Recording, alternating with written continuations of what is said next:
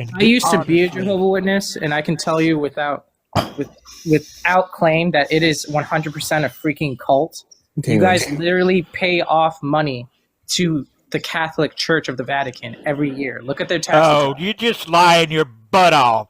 You ought to shut up. And all You're you guys lying your ass off. are really disgusting. You guys just Goodbye. child pedophiles. You're disgusting. You're just pro-slavery garbage. Damn, that's crazy.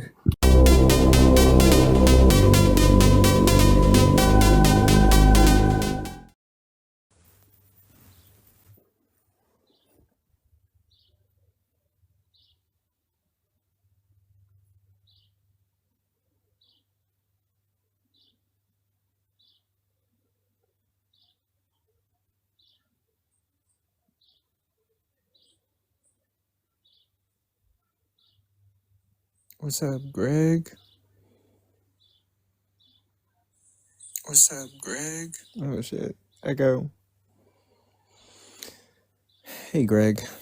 Thanks for the follow. Kind of a random follow. I don't have a prompt up or anything.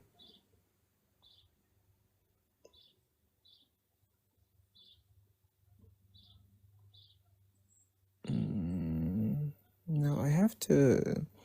I'm trying to get my.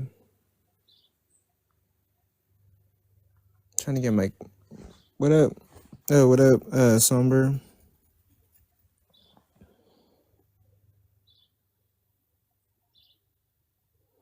What up, George? Also, what time zone are you in?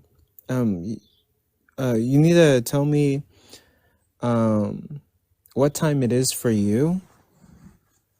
So I can figure out, like, I don't know, what time zone you're in, and I don't know, maybe do more events during your time. Oh, you're in the UK. Oh. Yeah, I should probably do more, like, I could do more events, like, I think it would be nighttime for me when it's, like, morning for you, I think. Honestly, it's kind of just like a random stream. I'll give it, like, 2 hours. And, like, then I'm gonna go, like, honestly, go take a shower. I need a shower. Like, desperately. But, I don't know. What should the topic be, folks? What should the topic be? Trying to find a picture.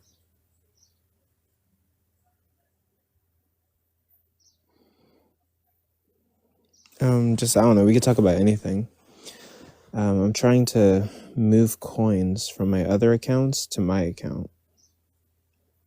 So you might see me using my other accounts to, like, I don't know, spread coins onto this account. I guess I'm moving my coins over. Oh, shit. Okay, yeah, I'm moving my coins over to this account. That's what I'm doing. Oh, shit. I have a shit ton of coins on my other accounts. Oh, my God. Okay, yeah, I'm about to... Hold on, you guys are about to see it. See, like, I just sent myself a claw. Oh. Okay, hold on. Wait. I'll bring you guys up. I'm a theist now. You want Hello? to debate me, Coco? Wait, deadass? Yeah. Give me 1 sec. After I get all my coins onto this account, I'm moving, like, all my coins from my other accounts onto this account. I just think you should return to Christianity, sir, so you can join me and be a part of the African American community that is homophobic. I'm good. I don't want to be homophobic. That was sarcasm. I'm sorry. I was about to be like, damn, bro, that's crazy. No, let's restrict people's rights. Nah, I just find it funny how there's, like, a lot of people in the African community who are, like, homophobic, and I'm like, you've already been oppressed. Why the fuck are you oppressing somebody else? It's like punching fucking sideways. You mean a left jab? Yeah, no, I mean, like, instead of punching down, it's just like punching the person that's sideways next to you. It's the crab in the pot dynamic. Yeah. Or is it the monkeys in the barrel, whatever? Yeah, yeah, Cause yeah. Yeah, but yeah, I'm a theist now, Coco, and I'm gonna present you with some strong arguments. Definitely. Shoot, go for it. All right, Mm, so would you agree that everything has a cause? yeah. So we can't have an infinite regress of causes, right? Why not? So fuck. I didn't get that far in Aquinas' argument. Fuck. That's Um, fine. That's fine. so okay, so we can't have an infinite regress of causes, because fuck, time is finite, right? So if we can agree that time is finite, wait, time is finite means like it's forever, right? no, no, no, finite means like a measurable amount, essentially. Like if I have a finite number of, Oh, okay. So limited. I'm sorry. yeah, yeah, yeah, limited. So we can't have an infinite regress, because just practicality wise, right? Um, I would say you can have an infinite regress, but okay, let me say no for this. Sure, no. So everything has a cause, so there has to be a first cause, right? And it's the uncaused cause, and that's God. Okay, but like, in doing that, you're just gonna adopt a bunch of like intellectual burdens. Like now you have a God with like, if you're talking about the Christian God, a God that's like all powerful, like all knowing, knows future propositions, exists outside of space and time, and it's like, why should I adopt any of those characteristics or believe that the first cause is a God? My apologies. My wife called me. I'm so sorry if you were like going on like a low key pop off session, but Well, well, see, the thing is, I'm not actually a theist. I was just fucking around, but I like, figured. Yeah, I think the yeah, biggest no, thing I'm an when it comes atheist, to dog, like for reals. I think the biggest thing when it comes to baiting Christians are people who are like super. I love being atheist. I consider myself not atheist. I consider myself someone who doesn't do religion, but that like they find a way to kind of put you into atheism. You know, like for instance, I love fitness, and you don't love fitness, or you don't work out. So like if you're like, well, I just don't do fitness. I'm like, okay, so you don't work out, and you go, well, no, because like I could work out, or I thought about it, but I just it's something that's not in my daily life. And then like you're elaborating a very complex and like non-nuanced stance. Like I just don't compartmentalize that part of my brain or my ideology with fitness. And then I'm gonna go, okay, so you don't work out. And so it's like it's not even really like an answer for it. And so I just say atheist to make it easier. But like I love arguing with like super heavy, deep theological Christians because like they always come through with these weird ass like hyper focused like arbiter of truth dynamics to where they try to build this base and like they're like okay so like they're like so you think like grape is wrong and I'm like yeah and like well you get that from the Bible and I go I mean like I guess like I never read the Bible and like I know grape's wrong. So then how do you know it? How do you know it's wrong? Because I wouldn't want it done to me. Well, that's what the Bible teaches. Well, yeah, the Bible also teaches homophobia, but I'm not homophobic. So like, do we give credit for that? And like, no, it teaches like sin. It teaches sin. I'm like, nah, that's just homophobic, bro. Hmm. Yeah, I agree.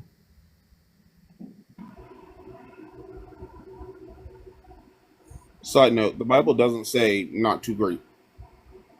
Oh, I know. Trust me. or Okay. it even teaches how to own slaves properly. So yeah, I got you. Yeah. Yeah. So it's the time to be alive. Oh, there we go.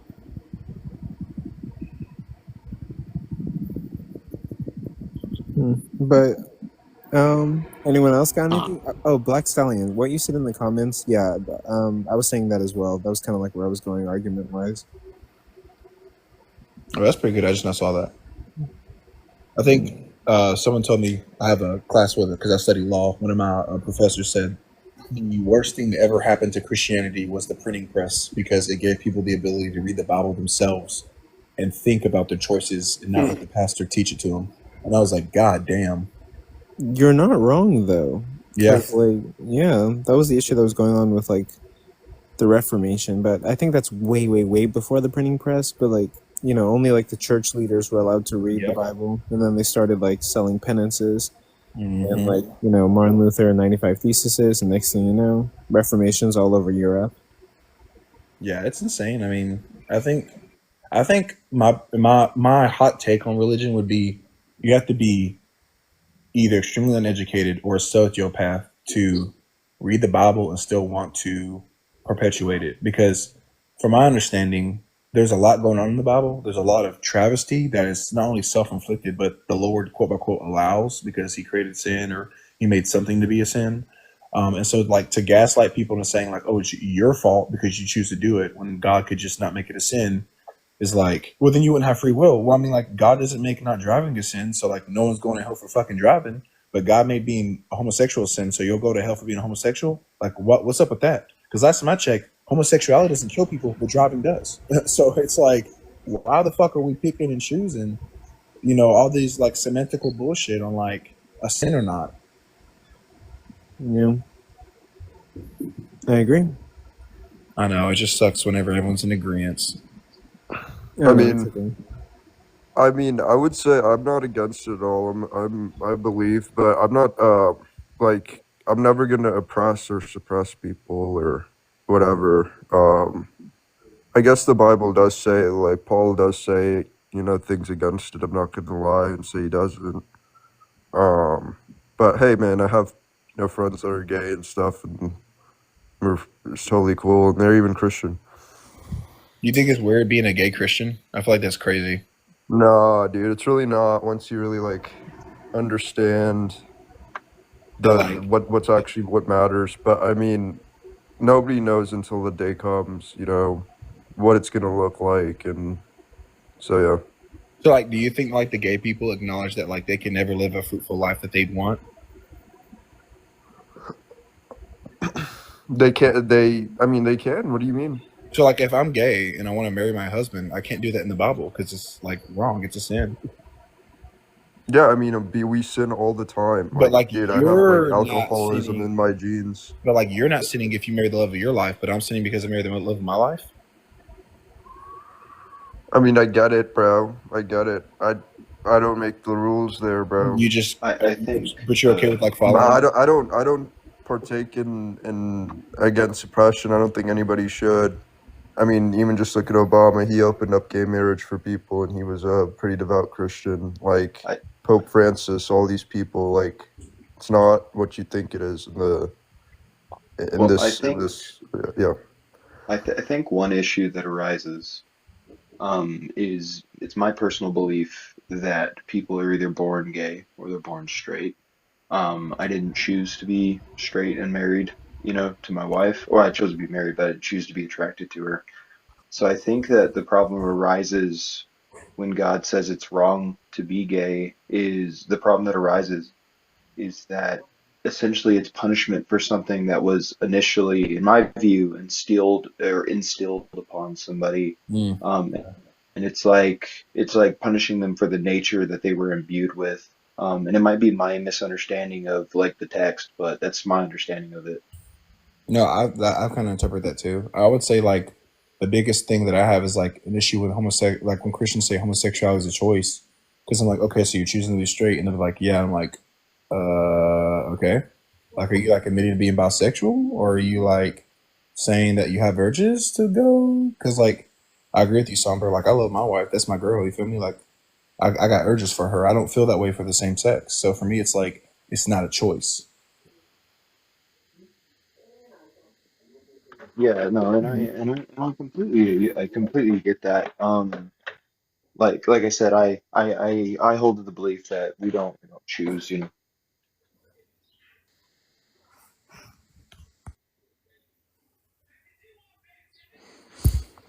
Oh, what was I gonna say? Oh, by the way, Brooke, for your upcoming debate, you need to get a partner.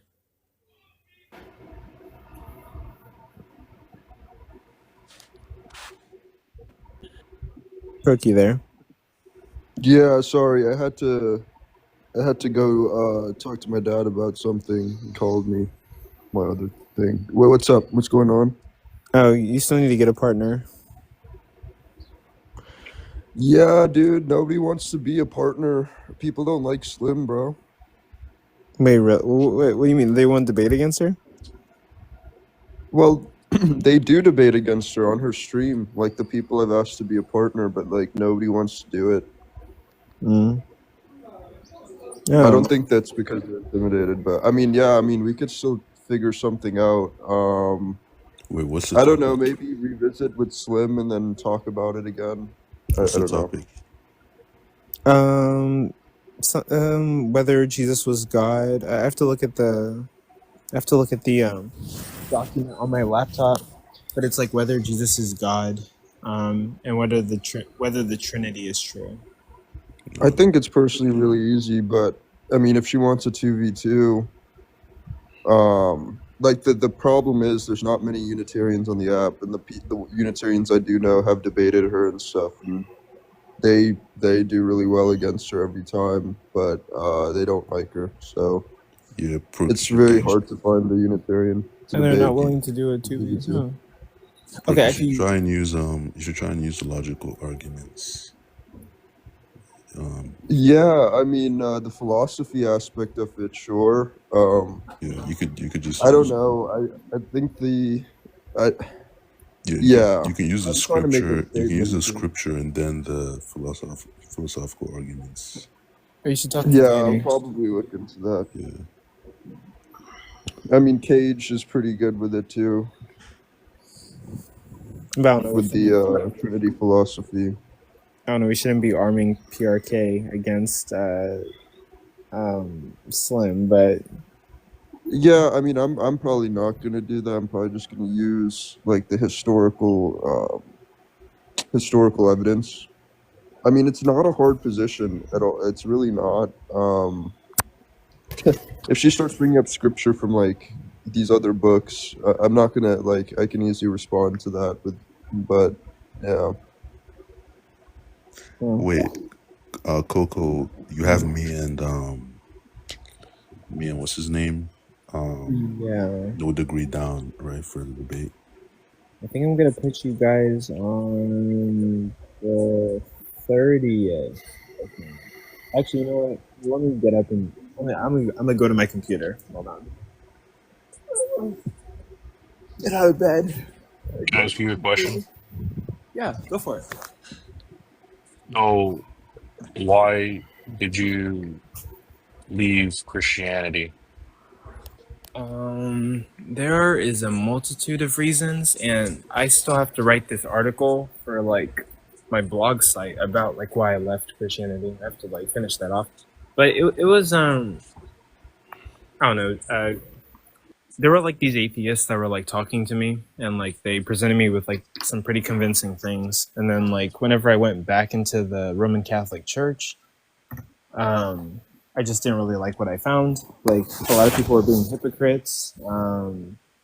People were taking Christianity seriously, but at the same time not taking it seriously. Like they were like, you know, you're gonna go to hell and all this different stuff, right? Yeah. But they weren't studying the scriptures. They were saying like all this stuff about having a good relationship with God, but like they didn't even know what like sin was. They didn't even know like the 7 capital sins. There's just like a lot of weird like posturing, I guess. To live in fear of something that you cannot see. Or to live in fear of something that they didn't even study or you know, understand. Like they would say like I have a good relationship with God, but then I would ask them, okay, so that means you're like avoiding sin and you're trying to like have this healthy relationship with God, and like they didn't really study that stuff. Like a lot of Christians don't read their Bibles or know like what the 7 capital sins are, which if I can name them off the top of my head, it's lust, greed, sloth, covetousness, anger, I think Pretty much envy. everything that makes you human. Yeah, and actually, bear with me. I'm in my boxers. I hope you guys don't see it, but hold on. If I go to my bookshelf, which is right here, and I look for one of the books right here. This is a Catholic book that talks about the 7 capital sins: pride, covetousness, lust, anger, gluttony, envy, sloth. 1, 2, 3, 4, 5. Yeah, a lot of Catholics don't even know what this is. So, like, how are they having a good relationship with God? They don't even know what they're supposed to not be doing, right? In order to like Well, have also, Code, you gotta also know what like in history, even in the first church, for example, people didn't people were just told that Jesus had risen from the dead, he's the Messiah. They would get preached to a little bit, and then some people would accept it, some people would reject it. You're echoing, bro. Hello, The person you everybody. just joined. no. Oh, Ed, I think you're fine now. But yeah, some people would just accept it. It was rare, and then most of the crowds would reject it, and we get that type of understanding from something like the Book of Acts. So the author of the Book of Acts is trying to communicate early church history, and that's kind of how it happened. So I don't really go for this. Oh, you need to know everything in the Bible. That's kind of like a Pharisee type thing. Like, oh, you're not educated, you don't know this, You that, know and how the many other. hands have Yeah. touched and altered that book? Bible. Oh yeah, the Bible is definitely altered. I mean, But also, what are you, I mean, sure, I understand that there are interpolations in the Bible, like there's additions, there have been additions, but we have, I would say the overwhelming majority of the content they originally wrote. We could talk about that. I mean, like I think that it I guess was how much altered a changed before lot, you say man. it's incorrect? Who, me? Well, PRK. Uh, how much changed before? I mean, I think the Bible is fallible. I think there is stuff that's incorrect in there. There's the whole study where it's like interpolation studies, and you see what things were added, and scholars do a lot of work in that area. So there are things in Paul's letters, there are things you can argue in the Gospels that are not original to the text, but it's like a very little amount. It's like, I don't know, if I had to put a number on it, probably like 5% maybe. so I gotta tell you, like, I'm not atheist. I'm a Roman Catholic. Yeah. So I I don't go to church as much as I'd love to say I do, because I'm under the belief that I don't need to go somewhere if he's always with me, right? yeah, Okay. But needless to say, we didn't come from nothing. yeah, So something had to create this. yeah. I agree, but like I just don't have enough evidence to believe that it was God. Also, like the thing is, You know what God stands for, right? not necessarily, but also like another thing is, right, Catholics don't even read a lot of Catholics don't read the Roman Catholic catechism, which says that not going to church at least once or twice Right. a week is a sin. So That's like what born again say the same thing. yeah, Yeah, I mean, I don't like. We could talk about all of this, but it's really just comes down to whether or not you believe that Jesus rose from the dead, and then there's a sanctification process, and you try to cooperate with the grace of God, right? Like, it's very simple, I think you're overcomplicating it. I think you're expecting people to know the ins and outs of the Bible, maybe even basic stuff, which I agree. Like, if they don't know basic stuff, that's kind of strange. But like Yeah, I but said, the Spirit. Yeah, go ahead. oh, my bad. But at the same point, like when if you're not if that's not the only thing that you're learning your whole life, you're not going to remember everything. Like there's a lot of people that they're devoted, their families make them do this. You know what I mean? Yeah, So you believe what you're shown. I'm not saying I yeah, don't believe. I just, you know, it's a book. It's another book to me. But it's not to sound harsh, but I questioned a lot when I was a kid, and like I was frowned upon for asking questions. Like you're not allowed to ask questions about it.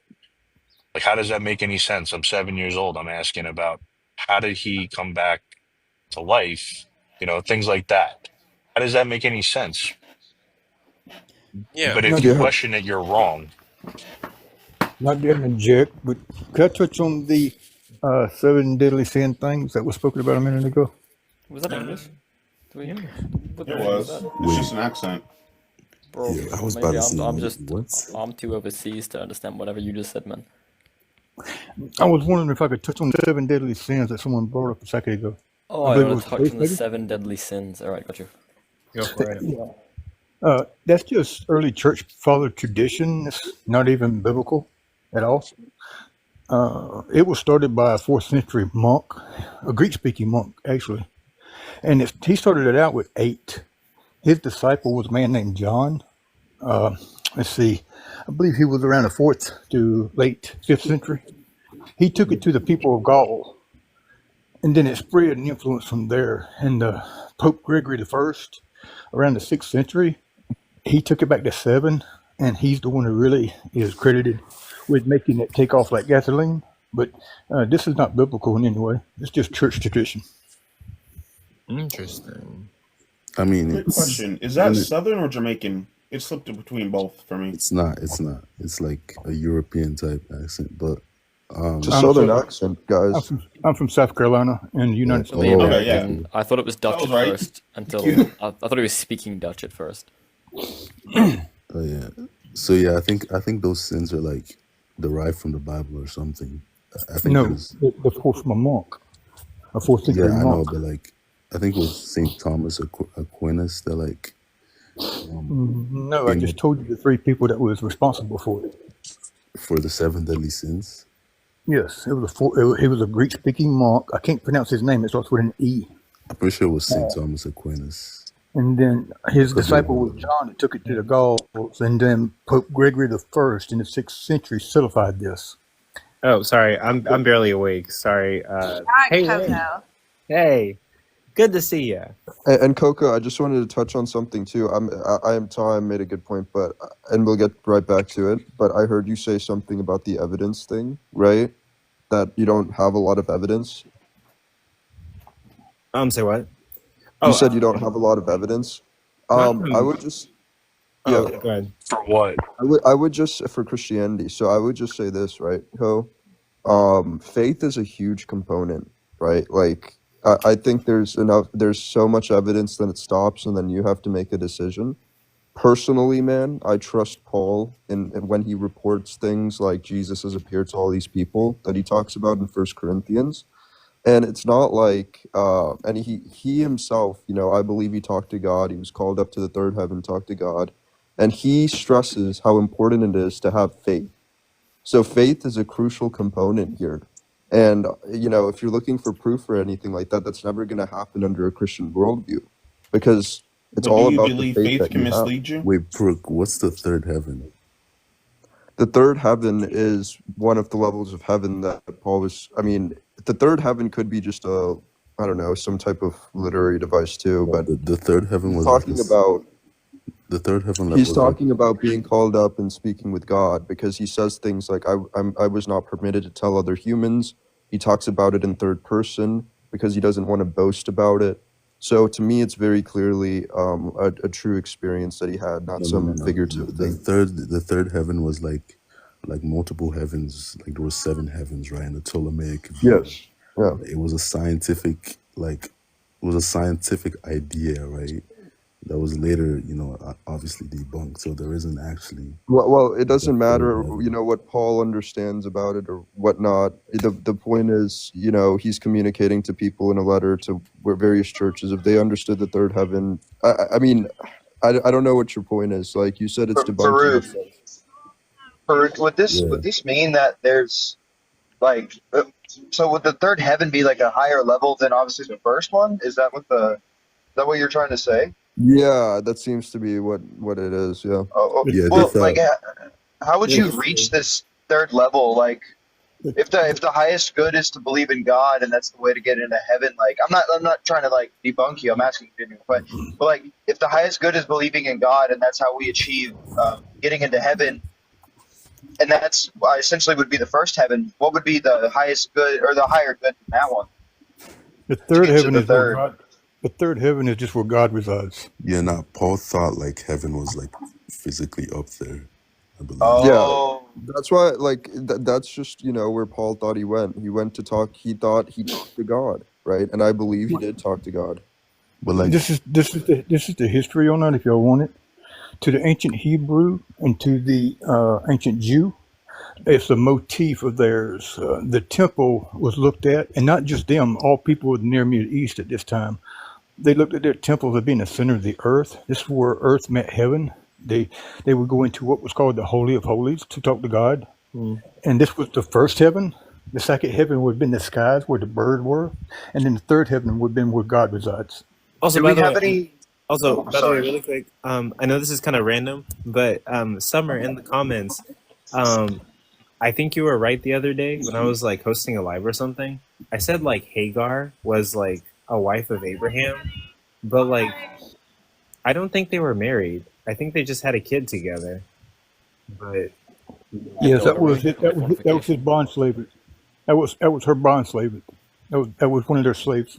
yeah, I But think yeah, to the females overall are thing, like I that. just wanted to end on, yeah, man, it's all about faith, bro.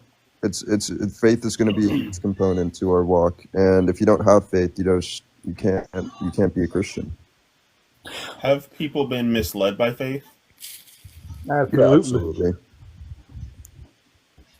Yeah. Well, Mm. also, about a thing that you said earlier, PRK, like you said it was going to be like really faith based, but there was this video that I watched in regards to Alex O'Connor. I posted it on my channel, I think but I saw it too. Is it the one where there's this guy who deconstructed and he's interviewing him or not? it might be. But also, like, Atheist Preacher posted it on his channel.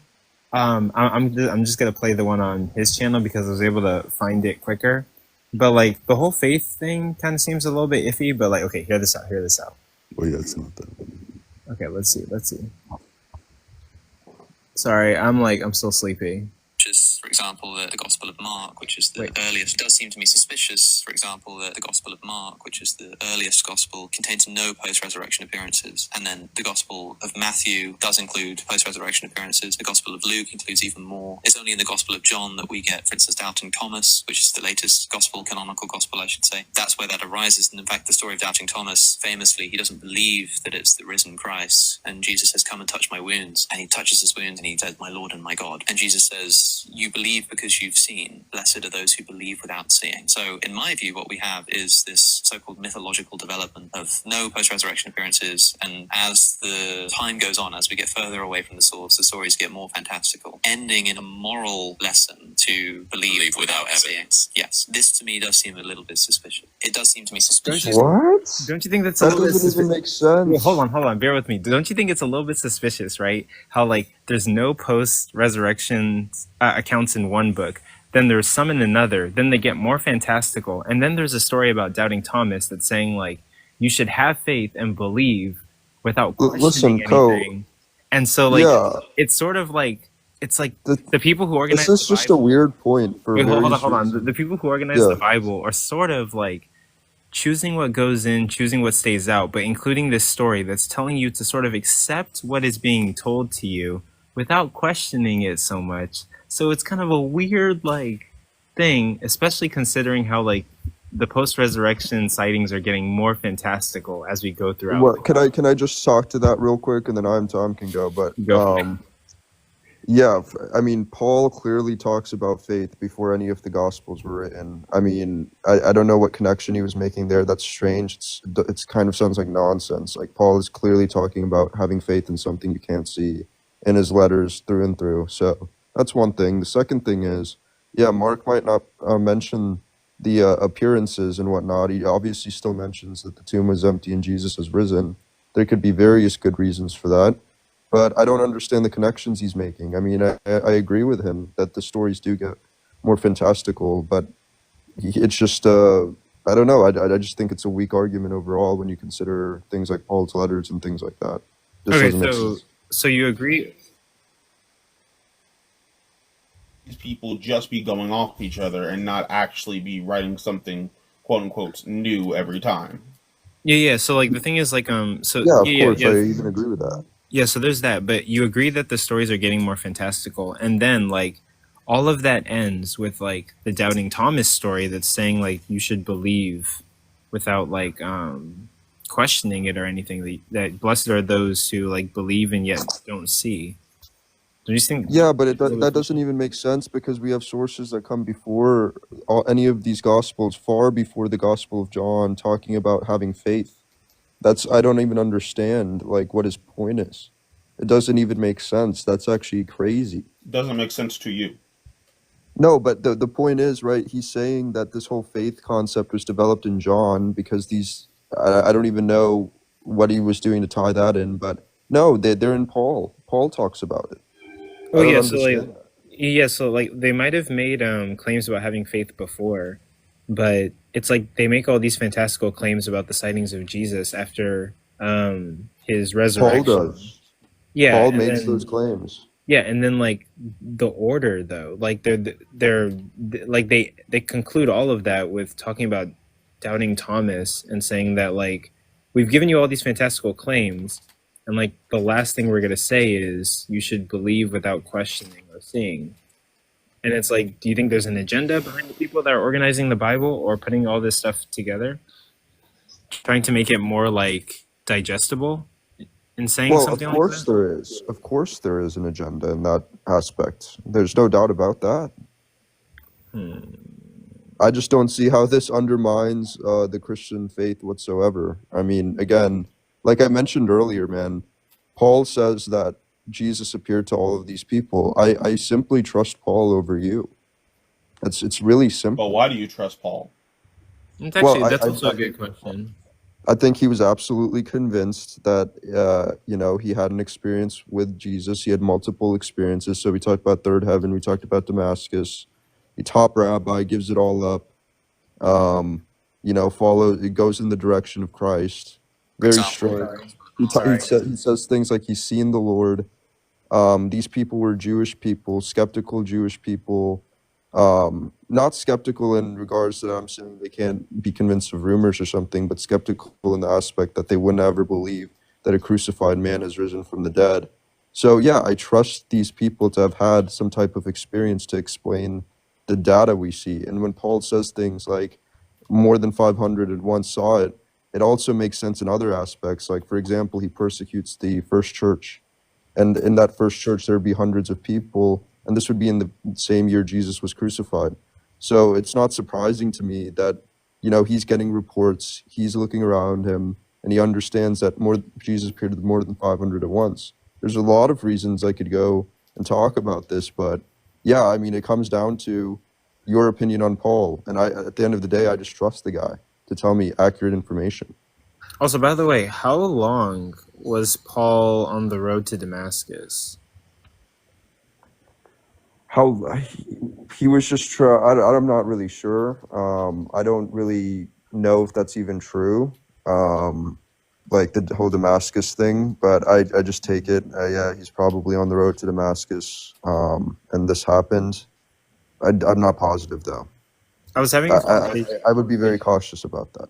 I'm a skeptical Christian, so. I was having a conversation with I Wonder, and he said something about Paul on the road to Damascus, like, had this vision of Jesus, but like he spent bear with me. This might not be a proper encounter of what he said, but I'm pretty sure this is what he said. But he said like Paul spent like 3 years with Jesus on the road to Damascus. And, like, he legit had like a long experience and conversation with Jesus, and then met up with like Matthew, Mark, and the rest. Yeah, that's not Are we true. still taking I Wonder seriously in 2024? Like, I have to look into what he was saying, bro, but I'm pretty sure that's what he told me. Like, Yeah, I mean, the experience would have lasted a whole, 30 minutes or something. Like, I don't know what he's talking about. he was saying like it was like 3 Yeah, I years. think he didn't spend 3 years in he spent 3 years in the Middle East studying. And then he returned back to Damascus. To study with the apostles. Then he went to go preach.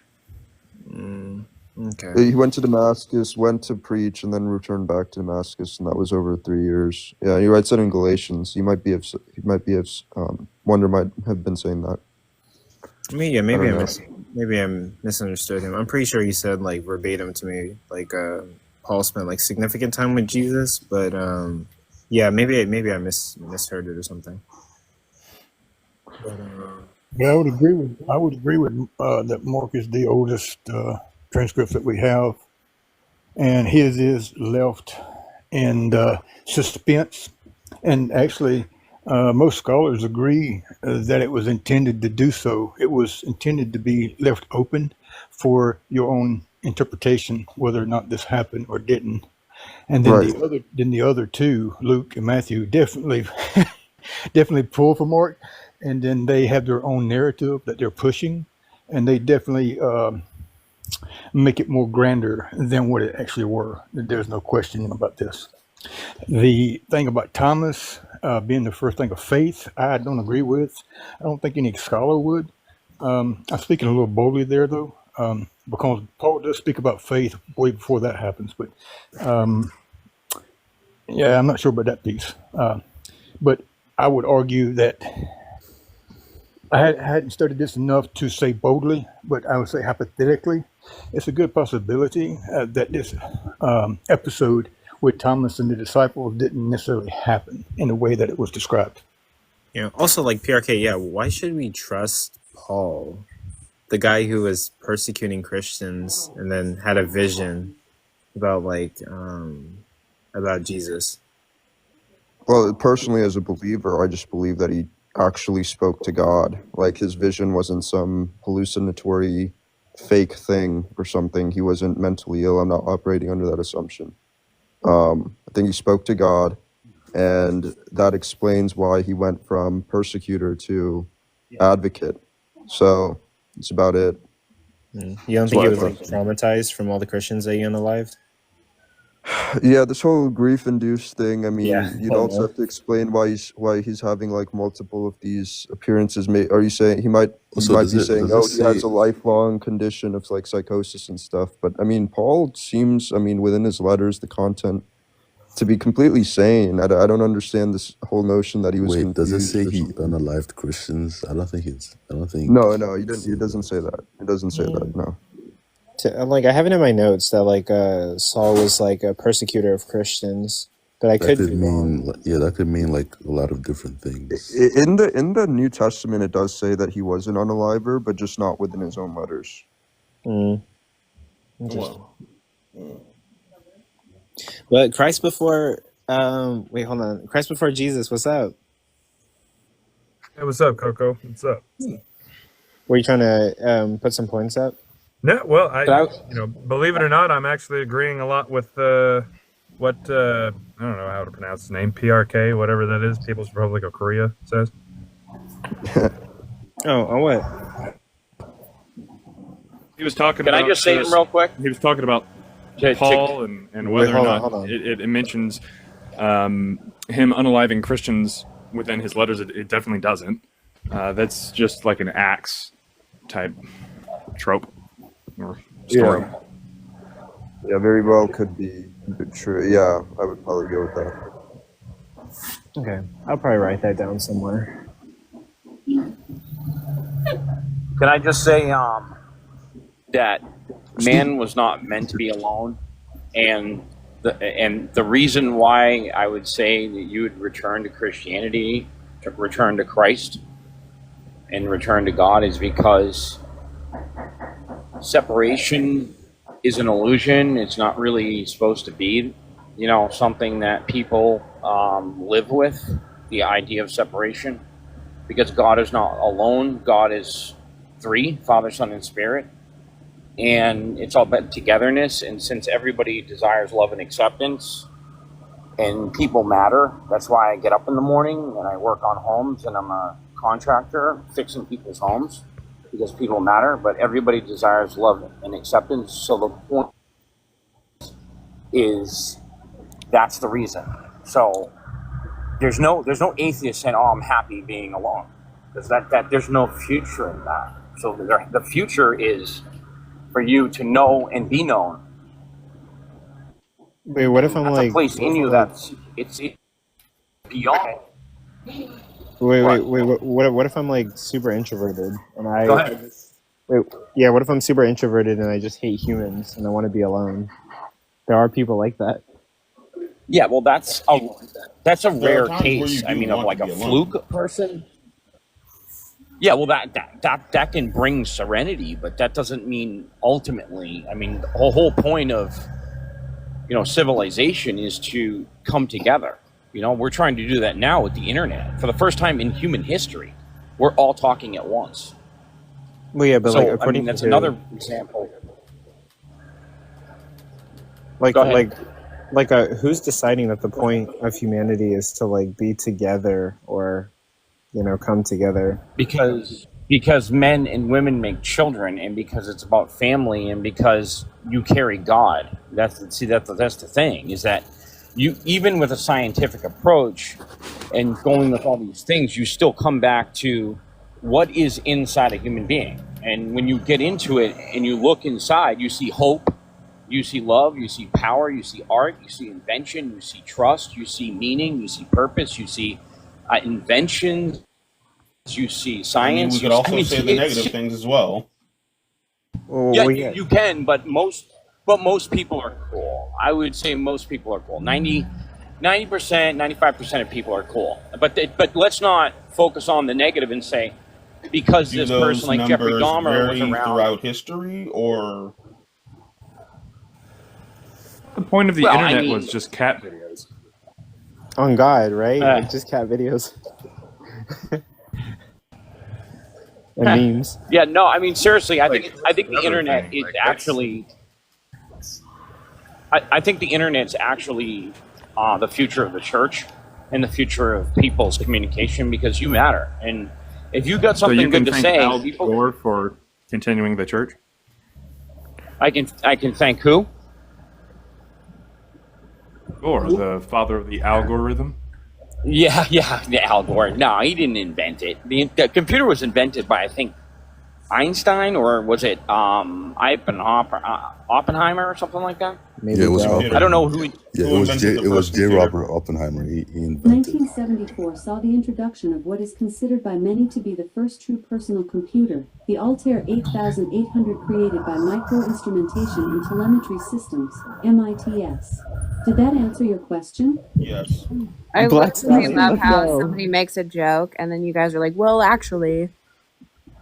Oh, actually, yeah, I didn't catch that. To No, be no, I agree with him. completely honest. J. Robert Oppenheimer created the computer. So back to like the being, the person, and the being, like what you carry, right? Because that's what we're talking Didn't know about. when Right? Mike was on.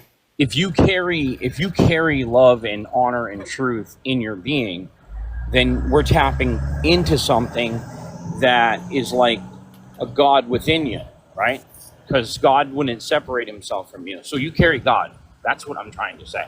And you know what? That God's with you. And that's why I'm about the gospel of grace, because grace is not law. Like law and religion can never change you. I mean, we have laws in the land, but I mean, they uphold stuff, but it takes a police force and a military.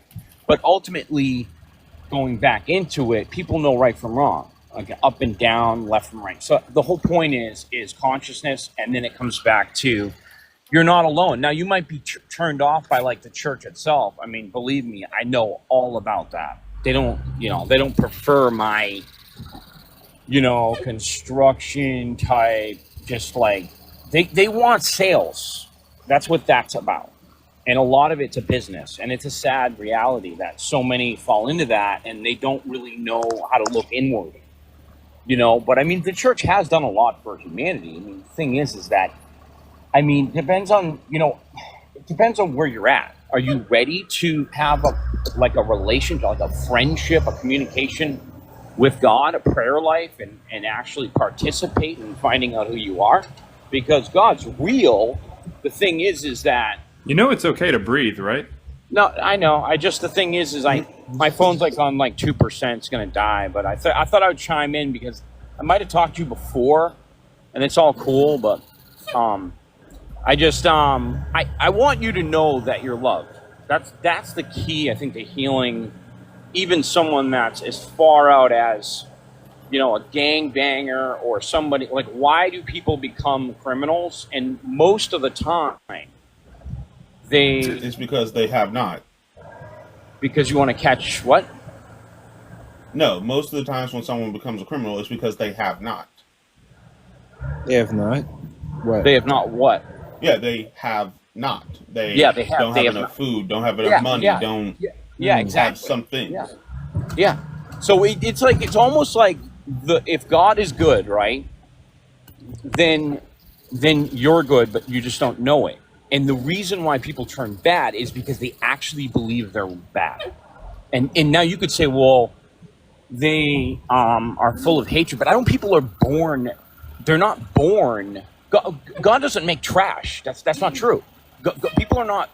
They're not born bad. They become bad because over time and disappointment, bad choices, and bad circumstances, and a lot of other evil situations. Like it could be their health. It could be mental health. It could be the economy. I mean, in the year 500, no one was really having fun. We almost got annihilated by that planet, that volcano that exploded and wiped out all the food and stuff. But see, and the thing is like I know that there's stuff people are going through stuff right now. Like just the economy's really not A lot good. of things. What? Should learn to be succinct.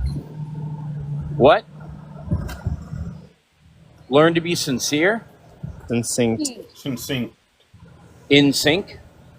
Succinct. Succinct. Justin Timberlake. Yeah, you're going to trust in JT on me. Yeah. So I think, it's also about identity. What circle of hell is this? Yeah. Well. So hold on. I do have a question though. Like, if God is love, then how do you account for like all the horrible things that God commands in the Bible? Like what? We'll just say that God, in your word, created the human body perfect, but yet He created the female body in such a way that it just spontaneously aborts children spontaneously. It seems to me that God is responsible for that. What? Yeah, I know what you're saying, and I can hear that. We live in a fallen world, and Say about women's bodies. Yeah. Well, that's a rabbit hole within itself. And so what I would say is, like, when I point to God, I'm talking about Jesus, right? Because back in the Old Testament, that whole example. Is Jesus not God? Jesus is, yes, he is God. So why did Jesus create the female body in such a way? All right, here's the thing. Here's the thing. Okay, religion, I would say the Old Testament is the law, right? And God is showing us that the law doesn't work. So then we're not talking about the law. We're talking about this is the issue with the natural problem of evil. Okay, so Yeah. but to bring the solution before my phone ended up dying, whatever. Yeah, God could have created the female body in such a way that it did not spontaneously abort. Well, he could give us. He's actually promised to fix all things. Well, is this So mean death what? happens and God created it? Is that like a Or Can't actually, hear you. like, You gotta speak up. Wait, so really quick, I think like which I think these are sort of like valid points, I would say, but I guess like it's sort of it's referring to like okay, so like with the problem of evil, God designed like people say like okay, this might be a little bit messy, but like people say that like everything is intelligently designed, right? But then again, we can look at the human body and see that like women's bodies like miscarriage from time to time, and maybe that's not like an intelligent design, or like Yeah, well, he gave us a. How many times have I gone over Genesis with you? wait, you're kind of muffled. We don't know what you're saying. Oh my You're God! very Hello, muffled. hi. Can you hear me? Now you're good. Great. Okay. How many times have we discussed Genesis? A lot. Wait, Okay. what does that have to do? Rate it again. Wait, what does that have to do with Genesis? A lot. Everything fall. you're saying. Wait, miscarriages happen because Eve ate from the God. fruit? Oh Because we my live God! in It's the like we fallen don't. It's like world. I don't even care. I don't fucking care. Keep going. This world is not a good place in the Christian worldview. Like this world is like very hellish. Okay, like we need a savior after all. Okay, so like I do understand like Adam and Eve ate from the fruit. The world's fallen. Women are gonna have pain in childbirth, but like we're like we're arguing like if a Christian says that we're intelligently designed and like women have miscarriages, then we're wondering why did God design us to have miscarriages? But Yeah, I don't really run the ID argument. Yeah, I mean, if he is, yeah, go ahead. but Don't mean to interrupt. I'm guessing like maybe the argument's going towards we were designed to be perfect at first, then Adam and Eve ate from the fruit, then like everything became corrupted and fallen, and this women having miscarriages is just the fallen nature of like humanity, and is that the argument that's like running? Yeah, I mean, we just, I just, yeah, Bad. I guess so. It's bad thing in world. God is bad. I don't know. It's something. It's always that. I'm about to drop down, host. I want to thank you for having me up, but I will leave you with one last piece of words for people to chew on. Everyone, but maybe Perk, he may have heard me say this before. Who is more powerful than the God of the Bible? And this would be the author. He can make God do whatever he wants.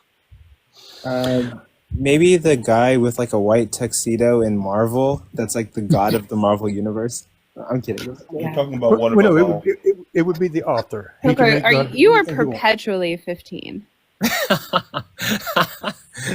So think about that and, see where it leads you. Y'all have a great day. Host, thank you for letting me be part of this. And Perk, take care, brother. Yeah, see ya, bro. But who's that guy with the white tuxedo in Marvel? That's like the god of the Marvel universe. One above all? Yeah, like he's the writer of everything. Like he could literally like fuck anybody up. No, but no, yeah, maybe yeah. I don't know what to say. My brain is confuzzled. But go ahead, Cyber, with your A point. 2% guy left. Well, yeah. So the issue is that, like, when we look at like things like the natural problem of evil, we look at like the fact that God caused us. So we can even take a look at like why does the sun give us cancer? Why are there earthquakes and stuff like this that just unalive people? Why are infants born with Lesch-9 syndrome, which causes them to literally gouge out their eyes? Like, why did God, who's supposed to be love, create the world in such a way to do these things, which I would just consider to be completely unnecessary? Did he do that? Did he create the world this way? Yeah, he did. Did he not? Sure didn't. Wait. Are you saying that God So did there not weren't create any tectonic plates before Eve ate the apple? I'm gonna need Genesis. Seems like we're not reading it. What are we missing from Genesis? Could you elaborate a little bit on what you're Yeah, actually I think you should probably just go read it. It doesn't really matter. Well, I don't think you know what you're talking about, so I'd like you I think to I do. elaborate. Wait, hold on. No, I hold don't on. think you do at all. I do. I know what she's saying. And yeah, we've been over it. Like the reason I know what she's saying is because we've had this conversation before. Yeah. A million fucking times. Yeah. You're talking about the oral traditions from the second millennia I'm talking about from Genesis, Near Eastern people. dumbass. Yeah, it's all a myth. So if you could elaborate on what That's you're a nice talking claim. about. That's a super cool claim. Can you justify that, please? There are similarities between that and Mesopotamian culture. So like, Oh, it's like Are it's you myth, not therefore it's a familiar myth. with the oral traditions from the second millennia BC and even earlier than that? yeah. What are we talking about? There's similarities between the Adam and Eve story and the creation story. Oh. Like Mesopotamia. Stories have similarities to them, therefore they stole from it or something? Is that the argument? Many of the motifs that are if written you about saw in two Genesis, authors Pagan write the same stories. thing. Flood, There the were world pagan parent stories couple. that were similar to the Christians. Oh my god. I've never fucking heard of that before. Jesus Christ. I just take it by faith that we live in a fallen world because there's some good reason God has for it. That's it. Could you go ahead and Like, define faith for me, Perk? Can you ask God what that for means? me, Go it'd ahead, be Perk. trusting. Go ahead. It'd be a Are you going to commitment. use Genesis 11:1? Papa Or Perk. not Genesis, Hebrews 11:1? Yeah, Why I don't mean, you I would just just let him say fucking talk, trusting, idiot? Okay. trusting in things without, With zero evidence? No, I wouldn't say that because I think there is some lines of evidence that take us so far and then it drops off. It's not like no evidence, but yeah, trusting things without proof. Okay, but let me pretend to be a Christian and play devil's advocate. Let me see how this goes. But okay. So hey guys, I'm Mr. Coco. I'm a Roman Catholic. But okay. When it comes to how God created the world, right? In the beginning, in Genesis, right? Genesis is talking about how God created us in paradise initially. We had all the fruits and trees, animals, resources that we wanted, right? But essentially, he gave Adam and Eve like one commandment, like don't eat from the tree of the knowledge of good and evil. And that was it, right? And like Adam and Eve proceed to decide to determine for themselves like what good and evil is and what knowledge is, and like eat the fruit, right? And from there, that's when we begin to see like the earth become something that's like uninhabitable. I think it would be as of that moment when they decide to turn away from God and choose death, because God is the giver of life. So turning away from him would be choosing death. I think that's the point where we start seeing the world have tectonic plates, earthquakes, parasites, cancer, all of this stuff. But originally, God intended for the world to be a paradise, and for us to be his spokesperson on the earth, to carry out his demands and wishes on the earth. We're supposed to be the spokesperson for God. Able to verify that the Earth did not have tectonic plates before a particular point? Well, I mean, given what the Bible is saying, that like, Adam and Eve were in paradise, I don't think that there would be like earthquakes in paradise destroying animals and Adam and Eve and everything. I think they were in perfect relationship. Right, yeah. I'm just asking, like, is there any particular way that we're able to definitively have evidence of this particular time you're talking about, pre-fall of man? The Garden of Eden was on Pangea. I am not able to verify that, but I'm going to tag team tap in my partner Wit, who's an Eastern Orthodox inquirer. And yeah, Wit, I have to explain finding cancer in dinosaur fossils. Wait, you've got this. Like, Sorry, I had a phone call. What? oh, are we able to verify that there weren't earthquakes in paradise with Adam and Eve? No. You got this. What is the Eastern Orthodox teaching? Do you think like the tradition focuses on like scientific tectonic plates or some shit? Well, it Like, I don't should, think because the problem of evil, the naturalistic problem of Oh, evil it should. You should tell you should go and tell the church what they should do. is an Yeah. absolute banger that you can't account for. Like, why do we have evidence of Or you think earthquakes, because we don't? You think cancer? because Hold on. Nearly that's done. what we're gonna do? Okay, all Nearly right. done. Go ahead. Go ahead. Nearly done. Why do we have evidence of like earthquakes, landslides, and cancer unaliving dinosaurs? When we Sure. know that dinosaurs and humans did not exist together? Who the fuck says that's the case? Yeah, can you find any evidence of humans and dinosaurs in the same fossil record? Never Wait, are you fucking said serious? they did. Who the fuck made that You, claim? you just said, how can you prove it's the case? What? He explained it. You show that's the case. Show what's the case? That I didn't ask humans and him to show dinosaurs him what's didn't the exist case. at the same time.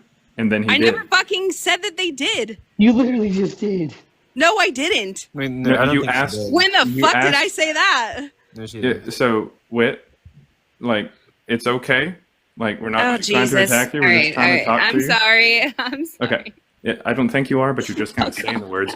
That being said, you asked him how we know that, and he responded. What's your response When to did that? I ask it? How do I know what? I didn't ask him That about humans that. and dinosaurs didn't exist at the same time. No, I didn't. I really didn't. Then No. you said that right after he said that point, which shows that you weren't actually paying attention to what he was saying, because we all heard you say, how do we know that? After he mentioned dinosaurs and humans All right. didn't exist at the same time. So either Okay. you weren't listening I and then don't you said even that, hold- or you actually did say it and now I you're trying to wasn't gaslight listening. us. You're correct. Yeah. So I don't really have. I don't take that position, so I'm fine. All right, cool. So you weren't listening. So now that you're aware that that's what we were talking about, what would be your response to it? Response to dinosaurs and humans existing. No. The fact that we know that dinosaurs have died in earthquakes, that we know that dinosaurs have had cancer that caused them to unalive, but dinosaurs pre-existing humans. So this kind of destroys the idea of like God because of the apple or the fruit. This kind of destroys the idea of that's what caused these changes to the earth, because dinosaurs So existed before humans. you think because dinosaurs lived before humans, that destroys Christianity? Well, yeah, because there was cancer on the earth before. Okay, Yeah, it shows us that there was Okay. very clearly some kind of a problem before humans were ever here. Some kind of problem of death, some kind of problem of pestilence, disease. Yeah.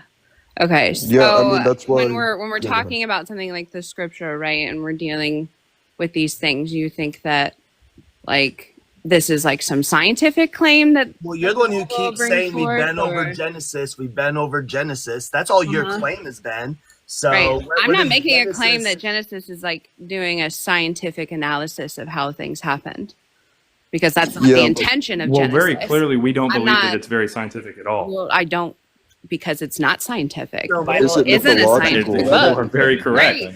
Right. However, So what we're in would be your agreement on that response one. to seeing that there are very clearly elements and evidence and proof of disease prior to humans living on the planet? How would the fall of man for humans, obviously affecting humans, how would this be what brings in this disease and pestilence and the evil world that we live in? How is that what brings it in, the fall of man, if we very clearly saw that it existed prior to man?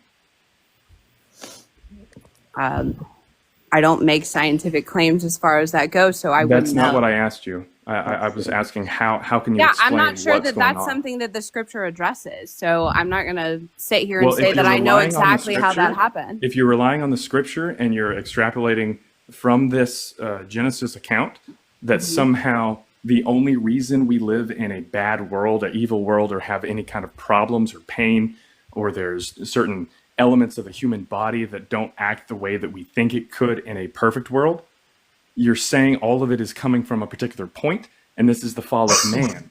But that very clearly had to have happened Yeah, I after don't the hold- dinosaurs. This is problematic. This shows that the text itself, Again, I Genesis, don't is really, not, is I not don't real. have an issue about the age of things. I'm not holding to some young earth thing. I don't have an issue with those things.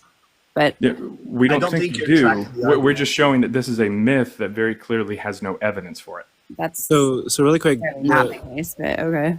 so really quick, like the point I guess that we're kind of focused on right now is that like the Bible's sort of giving this idea that death entered the world given Adam and Eve's disobedience. But like if we have dinosaurs that predate human beings that had cancer and were unaliving, then that means like there was death before Adam and Eve, and like them eating from the apple is essentially what they're trying to say. Yeah, we're not trying to say that the Bible is scientific or is trying to make a scientific claim. That's not what we're trying to say at all. What we're trying to say is that the point that you're trying to make, your argument, is that the story somehow happened, and therefore that is the reason for the death and You brought up destruction the of the evidential planet. problem of But it's evil, just a correct? myth. It's not something that we Great. can actually Okay. point to. Super neat. So what I'm saying is that he brought up the evidential problem of evil. That's what he was bringing up, which is an internal critique, right? Dealing with internal, not some like, hey, prove that this happened kind of bullshit, right? So when he brought that in, it seems that as far as our answer for those things to go, right? That's what I brought in, because this is an internal critique, not an external one. So if you're just going to go to another argument and say, well, you know, dinosaurs have cancer, therefore Bible not true, then I guess that's a whole different or a whole different critique than the evidential problem of evil. No, it is that because we brought something up and you said, look at Genesis, right? Anytime anybody this brings explains something the up, fall of you're- man, you're and always you like- made an argument, right, that God created the world as it is fallen, and I'm saying that's not the case, because that It was is an the internal case. critique. No, it No, isn't. it is the Not case. according to Genesis. I don't care but that's what I'm saying is the internal critique is showing that Genesis is wrong. Oh, really Jesus quick, Christ. if we didn't have the book of Internal. What? Wit. It's not necessarily internal. We weren't appealing to the Bible. We were appealing to God. If we didn't have the book of Genesis, did God still create the world, Wit? If we didn't have like a copy of the book of Genesis to point to, do you still believe that God created the world? Sure, yeah. Okay, so then we weren't talking about Genesis at all. We were saying God created the world. We weren't saying, oh, hey, in Genesis, it says that it was not an internal critique. You're trying to make it internal because you brought up the idea that we needed to look at Genesis. We then pointed out that Genesis is not any pathway to truth. In fact, it actually contradicts what we know about the world, in which case your internal argument is completely moot and irrelevant. Great. So when you're talking to a Christian, right, which that guy was before when you were talking to him, and we bring in, right, at least the Bible being a part of our faith, right, or at least we didn't bring up the Bible. Hey, again, Wait, let her to a finish. Christian, you're literally talking to a Christian, right? Bring in science, they're obviously not doing it internally. I'd like an answer to my question. That'd be real cool. Well, yeah, you are a Christian, and you stated that you believe in God creating the world. I'm not talking about regardless me. of I'm if talking we have about the guy before when Cyber asked him the question. Yeah. Right. Yeah, but Okay, he asked him a question about when it God. comes- Yeah, not about the Bible. about God. Yeah, about God. Right? And does the Bible is a part of our faith that attests to God, right? It's not requirement for the belief in God. Sweet Jesus. And we understand this. Okay. So when we're just talking to like any theist whatsoever, right? I presume that any theist who isn't a Christian will bring in any other sort of way to answer such a question, right? No, not at all. That guy didn't bring up Genesis. You were the only one who brought up Genesis and tried to make it an internal critique of the Bible. Okay, great. Like, you were the only one who did it. When we weren't even talking about Genesis. All right. So I may have contributed to comes it to- playing Catholic. right. So when it comes to us speaking to these answers, right? When we're talking or these questions, right? Like why is there cancer and women's bodies are doing this shit, right? And like why would God allow such a thing? I'm just not when I invoke what we know, like what's in our faith, right? The scripture, the tradition, and all those things. Then I'm just trying to understand as far as Do you know what my critique was? Why I brought this up? Do you know what my critique actually was with the other guest? It wasn't even your critique; it was a critique of the other guest. But do you know what it was about? I don't know. Yeah. So when he says that You God jumped in is, here anyway. Wait, hold on. Go ahead. This wasn't addressed to you at all. Go ahead, Cyber. yeah. So it is when he says that God is all love, and then we bring up this naturalistic problem of evil. It clearly shows that God doesn't care. God seems to actually not like life on the face of the planet. Seems to be the case. It's not all love. Okay, so when I counter that with what we know within our faith, Well, you i.e. said, the look at scripture and the Genesis. That was tradition, your you're saying that Genesis. you're not making some internal critique to the No, God that I he's believe not. in. He's bringing he's bringing an outside understanding, and you're bringing yours. That's not an internal critique. That's you arguing from your position and critiquing him the arguing from his faith. position. How are you yes, telling we're me you're critiquing not the faith from critiquing the the outside of the faith. Oh, great! You're outside of the faith. You're still critiquing If you're- Christianity. Yes, not with an inside. Internally. No, my internal fucking critique God. would be on the Bible. He didn't bring up the Bible. That's not the point at all. In fact, that same argument that Cyber made could be used against anyone who believes in a creator God, not just Christianity. Not me. God. Wait. Okay.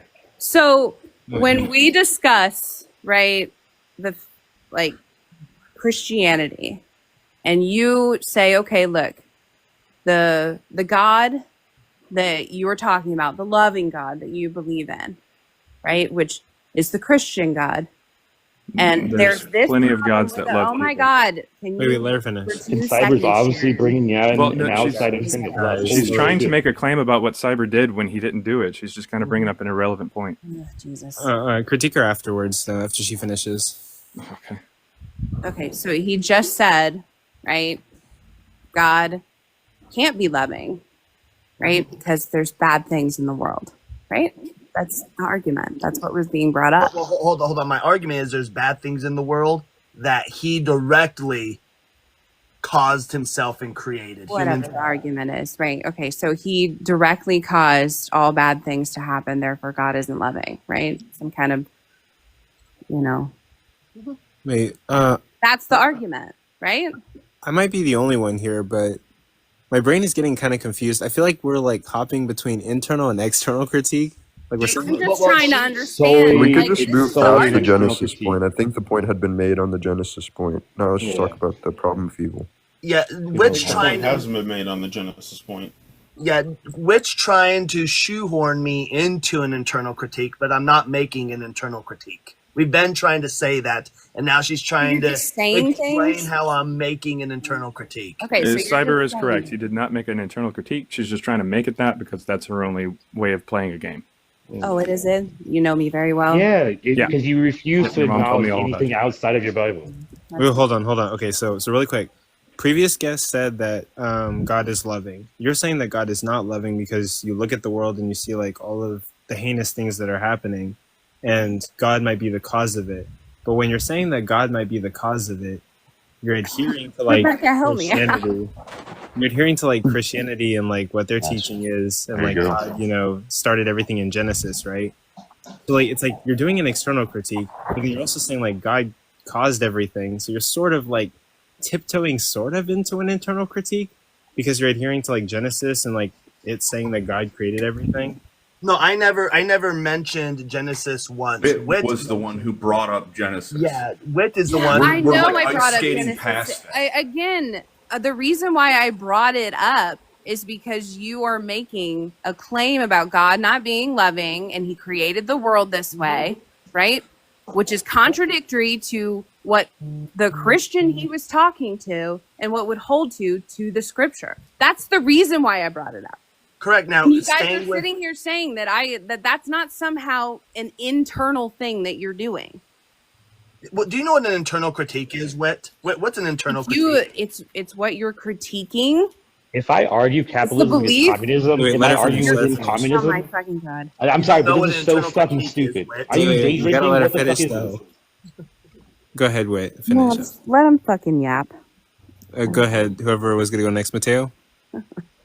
Ridiculous. This is absolutely stupid. Are you day drinking? Because this is absolutely fucking I'm stupid. not If I argue day drinking. You if need I to argue calm capitalism down, with Mateo. communism, am I arguing within communism? You need to No, I'm calm arguing Yeah, a calm down. capitalist down, stance bro. against a communist All stance. right, can we just get a formal argument? Yeah, set can up we, here? can Set a we woman. not do that, bro? They're a Can we just grown get a man. formal Calm You argument? don't curse at a woman that way.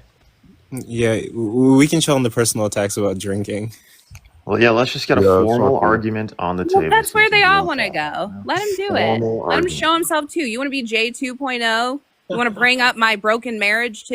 You fucking dick. Sure, your husband did the right choice. Now, How for about the that? These for are the the reasons Hey, I became a Christian Coco, because they I won't Coco, tolerate let it. it happen. respect. Stop, Let guys. it happen. Let him show himself. That's fine. We're not here to like deteriorate people's mental. mental health. I'm was not gonna cool. tolerate the personal attacks. It's out of bounds. Reddit. You fucking Reddit pieces of shit. Let's just stay You dumb on. cunt. You can't track shit. Holy fuck, why are you on here? Are you serious? Yeah, that's why. Wait, I didn't kick him. Soft answer turns away wrath, sister. Please. Coco, you should have kicked him, to be honest. Yeah. The flesh is at height right now. You got to kill it, please. Okay, Cyber, what's the formal argument? What's premise one? Go. Oh, you want premise one? Oh, let me go. I want a deductive argument with premises that lead to a conclusion through a series of infinite rules. Go ahead. Yeah. So premise one is God exists, then, and omnipotent, omniscient, and morally perfect. If God is omnipotent, then God would have the power to eliminate all evil, to include natural evil. If God is omniscient, then God knows God knows when evil exists. Premise 4, if God is morally perfect, then God has the desire to eliminate all evil. Premise 5, evil exists. Premise 6, if evil exists and God exists, then either God doesn't have the power to eliminate all evil, God doesn't know when evil exists, or doesn't have the desire to eliminate all evil, or would never have wanted to create evil to begin with. And conclusion, God doesn't exist. I think I disagree with like premise 4 and 6. Yeah, what's the arguments for premise 4 to 6? That God is morally perfect. No, that if God exists, or sorry, that there's evil. That disproves it. What? Read premise 6 again. Premise 6 is if evil exists and God exists, then God either doesn't have the power to eliminate evil, or God doesn't know when evil exists and doesn't have the desire to eliminate all evil. Yeah, okay, give the argument for that. Which part? Premise 6. Oh, yeah, I gave that in the premises. Do you disagree with one of the premises? Well, I just need an argument for it. Yeah, it's in the premise. So premise 1, or sorry, do you believe God is omnipotent? Yeah. Do you believe God is omniscient? Yeah. Do you believe God is morally perfect? Yeah. Yes. All right, so we'll go through these again. Would be if God is omnipotent, then God has the power to eliminate all evil.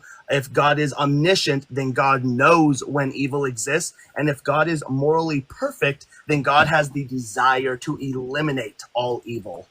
So those would be my arguments against with premise 6. Okay, what's premise 7? Yeah, I just disagree. There's no premise 7.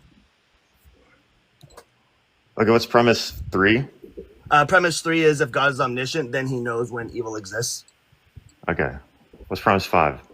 Premise 5 is going to be evil exists. Okay, what's the argument for premise 5? That evil exists? Oh, God says he creates evil. No, he says he creates calamity. No, Hebrew. How is calamity not evil?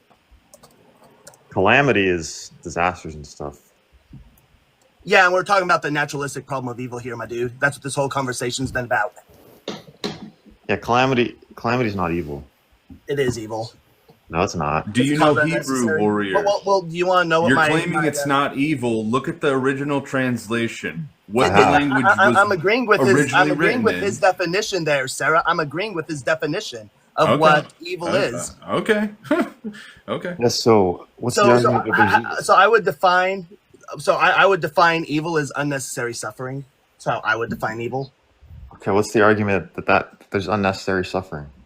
Oh, yeah, because it could be the case that if God created a world in which, say, the children did not have Lesch-9 syndrome, that we could still live in the exact same world. Literally nothing else would change with the absence of Lesch-9 syndrome. Thus, Lesch-9 syndrome is an unnecessary evil. Well, that might not be true. I mean, you don't know every fact about the world to say that if that thing were different, then everything else would be the same except for Can you that. show me anything that we've gained from Lesch-9 syndrome existing? Well, that's not my burden of proof. Yeah. That's why these are really hard You arguments. can demonstrate that there actually isn't any benefit at all.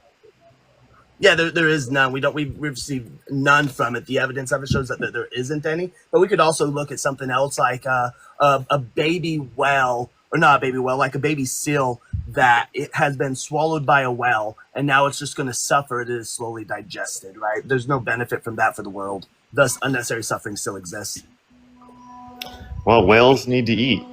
Oh, I'm not talking about the case of whales not eating. Whales can eat, sure, but it could have been the case Well, there where you go. God designed a mechanism in which we find ourselves in these perilous situations where there is no hope of surviving, that the pain is then shut off. Well, So they need to feel pain so they can avoid bad situations to survive. No, the seal can feel pain up until it is inside the belly of the whale. Once it's The inside the suffering belly stops. of the What are you whale, complaining about? How would that happen? Is it just yeah, how God could have just created a mechanism where as soon as they are in a position where the brain intrinsically knows that it can't get out of, then it just shuts off pain. There's no longer pain. Yeah, but then it would have to know the future. How could it do that? No, it doesn't. It realizes the position it's currently in. Yeah, how would it do that? How would it know it can't get out? Because God could just directly intervene. You would have no okay, yeah. motivation See? to do anything. God can't intervene every 2 seconds when there's The something Bible's wrong. full of stories where God intervenes, so that's an irrelevant argument. Yeah, God not intervenes every, all the every time 2 in the seconds. Bible. So you can be walking in your car and God stops you from stepping, and you can't even live a normal life if that were to happen. It's impossible. Oh, we're just talking about cases where, like, with unnecessary evil, where there's unnecessary suffering. We're only talking about these cases. But again, God is all powerful, so God could definitely figure out a way in which a seal would stop feeling pain once it's inside the well of a belly, or the belly of a well. Well, that's up to you to prove. Mm-hmm. Oh, well, no, all I'll say is that God's all powerful under your paradigm, so it's possible. So, Oh, is this an internal critique, Warrior? I'm not really sure. But let's not derail. Bro. I'm answering his questions, Wit. No, I'm not trying to derail right now. Can we just stay with this topic? All right, go ahead, Warrior. But also, I think Cyber is kind of killing it. Holy shit. No, he's not. He's doing great. Not at all. Actually roasting and unloading with both barrels right Well, you just look. No, like, not at all. if I went back in time, and unalive baby Schmittler, everyone would think I'm insane. They'd be running the same argument you're running. Why didn't God prevent that? But there was a good reason. So, like, you're gonna have to prove that there actually isn't a good reason, you know. But you don't know all the You facts. shipped away from the baby well. From So the now baby we're seal. I including shipped away time from the travel? baby seal as well. I run from that too. Yeah, there could be reasons for that, butterfly effects that we just don't have all the facts to assess. No, the well, Actually, it is the case that the seal is inside the well. Thus, we don't have any reason to believe that there would be like there's no benefit for evolutionary purposes, nothing like this, because this seal clearly isn't going to reproduce, and the seal is the only thing that's going to happen with the seal is digestion and being shit out. So there is no butterfly effect that we'd have to be worried about. Well, all you did was talk about the seal. The butterfly effect wouldn't benefit the seal; it would benefit other things around. How? What's the Like problem? maybe the seal gets eaten and the whale gets a bit of energy and he swims fast and it causes a wave to start a little current and then it pushes a bunch of dying turtles. Gonna die. Hold on, the It seal's pushes a bunch of dying turtles onto the shore, and now we just saved a bunch of turtles because of one seal. Look at that! Boom. Yeah, the seal's going to be digested anyways because Oh. it is the case that the seal is already in the whale's stomach, so the whale's still going to get that boost of energy regardless if the seal feels pain or not.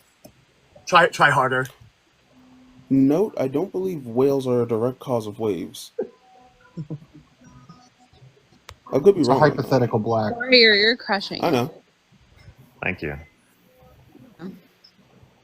I know it's a hypothetical, but there's no reason to introduce things that do not exist into the hypothetical.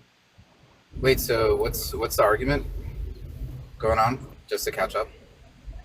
If God is omnipotent, there shouldn't be evil. Or no, You can look at the premises again if you'd like them. There shouldn't be unnecessary suffering. Logical or evidential? it sounds like a logical. Cyber, do you think What's the logical contradiction? Hold on. Cyber has a Warrior right now. syllogism. Yeah. I gotta go in a minute. You can take over, Jim. Here's the problem, Cyber. Okay. You're saying that the seal needs to feel pain, right? So it can run away from pain and all that. Yeah, that's fine. Before it Dangerous gets into a situations. circumstance where it's going to be digested, where death is inevitable, God could have created it because he's all powerful, could have created a mechanism in which at that point in time where death is inevitable, that the pain stops. Before he's in the whale's belly? No, after he's in the whale's belly. So as soon as he starts feeling pain, it just stops. No, because I agree that feeling pain before it is in the whale's belly is necessary, right? That is necessary suffering. But we're talking about once it's in the whale's belly and it is still feeling this pain as it is slowly being digested, that's where it becomes unnecessary. And God, being all powerful, could have created a mechanism in which any animal face these types of suffering, unnecessary suffering, will stop feeling pain. Okay, so we agree it has to feel some pain. Okay, then do you think that God has to do the best action he can because he's like all loving and all good? Yes, because you mentioned that he's morally perfect, and you haven't refuted the argument that evil is unnecessary suffering. Thus, yeah, he would have to do something about this. Okay, then in this situation, the less suffering is the best option, right? Huh? The less suffering? Yeah. No, unnecessary suffering is the best option. Unnecessary suffering, not less suffering. I don't buy into the more or less suffering. That's irrelevant. It's going to be the unnecessary suffering. You said once it starts feeling pain, then he should cut it off. No, that wasn't my argument. Do you know what my argument is? Are you not listening? Yeah, you said once it goes in the whale's stomach. Once it goes in the whale's stomach and it starts to feel pain. Once it is in a place where the pain, where it's in a case where death is inevitable, right? Meaning once it's in the whale's stomach, it is not getting out, right? It's incapable of getting out. And so once it's in the whale's stomach and it can't get out, at that point, God being all powerful could have created a mechanism in which the whale or the seal stops suffering, doesn't feel pain no more, and he just blissfully goes to his death. Oh, so it never feels pain at all in the whale's stomach. Correct. Outside is fine. That is necessary suffering. But once it switches into unnecessary suffering, then God could have created a mechanism in which the pain no longer exists. Well, Jim, what do you think about that? Like, what? Well, one, how do you know that it's feeling pain in the whale's stomach? They have pain receptors. Acid hurts. Yeah. Like, how are you empirically testing that it's feeling pain They've actually in done the whale's stomach? Yeah, because we do know what the composition of the acids within whale's stomach is, and we do know what they do to flesh. So yes, we do know that there is suffering going on. No, so I'm sorry. I see. You seem to be confused on my question. I said, how do you know that the seal is experiencing pain and suffering inside the whale's stomach? I have no reason to think they don't. Because How do you know God's not already doing that? Yeah, and we do know that when animals in other stomachs that are easier to look at, we do know that they do suffer. So just go follow that. Yeah. So can you show me some empirics on testing animal states of minds when they're inside another animal's stomach as they're being digested? Yeah, hold on. I'm sorry. Do y'all believe drowning in acid doesn't hurt? Jim. We can actually, if you ever get a chance, go listen to a goat. There's plenty of videos where goats are eaten by what are those really big lizards? Python?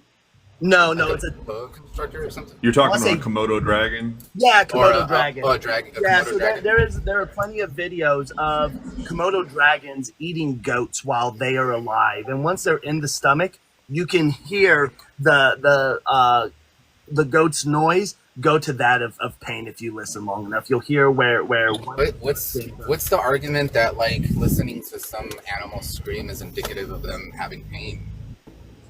Wait, for what other reason would they scream? Are they It could just be an fun? instinctual reaction. They're not actually suffering.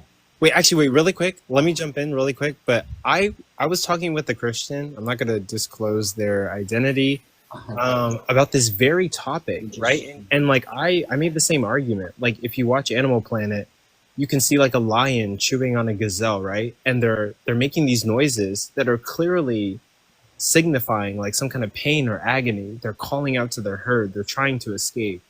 And like the Christian made the argument that like these are just instinctual reactions to like what's happening, or like the animal is not registering pain, or like this is not them suffering. But then I then like tried to like talk about dogs, right? If you were to hit your dog 10 days in a row, by the 11th day, whenever you raise your hand, your dog would flinch. So clearly the animal is registering that like pain and like suffering and like trying to avoid that pain. No, we're not talking about any pain. We're talking about pain in a scenario where they're going to die for sure. But even with that, right? Like, so let's say like a lion is chewing on a gazelle, right? Like, why does the gazelle suffer until it dies? Like, why not have like that's the question. That's the question that we're trying to ascertain, right? Because it's being asserted that there is this type of unnecessary suffering, and by unnecessary, what's being understood here is like some pain as the animal is dying. But that's just an assertion without any justification, right? We're asking, well, how do you know that in the moment that, let's say, the whale swallows up the seal, that God is not intervening to remove any kind of suffering that that animal is having? Interesting. So you want us to put a seal translator in a whale's belly to understand the seal saying, "God help me, why does this hurt?" Saying that there's no justification for this arbitrary line that you're drawing in terms of unnecessary suffering, right? The thing is, you have crossed the arbitrary line of drowning in acid does not hurt. Yes or no? That's not part of the situation. So No, it's a matter of y'all are saying, "Oh, where's your empirical evidence that drowning in acid hurts?" his point is Yes that or no? you've drawn an arbitrary line on what's necessary and what's unnecessary. That's what he's pointing out. It has nothing to do with the fact of whether they might feel pain or not. You're not giving any justification that this is unnecessary. You're just drawing an arbitrary line. Wait, what do you mean that I'm giving that this isn't unnecessary? Do you know what unnecessary means, Wit? Why do you keep saying my name like that? What? But your Just position say my becomes name untenable, normally. right? It's Because fine. you mentioned that God creates some kind of mechanism to which this animal ceases any like response to stimuli, be it pain or anything else in the moment of death, right? So, like, why would we then stop clubbing baby seals for fur, right? If we had this knowledge, right, that seals at the moment of their cease of function, right, or whether cease of function was inevitable, like, and we knew that their pain receptors shut off, would we not have a greater justification for culling their numbers for fur? Wait. What? Because Sorry, it wouldn't be unnecessary. I was closing right? the door. I was closing the door, so I didn't hear what you were saying. Can you say it See, again, please? like you said, you mentioned some kind of mechanism in which like pain would cease when cease of function, right? Is inevitable, right? So what moral considerations would I have to take to make clubbing baby seals unjustified if I had access to that knowledge? Oh yeah, because it could be the case that by them making their noises or showing signs of fear and stuff, which No, are no. again You said that there's a mechanism now. yeah, God I'm showing you created- why we're that's. gonna presuppose. I'm showing you why it's still Sorry, necessary sorry, at that point. sorry. Yeah, I'm showing you why it's still necessary. Sorry. Wait, right? one at a time, guys. We're going to Keep it controlled. presuppose that this mechanism that you referenced, right, that God could create, exists, Yeah. right? Yeah. When cease But of function is unnecessary. inevitable, when cease of function is inevitable, according to this hypothetical that you posited, Yep, right? yep. Where would you derive moral consideration towards like clubbing these baby seals instead of Yeah, I was about to answer that before you digesting them if this mechanism existed? Yeah, because it could be the case that these sounds, because sounds are also part of pain response, is fear as well. And so when they start making these, Yeah. You're not tracking. You're not. I am. Use the lock Listen.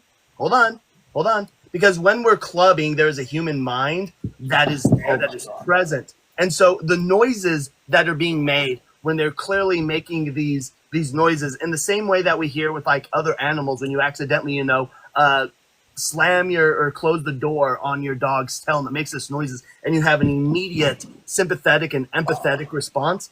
These cries at this time of clubbing could be the case where it changes somebody who's about to club them, and it has they show empathy and sympathy on the seal, and because of these shouts, they stop clubbing them.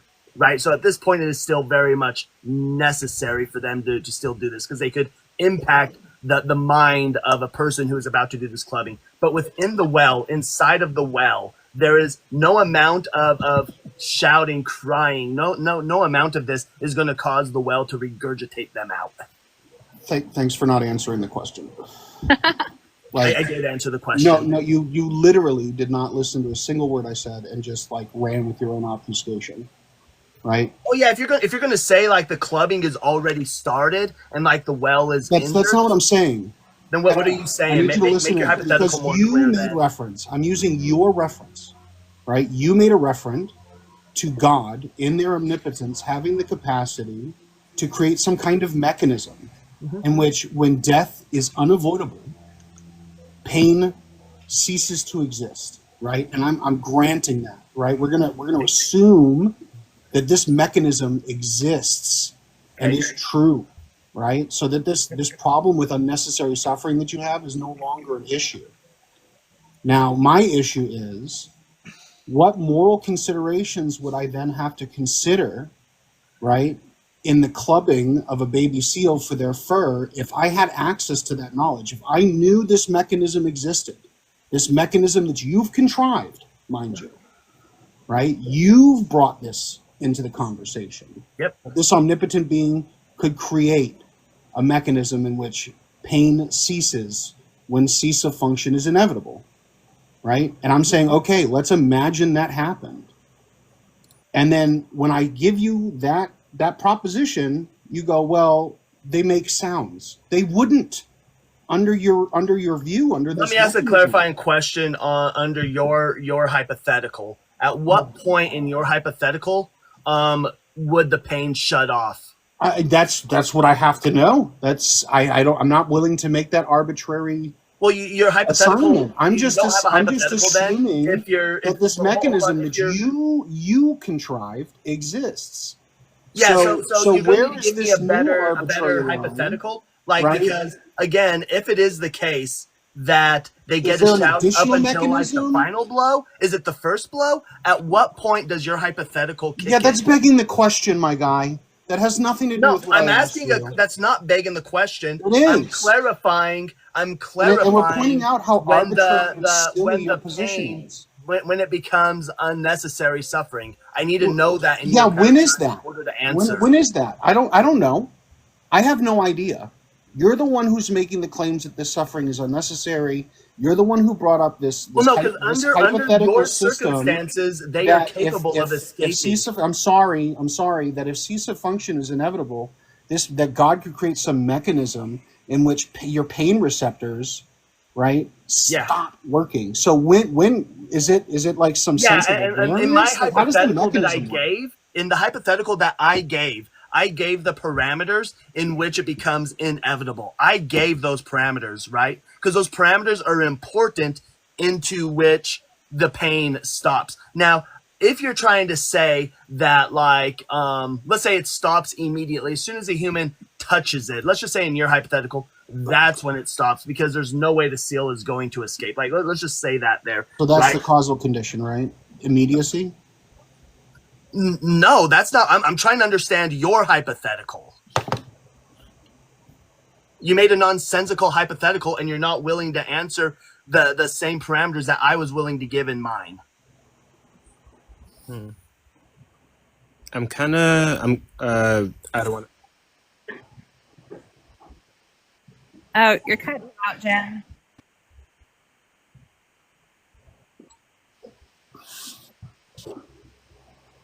I don't want to sound stupid or anything, but I'm kind of lost in the dialectic. But I'm letting you guys go at it. Yeah. So what I need is all he's saying is. Oh, you're breaking up, Jim.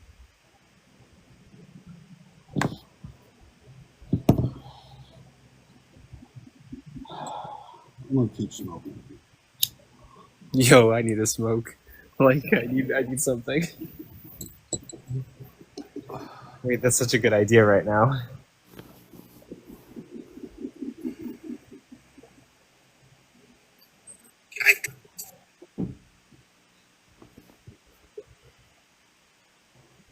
You're breaking up. You sound like a robot. You're still breaking up, Jen. You might have to drop.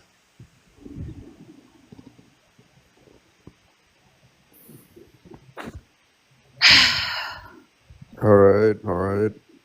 We past the problem of evil discussion? No, they're still on it. We're still talking about it. Fucking on. They'll forever be on it. Forever.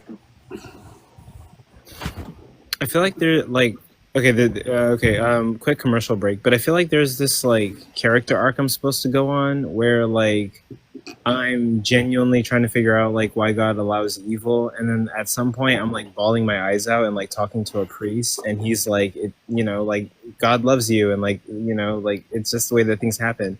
And somehow along this journey, I come to acceptance that like God does love us, and like he allows evil for some good reason. Coco. I was daydreaming about that the other day, but Again, we act as if this hasn't been God addressed time and time again, right? Wait. And the only reason why people don't reject these things is because it's unsatisfactory to them, as if that speaks to what is true and what isn't. Just because I don't like the answer, right? It's not good. So I just, this understanding of evil and why it's brought about, right? And then treating the Bible as if it's some kind of chronological order and some scientific telling us how the world was made. It's pure Reddit, it's pure idiot, right? And just like if you want to come up here and say something, like, well, science contradicts the Bible, right? As if that's some kind of argument, right? As if we haven't heard that like a billion fucking times, right? As if our faith, right, is some scientific claim, because it isn't, right?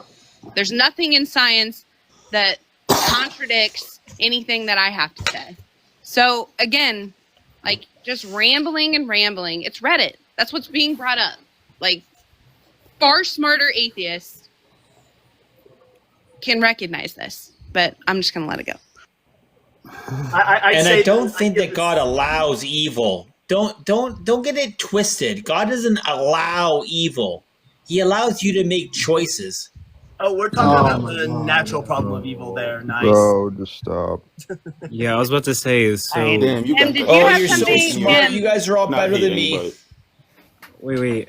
No, I'm far worse than you. And when you recognize that, that'd be a good thing. So, Jim, go ahead. I wanted to pounce on that bell. Let it go. Go ahead, Jim. Who is this guy?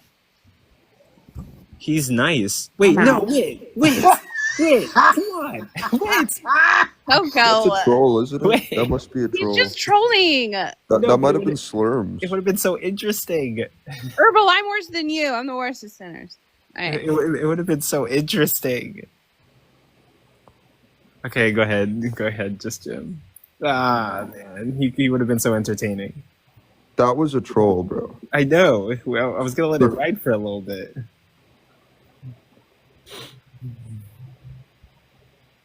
Jim, are you there? What's going on? Yes, Herbal. I don't know if he's there. Like, I don't even hold to like the necessary, unnecessary distinction, right? All suffering is redeemable, so I have no problem with that. That is the thing that like effed me That's a on major the problem with that. so Neat. So like, I'm sure it has no biblical basis whatsoever, but go ahead, Coco. But yeah, like that's the thing in the Brody debate, right? So whenever, for context, me and Brody debated over the problem of evil. I lost. I'll take my L. Judges vote and audience vote, and like Brody did a really good job. Like his arguments were really good, and like one of the arguments that hit me that was like really good, right, is that God is painting a picture with our reality, right? And in a picture, you see like, or in a painting, you see these brush strokes of beautiful colors, right? And those are going to represent the beautiful things in our world, like sunlight and stuff. But also with this painting, you see like ugly colors, ugly brush strokes, right? Terrible strokes that you're like, ugh, we don't like that color. And that's like all the bad things. But if you were to take a step back and look at the entire painting, right? The entire painting is beautiful, a masterpiece, like a Van Gogh painting, right? And God is like bringing good things out of like all of the bad things, right? There's this bigger picture that he's trying to paint, and in order to paint Can you this guys picture, hear me? Yes. All right, perfect. I don't know what the heck was going on. Sorry. oh yeah, no, you're good. But like in order to paint this picture that he wants, he needs like the bad brush strokes and the good brush strokes, and also like all these bad brush strokes, they're redeemable. They're playing a part in like the bigger overall goal. And I just didn't really have a great rebuttal to that at the time. I mean, I understand it's an analogy, but how would you calculate a bad brushstroke and a bad color? So, rape? What? But like in Say that for? Grape is a terrible color. rape has no point. You know what I mean? So like stealing, pillaging, grape, tornadoes, volcanoes, bad brush strokes on the painting. But when you take a step back, I'd agree that But grape like a is a painting bad can't have brushstroke. a bad brushstroke unless you argue that it's a mistake. For sure. Like, oh shit, I grabbed the wrong color type mistake. Well, and the question would be though, is this painter perfect? Because that's ultimately the question that we come into with the natural problem of evil, is that God is supposed to be perfect. So as soon as the painter looks at that and says, "Oh no," or people can look at that and go, "Oh, that's bad." Well, we're no longer a perfect creator. We've lost that then, or a perfect painter. In his case, perfect painter. I understand I that don't like know what like this the idea. natural problem, which falls under like some evidential problem, isn't like attacking God's perfection, right? It's attacking his triomni powers. And so it's saying like, look, it seems less probable that because it's an inductive argument, right? It's looking at things in the world and it's pointing out to like data, and then it's trying to make a probabilistic argument that it seems more likely, given this data, that like a being that has triomni powers doesn't exist, right? Because it could be the case that he's like perfect, but he's not like all loving or something. Oh yeah. If you all good rather. No, and you were right with the premises that I gave. If you deny premise 2, 3, or 4, if you deny any one of those, then yeah, God could exist. There entails no contradiction with evil existing. But once you affirm that all 3 of them exist, then there's going to be a contradiction because all 3 of them exist. It's because God either doesn't have the power to eliminate the evil, he doesn't know when it exists, or just doesn't care about it. It's irrelevant to him. But then the whole idea of sin then has to go out the window as well, because he just wouldn't care about it. Yeah, but if you're saying that there's a contradiction, then you're jumping to the logical problem, not like the evidential problem. Well, so there's the logical problem is that evil does exist, and then we go inductive when we're showing how it exists, right? So they go. So like, let me correct you. So like, the logical problem is a deductive argument, right? And it's saying that there exists some kind of contradiction in the notion of God having these triomni powers and there being evil in the world, and then it tries to like derive that contradiction through the deductive argument. Whereas like the evidential problem of evil is an inductive argument, right? It's not making a claim of contradiction, but it's making a claim of probability. Yeah, probability. I was gonna say, oh yeah. Yeah. So when we were on premise 4, I was asked what evil was, and then we got into that part of the argument. So that's why we're in there, because I was just answering the questions. Like I was like jumping in and out because I was doing some stuff, but like the last tail end of it seemed like they're just what was being argued, right, could be resolved with like some epistemic gap, right? Because and that's what I was trying to point out in terms of like, well, do you have empirics that animals aren't suffering, blah blah blah, right? Because if it's the case that like we don't have any kind of empirics, but we're just kind of making some inference or trying to do some deductive argument, right? It could be argued that like, look, maybe it's just like not epistemically available to us that animals are not suffering when they get eaten by a whale, right? It may be like at the moment that the whale opens its mouth to eat the seal, like God intervenes and removes all suffering, and so at that point, like it wouldn't be unnecessary suffering, right? We just don't know that. Well, the issue that you'd run into is, which I was trying to talk about before, is like we have opened up animals that have had partially digested animals in them while those animals are still alive, and they are clearly still in pain. So we have no reason to believe that when it comes to whales, that this would just magically change with whales. But again, even within these animals, again, like the Komodo dragon, when we have cut up Komodo dragons, and the goat or the animal that they've eaten is still alive inside of them, and they clearly have been partially digested, and they are clearly still in pain. Right, so we do have empirics. Like, let's just say that, like, for the sake of the argument, right, we can see to this point and say, okay, well, like, animals are suffering, right? So, like, what does that prove, right? Because it doesn't seem as if though that would make it less probable, right? Maybe it's the case that God only is understood as being all good in the sense that, like, he wants to prevent suffering with humans. He doesn't really like animals are just not the type of creatures that he puts his attention in terms of like suffering. Well, the issue that you're going to run into this again goes to like what the Bible says as far as like animals are predators and prey are going to lay down together. Like we have clear reasons to believe that God would not want this suffering through the scripture. Can I just clarify? Couldn't that just be like still kind of focused on humans and the fact that like these animals like the lion and the sheep are just a way of just either some type of flowery language to show that like, hey, look, there's just going to be peace, right? Or it could just be the fact that look, for the sake of humanity, we're making these things stop. And I don't think it's indicative of like showing, stopping of suffering of animals. Well, what if a human got eaten by a Komodo dragon? Is the human going to suddenly stop feeling the suffering?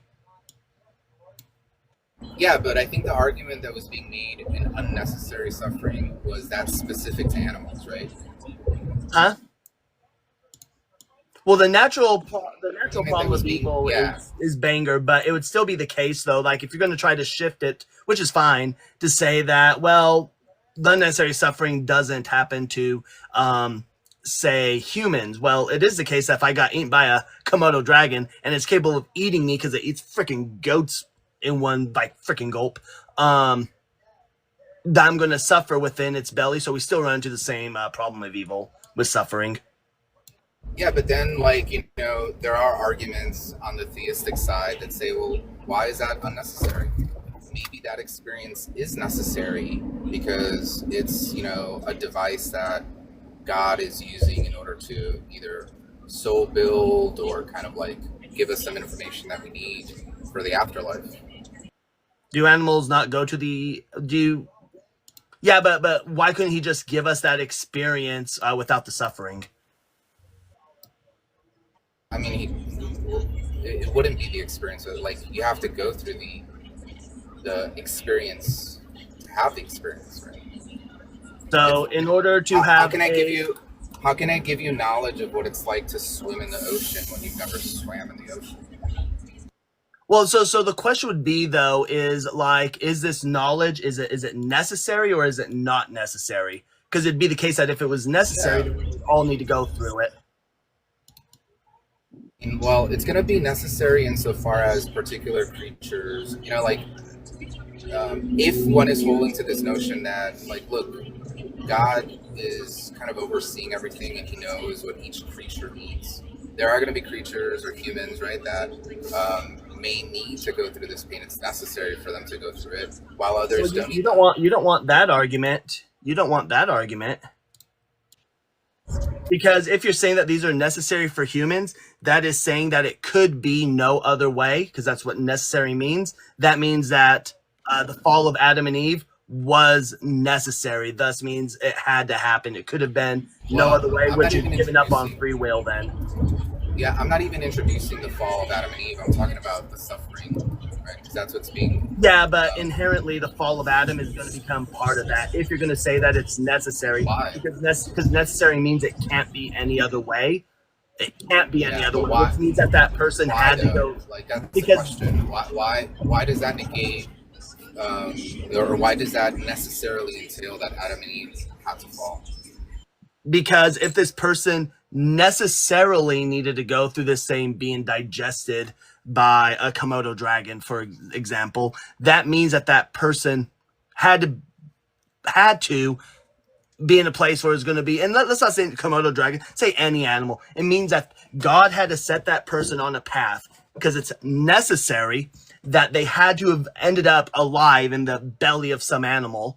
And then if we just follow that back, that would only have occurred under the Christian worldview if Adam and Eve fell, which means that God, that it wasn't just a test at all, that God's just been gaslighting us this whole time, and that Adam and Eve had no choice, and it was necessary for them to eat of the fruit. I don't think that follows, right? Necessarily follows, right? No pun intended.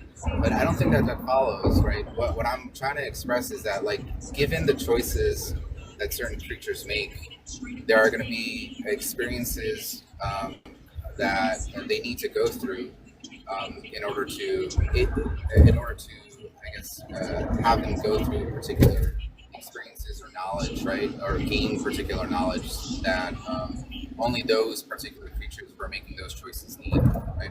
So, like, for example, look, if you have the choice to, like, I don't know, hit your hand with a hammer or not, right? If you don't hit your hand with a hammer, then it's not necessary for me to take you to the hospital. But if you do hit your hand with a hammer, then it may be necessary for me to take you to the hospital, right? So these are kind of like two different options based on free will choices that you make. Yeah, but the issue that you're running into is that you are saying, because again, the argument is the suffering necessary or unnecessary, right?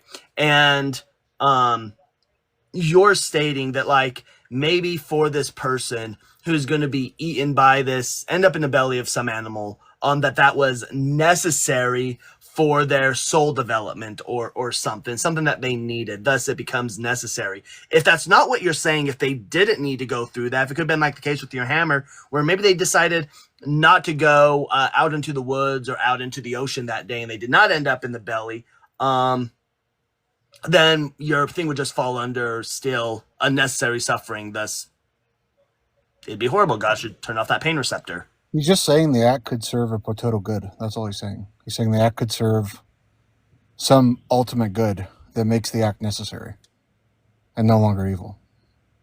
Well, no, but once an animal, but sir, so we went over that earlier. The issue is that, like, once an animal is inside of, say, like a seal, the initial argument was a baby seal is inside of a whale's belly. That seal is not getting out, and at the point that it is inside that whale's belly, there's no, like, evolutionary progress that's going to be made, because that seal's not going to reproduce. It's going to be unalived in there, and it's suffering while it's in the whale's belly. So there's no, like, benefit for it to continue suffering at all. It could be the case where God, being all powerful, could have created a mechanism in which the suffering, at the moment it can't escape, is shut off, so there's no longer unnecessary suffering. That's a different theodicy. I think what Jim is talking about... That's what our theodicy has been the whole time, sir.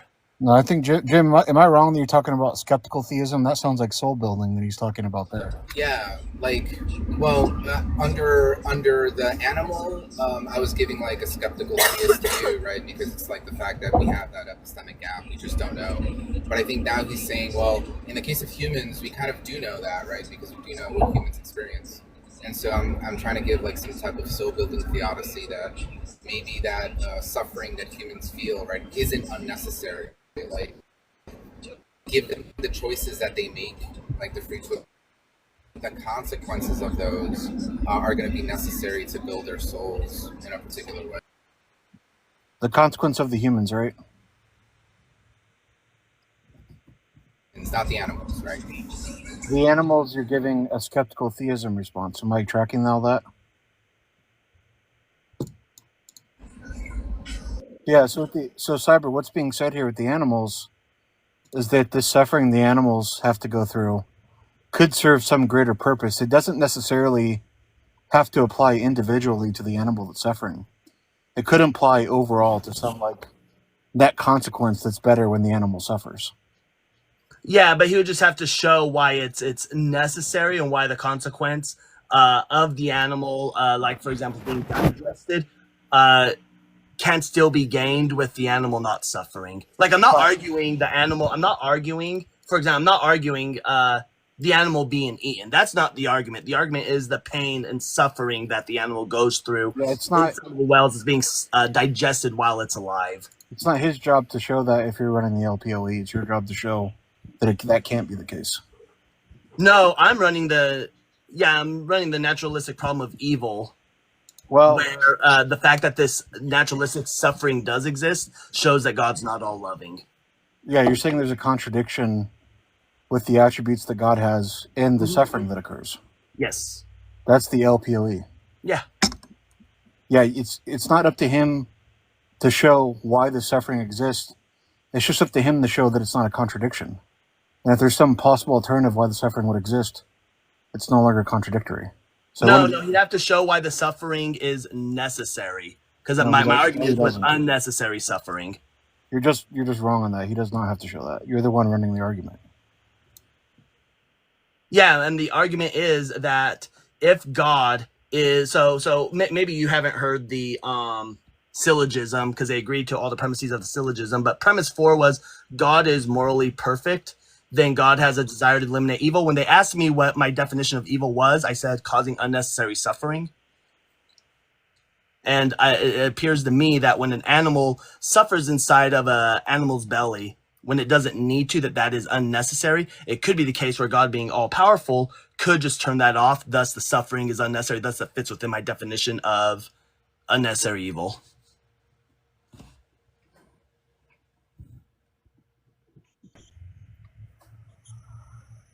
Yes, that's just contradiction. No, if you're saying it's unnecessary, and he's giving you an alternative where it wouldn't be unnecessary. So how does a seal in a whale's belly that has no impact on humans, how does that do soul building for the human? He's giving he's not talking about soul building. He's talking about skeptical theism. Do you know what skeptical theism is? Yeah, but I'm not sure what you're adding to the conversation here. I'm trying to help clear up the confusion. Yeah, do you know what skeptical theism is? Yeah, it's a position that asserts that we should be skeptical of our ability to fully understand and judge reasons for why God allows or causes evil. Yes, I'm aware. Okay, great. So he's saying that this evil act you're referring to could have some morally necessary reason why it occurs. Soul building is saying there's some kind of reason why the human goes through some sort of trial or tribulation or whatever, or some kind of act of evil. Those are two different theodicies. So the skeptical theism response is what he's giving for the animals. He's saying there could be some morally good purpose that outweighs the bad. And if you're saying that's not possible, you have to show that. You're the one running the argument.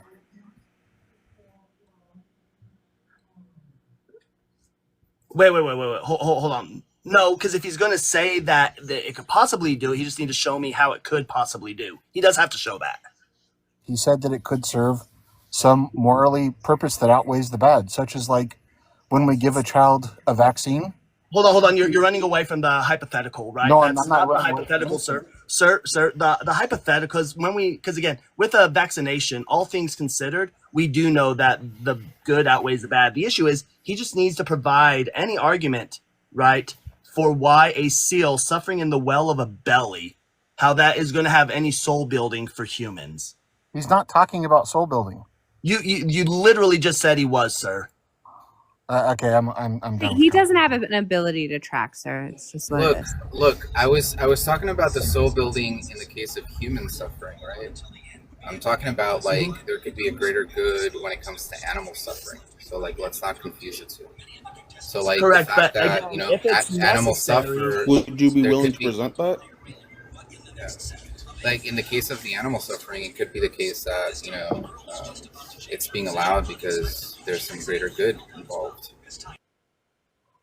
So when we're talking about this being necessary, then, like in the case of humans, right? Because that's what we're talking about before Sir came in. If we're going to be talking about it being necessary in the case of humans, then that is going to go into a case because necessary means it can't be any other way. So if it is necessary for, like, I know you're talking about soul building because the way you were presenting it before Sir entered is that it was necessary for that individual. Kind of like how soul building theodicies are understood. All right. And is this soul building, is it going to be necessary for this person's salvation? I don't know about that, but I know that. Or then it's just unnecessary, all in all. It's not necessary. How do you know that it's unnecessary, though? Like, all you're pointing to is some type of epistemic gap, right? So it could be that it's underdetermined under both views, right? And if you're doing an internal critique, you're already committing or accepting the fact that God is all knowing. So it would be the case that the facts are known to Him or understood to Him, just opaque to us. Yeah, correct. But what I'm saying, though, is if it is necessary, all things considered, right? If it's necessary, right, then if you're implying that it's necessary, for our salvation, right? Then, and even if it's not, but if it's necessary that that person be eaten by that animal, then Nothing about that. hold on, let me finish. If it's necessary, that means that God had to set him on a path for him to be eaten. Which then, if you hold this view, then Adam and Eve necessarily had to follow that, had to have been in God's This is plan. not an internal critique. Like, yeah, like No, I'm critiquing- never I'm did I critiquing say, his argument never did I with- say, yeah, hold on, never did I say like anything about salvation or anything. All I said that it was necessary for that individual, or maybe for like the greater good, right? Maybe the soul building doesn't. Isn't the greatest necessarily good going to happen heaven? Isn't the greatest good salvation? This is a Christian No, not worldview. always. Wait, why would the greater good be going to salvation? Why is that the greater? Wait, heaven's not the greatest good a human can achieve? No, you're making the assertion. I'm asking, like, why is that the case? That's generally the Christian worldview. If I was to ask almost it every isn't. Christian, they would say that salvation is the greatest good a human can achieve. Yeah, no. Like under Christian theology, right, or understanding, God is good, right? And anything that God does is good. Everything else is just His mercy. Wait, actually, now I have a question. Isn't he right? Like, salvation is like the greatest thing that a human being can obtain or do. No, probably a Christian would say that, like, look, salvation is the greatest sign of mercy that God has given onto humanity, right? But like, But isn't that what we're all sense of striving good to are, do, what is sense gain of good are we salvation? using here? I mean, but hold on though. But that's the whole purpose of God sending His Son down, is because due to the fall we lost the greatest good, which was salvation. And the redeeming quality is by giving us access to that greatest good. Now this is just a confusion on theology, right? Like, what was the purpose of Jesus' sacrifice? Was it salvation? Was it to go to heaven? That wasn't a reason for his sacrifice. Yeah, it was. What was the purpose of it? What was do you the think that purpose was of it? lost? What do you Wait, think, if you're so- committing to like the theology, what was lost when Adam and Eve? Yeah, we became ate sinners. from the we fruit we of fell because we became sinners. We lost our connection What to God. specifically? We lost There you connection go. to God. So you lost the relationship, right? Yeah. And so Jesus came in order to restore that relationship. But Mhm. none of that, like, it could be the case that, like, throughout your life you have a relationship with God, and God just doesn't decide to give anybody, the mercy to go to heaven. Like, but the what is appreciated from the Christian perspective is not like the reward, right? But the life that you live in connection with God here on Wait, earth. when you mean relationship with God, what do you mean by relationship with God? See, here it is. You know what, Coco? Wait, Can wait, I? I'm not asking you. You're lost on Genesis. What is a relationship with Yeah, I'm gonna go ahead and mute you. But Wait. again, no, he interrupted. So You're I just want to interrupting point. a I conversation just want that to you're not point even a out. part I of. would just Everybody like to else has point been- out. been I would listening. just like to point out. Just interrupting a I would conversation. just like to point out, right before we move forward, that his whole syllogism that he put out, right? He's just saying that's not an internal thing. But I predicted quite well at this point that when you talk about this understanding, because triomny would apply to something like that this is indeed an internal critique. Wait, So, you go realize ahead. that we can use No, go ahead, Cyber. No, go ahead. Like, we can use theology and still have it be like an external critique. Like, you're confused on how these Tim, work. fucking help me what do you out. think- What do you think? Yeah, what do you think an external and internal critique are? Well, hold on. What she's been doing this whole time, you haven't been here. Right? Answer So the there's question. No, he has. He's I will. I'll allow This it. is I'll important allow for it. him Hold to on. understand I've been where listening. I'm coming I've been from. listening. I've been listening in chat, right? So I haven't been up here all the time. Yeah. So an internal critique, right? So an internal critique is when I'm only using the things within the text, but I haven't been doing that. But when I'm doing an external critique, I can compare things to how they seem to things within the text. So every time I dive into the text, she seems to think that I'm somehow turning this into an internal critique. It And is. I'm not. That's literally what it is, Jim. Okay, wait. Actually, wait, really quick. Look, the moment that you are presenting some LPOE or EPOE, these arguments are inherently internal, right? Because what they're saying is that, like, look, given the commitments that you have within your worldview, either A, these are the contradictions that are coming out in your worldview, or B, it seems less probable given the commitments that you have, right? So it's inclusively internal, right? The No, it whole doesn't have arguments to are be. internal. Yes, It it doesn't is. have to be. Yeah, then you're not running, evidential or logical problem. You're running something else. No, what I'm doing, so I give an art. Well, no, because as soon as I bring up things outside of scripture, then it is no longer internal. I gotta Not rely true. on That's not the case. solely on That's the not That's the not case. the case. You could bring in, let's say, like an internal critique and say something like, look, it is the case that, like, I don't know, you guys believe the world was created in 6,000 years or something, right? But there seems to be a contradiction within that view, given this other fact, right?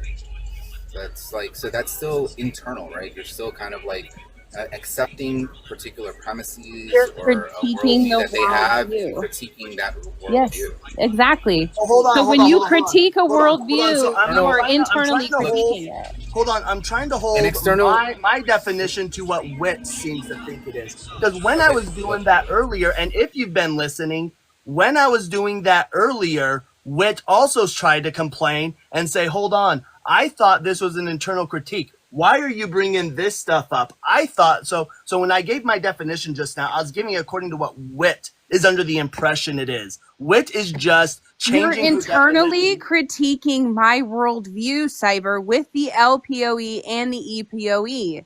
You say you have these commitments, you hold to these commitments, and here's a seeming contradiction, or here's evidence that it's less likely the case.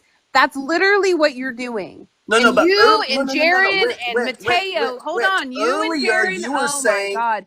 You and Wait, Jaron wait, and let her finish real quick. Mateo, you and Jaron and Mateo jumped all over me as if I don't know what the fuck I'm talking about. I do. You were no, internally earlier, critiquing me. Let her finish. Let her finish. earlier, you said, and correct me if I'm wrong. Bro, just here. take the fucking L and stop addressing the Yeah, meta. no Like, shit. Just stick take to the the L. argument. No, or- stop. Wait, let him finish. Go ahead, Cyber. Yeah. Because when we mentioned this, and when I initially stated that I was doing the internal critique. That's what I said initially. Jaron and Mateo disagreed. I said I was doing the internal critique, and then you said, no, you're not. Why are you bringing cancer into this? That was your answer, and you tried to turn it into an external. Go You get tried saying I was doing the an fucking tape, external bro. I critique. never said that. I know I didn't. Yeah, I know I didn't. definitely. Jaren's the one who brought up cancer, I and she definitely didn't fucking say didn't that. say that. Never came out of my mouth. You're just lying. Just say that you and Jaron and all of them jumped all over me and said, you're an idiot. You don't know what internal critique is. And I do know what an internal critique is, because that's literally what the EPOE and the LPOE is. That's what I was doing. And then, anyways. Okay, so now can you just concede? Can you just concede that you were wrong? We can just move on. No, or he can just say that take the fucking L and just say that you were wrong when you attacked me and said that I didn't know what the fuck I was talking about. I didn't do that. That was those two. Okay, but yeah, whatever. if I misunderstood Whatever. you, I'll admit that I misunderstood you. I'm okay with that. Okay, so now that we understand that your argument is an internal critique, we can move on now. So if it's an internal critique, then so the purpose, so when you say that we lost our connection with God, what do you mean by that? Yeah, like the relationship that was established, right? Like if you're holding on to the theology, right, it's going to be that God created humanity to have a relationship with them and to be under his sovereignty, right? And the moment that they decided to move against that, right, they lost that relationship and decided to, But what's meant by that be relationship? away from his sovereignty. Well, I just want to know what's meant by that relationship.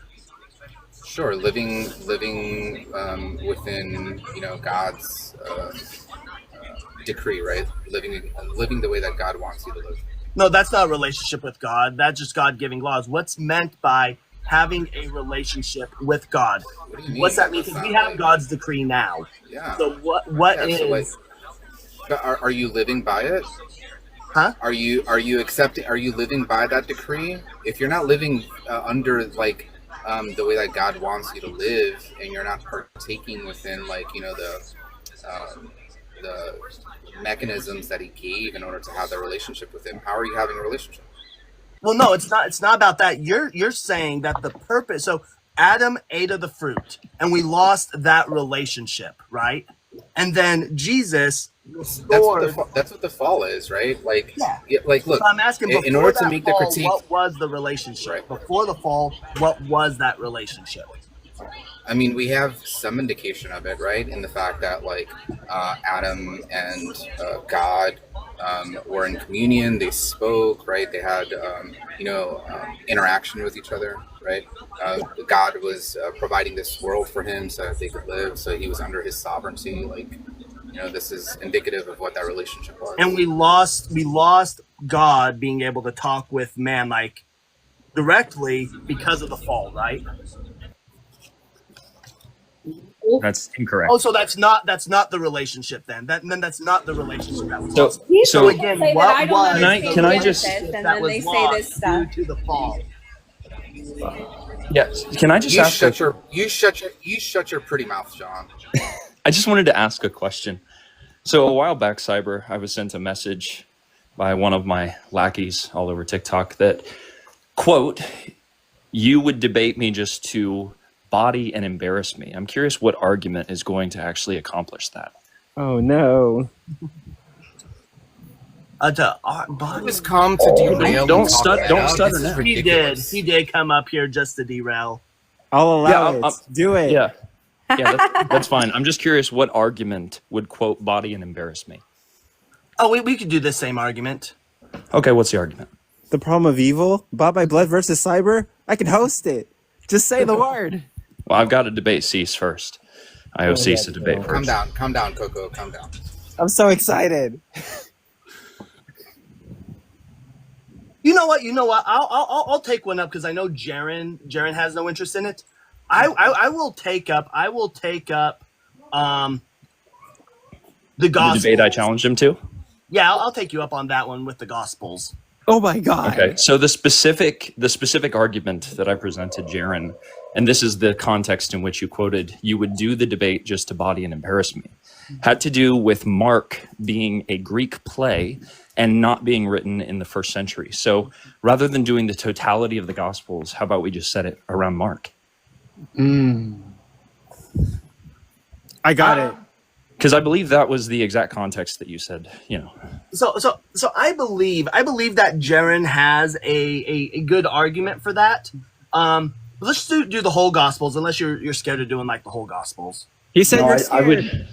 So no, it doesn't have anything to do with being scared. It's just going into hundreds of years of history rather than focusing on a single topic that we can discuss whether or not it's 1st century or whether it's later than 1st century.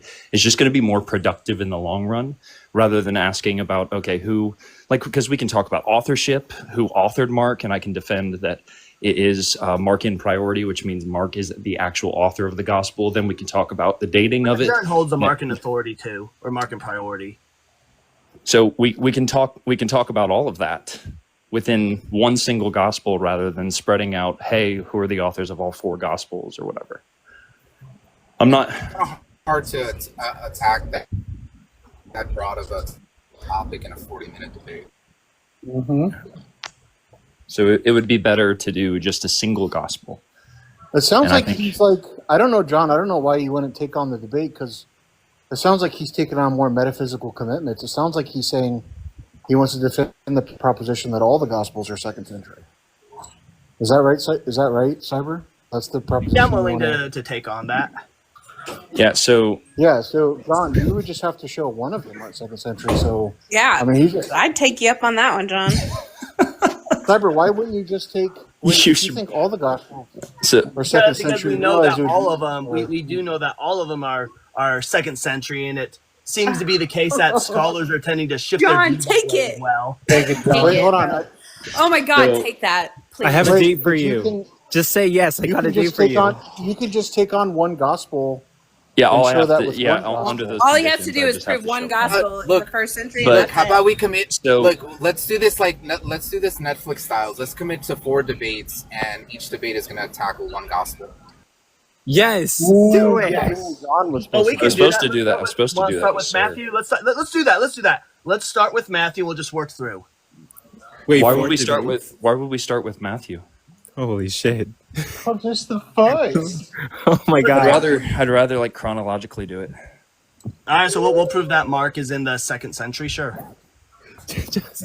Oh my god! Who is laughing? That's Coco. Coco, are you good, dude? Coco's screaming his pants right now because he has 4 good debates lined up. Wait, Yeah, John. he I'm has gonna, his John, Colosseum and his gladiator. John, since no one's offered yet, I would like to offer to host these debates. No! I'm the only person. I would like to offer to judge them. I'm crying. This is so beautiful. Oh my god. Wait, Cyber You has need to agreed calm to do it on down. Coco's platform, though. Maybe I'll Cyber has debate on his own Coco's platform. platform. I can't. This is Oh, not okay. happening. All right. As a matter of fact, I had somebody on, because I stream on YouTube. I had somebody on YouTube. He's like the twitchy theologian or something. He came on my live and wanted to debate me on whether or not Matthew was written in the 1st century or not, and he made a big public post about it on his channel and stuff, and then he messaged me about it, and I was like, yeah, not a problem, but I want to do it. I'm like, we could do it on Mr. Coco's panel. He doesn't have TikTok. I'm like, look, I have a 3rd account that I don't ever use. I can work on it to make sure it has live access, and I will give you access to it whenever you want it, so that way then you can use it to get your followers over and stuff. So we can, probably schedule the date out long enough, and I haven't heard a response back from him. Yes, give me the details. Just let me know. Just to clarify, I mean, I know this might sound nitpicky, but Jaron does not hold the Markan priority. He holds the Marcion priority. It's a little bit different, but he doesn't think Mark was first. He thinks Marcion's Evangelion. Well, yeah. But I mean, as far as the Gospels as written, though, he holds the Markan priority. Everything after Marcion.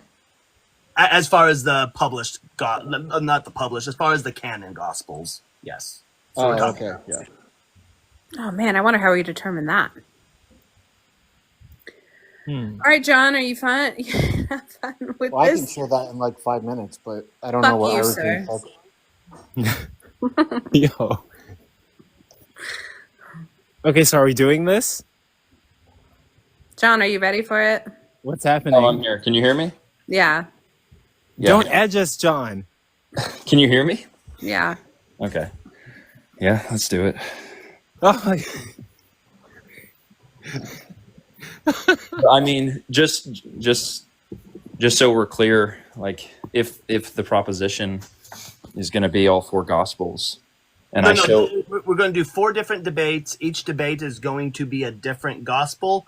The scope of it is showing that they were written in the 2nd century is going to be my position. Your position is they're written in the 1st. yeah. So you'll take the affirmative, then. Yeah. Okay. Cyber's going to win at least one of these debates because one of these debates is a slam dunk easy to prove. Are you talking about John? I'm talking about No, Luke. he's talking about cyber. You have to remember, sir. No. I'm talking about the gospel. John. No, I'm saying Luke is a slam dunk to prove. Okay. Wait, but also, are you guys doing all 4 all at once or 4 debates? 4 different debates. Each debate Debates, is a man. different gospel. We might not have that much time because TikTok might get banned on like the 19th of June. Aren't you on YouTube? Again? Oh yeah, true. Like they're just gonna keep extending it. I We don't got think. Discord and stuff too. We can find a way to get these 2 kids in a voice chat. Yeah. Well, you can also. So when I dual stream, I use an app called Video Ninja. It's VDO Ninja. It's free, and you can port people in. So you'll set that up, and then you'll just go do a tiny URL, and you can bring people in to watch. They'll just have to type in the tiny URL, and you can port people in from YouTube. Okay. So- can you guys be ready? So here's what I'll say. I'll commit to 1 debate off the bat. Okay. And if John, if don't it if it backtrack. is if it's a productive debate, then I'll commit to the other 3. If it's not productive, I just don't want to waste my time. That's I'll fair. allow it. I'll allow it. Okay, so wait, can you guys be ready no, by? I don't accept that. He's got to commit to all 4. He's got to commit to all 4. What do you mean? What do you mean by productive here? We need a metric. Yeah, Hey, I would John, say if you're going to take. I don't Wait, think this is not fair. productive. You I don't can't- think productive means I changed his Wait, mind. you or can't anything. take the easy gospel if you're not going to take the hard ones. That's not fair. On God. Well, okay, I'll commit to 2, and then the other 2, because my time is limited. My time is limited. So I'll pick Mark because I think it's the easiest, and I'll let Cyber pick whatever other gospel he wants. So I'll commit to 2 debates, and then if those are successful, like actually productive, then I'll commit to the other 2. Okay. Wait. Can you guys be ready by May 24th? May 24th. Let's see. Definitely. It's gonna have to be after May, because May 24th or May 25th, I preach. Okay. What about June 6th? Yeah, I can do June 6th. Okay, that'll be the first debate. Okay. Are you good with June, Cyber? If we do later than that, I mean, everyone's just not going to care anymore. We got to get you 2 kids in the ring. But I do want to say, since we're talking about it, Just Jim and Shark are going to be the headliner for an event that I'm doing on June 6th. Just Jim versus Shark. They're going to be the main event, and then we're going to have undercards, which is now going to include. Sorry, what are they debating? I don't know. I don't You think don't it is know? The main, I'm sorry, Jim. I don't mean to be rude. I don't think it is the main event anymore. Oh my God. I've got to. John is trying to upstage me here. What is this? This is the You guys best have thing ever. way bigger following, and they don't have as much following that overlaps. This is like a way bigger debate. Coco, do you know what? You're gonna have like the whole Jaren camp tuning in as well, so it's gonna be a big. Yeah, my following only exists on live streams. I don't make videos very much anymore. If I do, it's like stupid videos. The Jaren following. That's Wait, fucking is this awesome. okay, Cyber? Coco, do you know what they're debating, or are you just not saying it? I don't know what they're debating. They haven't chosen the proposition, but they did commit to debating. Wait, hold on, Cyber. Did you hear the date that they proposed? Yeah, I'm good with the 6th of June. Let's go. Okay, so 6th of June. Which gospel do you want to do first? I don't care. So if we're doing 2 debates, I'm going to choose Mark as defending first century. Second, I'll go with successful, Luke. then we can do the other 2. Yeah, I'll go with Luke for the second That's a one. good choice. That's a good choice, Cyber. Luke. That's the Okay. one. Okay. Do we want to? I can have you guys on June 6th and June 13th for those 2 debates, and then TikTok may or may not get banned. But we can also do it on- So the beginning of June is good for. Beginning of June is good for me because I don't have camp until the last week. So beginning of June is good. The rest of May is kind of booked. When are we in Truth Over Tea debating? You and Truth Over Tea? I'm not sure that's happening, but I do have you against. Holy fuck. Yeah, like We have the same exact proposition. We have is Luke Acts 2nd century. Yeah, because Truth Over Tea isn't We're gonna have to- available. He's not available in May, and he's debating Kaysen June 6th.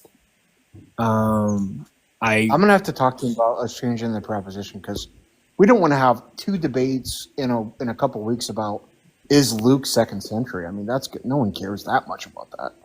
We should do. I'm gonna talk to him about doing the resurrection or something. Okay, maybe I can squeeze you in somewhere, like June. No, it's fine. No, this is better because it gets more engagement with people that don't normally participate in like this space. All right. Okay. Well, so Coco, text me the details, and we'll do. Are we doing Luke or Mark first? I'll let you choose, Cyber. Hey, let's thanks let Coco. thanks for having me up. I'm gonna drop. I'll talk to you guys in a bit. Bye. Yeah. Jim, you're the best. You literally got the debate set up. Let's have Coco surprise us with his choice.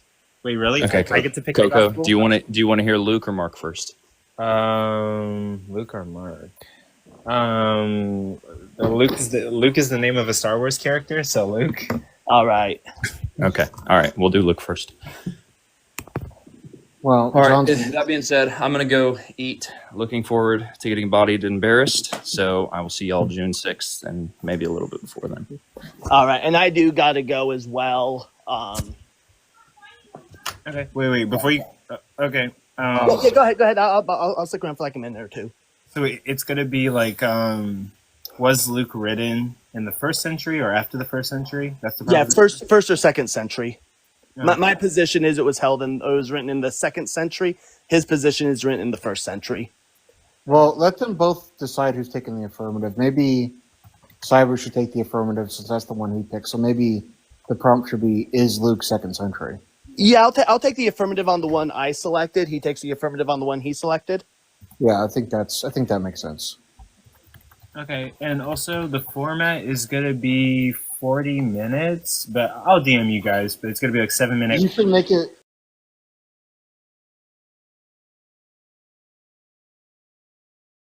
I'll stay out of it. It's up to you guys. I'm just saying. No, actually, yeah. Now I want it to be an hour. Okay, but yeah, I'll message you the details. It's gonna be great. All right, sounds good. Okay. And real quick, Bought by Blood, are you cool with us taking the affirmative on the ones that we selected? Just because I know he's still in chat. Oh, this is gonna be lit.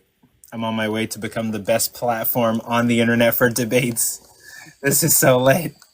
Yeah, and hey, if you wanna learn how to be able to also continue streaming on YouTube and porting people over, hit me up and I'll walk you through how to do that.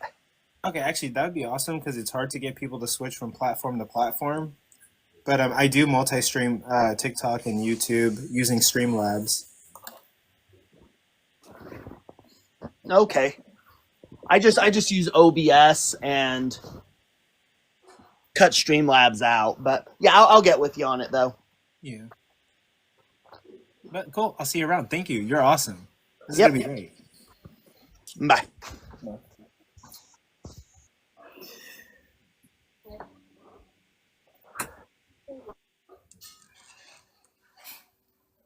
Okay, so that was fucking awesome. Where do we go now?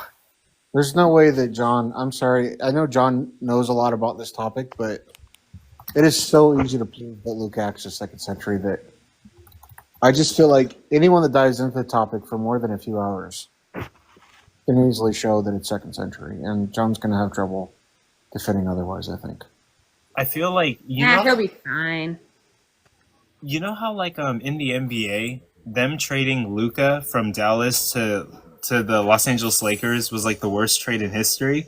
I just think that this was like one of the best, like, okay, wait, maybe not the best, like debate setups that I've done, or the best deals that I've been able to like finalize, but it's up there. Jason. Hello. What are you doing here? What are you doing here? Hey, I was here first. Sir, what do you date Luke at? Like 120s, 130s, somewhere around. Like 120s, 130s, somewhere around there. Oh, okay. Shark, where are you at? I'm a fucking genius. I'm kidding. Okay, I'll stop. Anyway.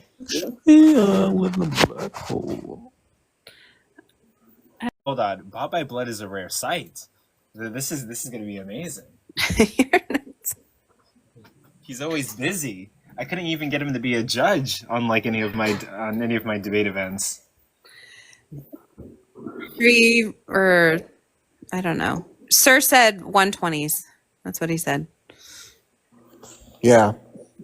He should be dated around the 60s. I think, well, okay.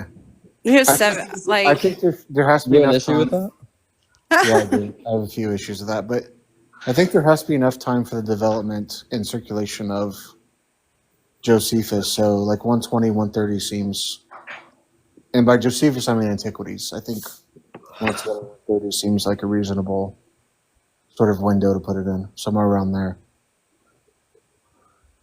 Yeah, or at least I have here 70 to 80, but Yeah, so like the mainstream view is like I think it's 80 to 90 is the mainstream view.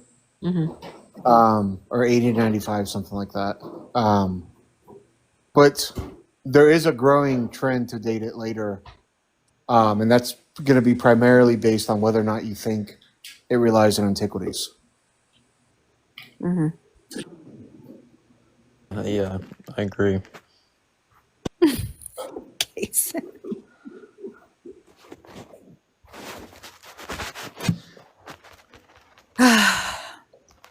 John thought subsets were more probable than they're God. It amazes me sometimes, like what he thinks, I because know. he One knows day. a lot, but then sometimes it's just like he's just like clearly wrong about something, and it's like you have to like it's like pulling teeth to try to explain it to him. One day he's gonna look into that, and then he's gonna like kind of understand what we were saying, and then I'm gonna hold it over his head, and in a joking way. But I was just surprised you didn't know that. Like, isn't I that want to see kind of how what intuitive. like? I'm not gonna go into it with Wit, but I do want to see how intuitive it is. Wit, would you agree that Christianity, and by bare theism, all I mean is a triomni God? Do you think that Christianity is more probable than a triomni God? Christianity is more probable than a triomni God. Yeah, like I promise I'm not going to go into like whatever your answer is or anything. I just want to hear what your answer is. Yeah. Okay. What in the world's going on in this? What is this? I don't. Why are you asking me this question? I want to know. Well, Kaysen, do you want me to expound, Kaysen, or should we just shut up about it? Or Probably shouldn't. why not? I guess you can. Yeah, I don't care. Let me ask you this way, and let's see where your intuition pumps go with this one. Okay. Do you think it's more likely a poodle exists or a dog exists? A poodle exists or a dog exists? Well, that's a weird way to ask. I don't understand. Let's say there's a room, right? Okay. And let's say you don't have any evidence about what's in the room, but you have one person that posits there's a poodle in the room, and one person posits there's a dog in the room. Okay. Based on probability alone, who's more likely to be correct? I mean, I think if you broaden it out, the guy who says there's a dog is more likely to be correct. Okay. So see, you get it there. Okay. What is the Christian God a subset of all triomni gods? A subset of all triomni gods? Yeah, like are there triomni gods? Could there be a triomni God concept that's not the Christian God? Sure. Okay. So you would agree that the Christian God is a subset of a triomni God? I suppose. That would make the triomni God more likely than the Christian God. The only like the idea is that like if you have evidence for like a labradoodle existing, you also have evidence for a dog existing, because what it means to be a labradoodle is what it means to be a dog. In the same way, like if you have evidence for Christianity existing, you have evidence for a triomni God, because what it means to be a Christian God is what it means to be a triomni God. That's like the general idea. That might be a better way of putting it, but yeah, essentially, the evidence for Christianity can exceed the evidence for a triomni God. I don't know. It seems because like my understanding of like triomni would be, I guess, different than like if you're just saying like in a classical theist sense, I think you have a lot more burden to take on to prove just that than you do Christianity. We're just saying a God that's all-knowing, all-powerful, and like all-loving or whatever. Or maybe maximally powerful, maximally loving, maximally knowing, whatever. However you want to put it. Yeah, I mean, those attributes obviously apply to Christianity and Right. Christ. So I'm just trying to. any God I would posit that had those attributes, that's not the Christian God. Any God I posit, the collection of those gods, one of them being correct has to be a higher probability or equal probability at best with Christianity. I don't know about that. Well, it has to be the case because the Christianity just takes up a little bit of Christianity can't take up more probability space than all the triune God concepts. Because Christianity is included in the probability space of the triune God concept. Right, but I think if it were within the triomni subspace or whatever, and it's Christian God and all other triomni gods, I think it's not on equal footing. Wait, no, that's not what we're saying. Okay, all right. The Christian God could be potentially more likely than all the other gods, but the Christian God can't be more likely than itself plus all the other gods. Okay. Does that make sense, the difference there? Yeah, I think so. Just like the Labradoodle, it could be more likely than all the other dogs. But it can't be more likely than all the other dogs if you include itself in the set. Because it has to take up, it can't take up more probability space. Are you just saying that, like, when Kason asked me the question initially, which was what again, the triomni God or the Christian God existing or something? Yeah, which one do you think is more probable? And you said the Christian God, but that just can't be the case. Oh, yeah. I mean, I think it's. I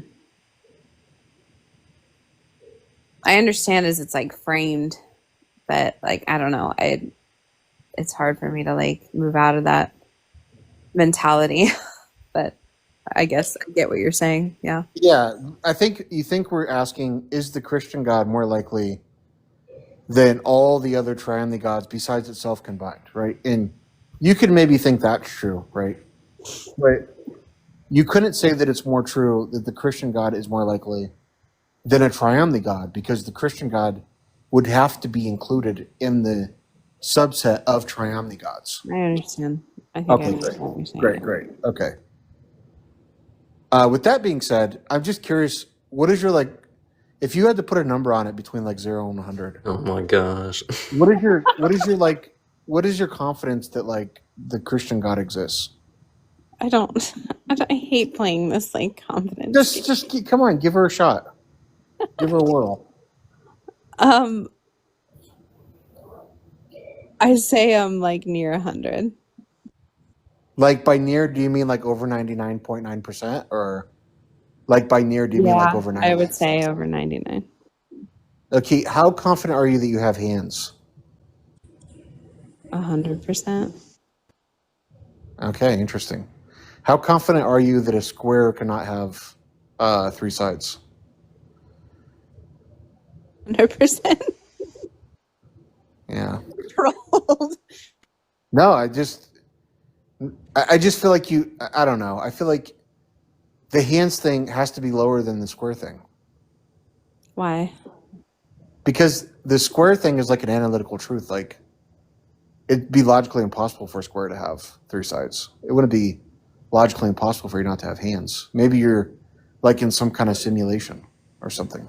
Well, I mean, I guess if we want to go into solipsism, then I don't know if I know anything at this point. But I just. Well, I'm not asking if you know. I'm asking how confident you are. Yeah, I guess maybe 100% is being a little prideful. I don't know. Fuck. I have no idea. Why am I being asked these questions? Well, I just think it's interesting to assess what people give, because it's interesting how many atheists said that they were 99% sure that a triune God didn't exist. And that kind of shocked me a little bit, because I had a couple that said that. And I even had one that said 99 point, like, and it said they were like 99.9999%. And I'm like, what? That's insane to me for someone to say that. But there are people that say that. But I also think it's equally crazy to say you're 99.9% that God exists, because how can you be that sure? Yeah, I'm not really sure that like doubt in itself, at least as I understand it, to be something like doubting that a proposition is true. Andrew's saying the same thing. He's 99% sure. I just it's crazy Yeah. when people are that Well, sure, but but that's they what know. I'm saying is I don't really take doubt to be something. I mean, it is. I'm not saying that like there isn't an understanding of doubt that's like, whether I think something is true or not. But like, I guess, and that's why I have a hard time putting some kind of like percentage on it. Like, I don't think that there's really anything that's been presented to me thus far that shows me that Christ is not God, right? So I'm fairly confident that whatever's presented before me that isn't going to disprove that proposition. But Actually, really quick, now I have a question. With like every single Christian on this app, right?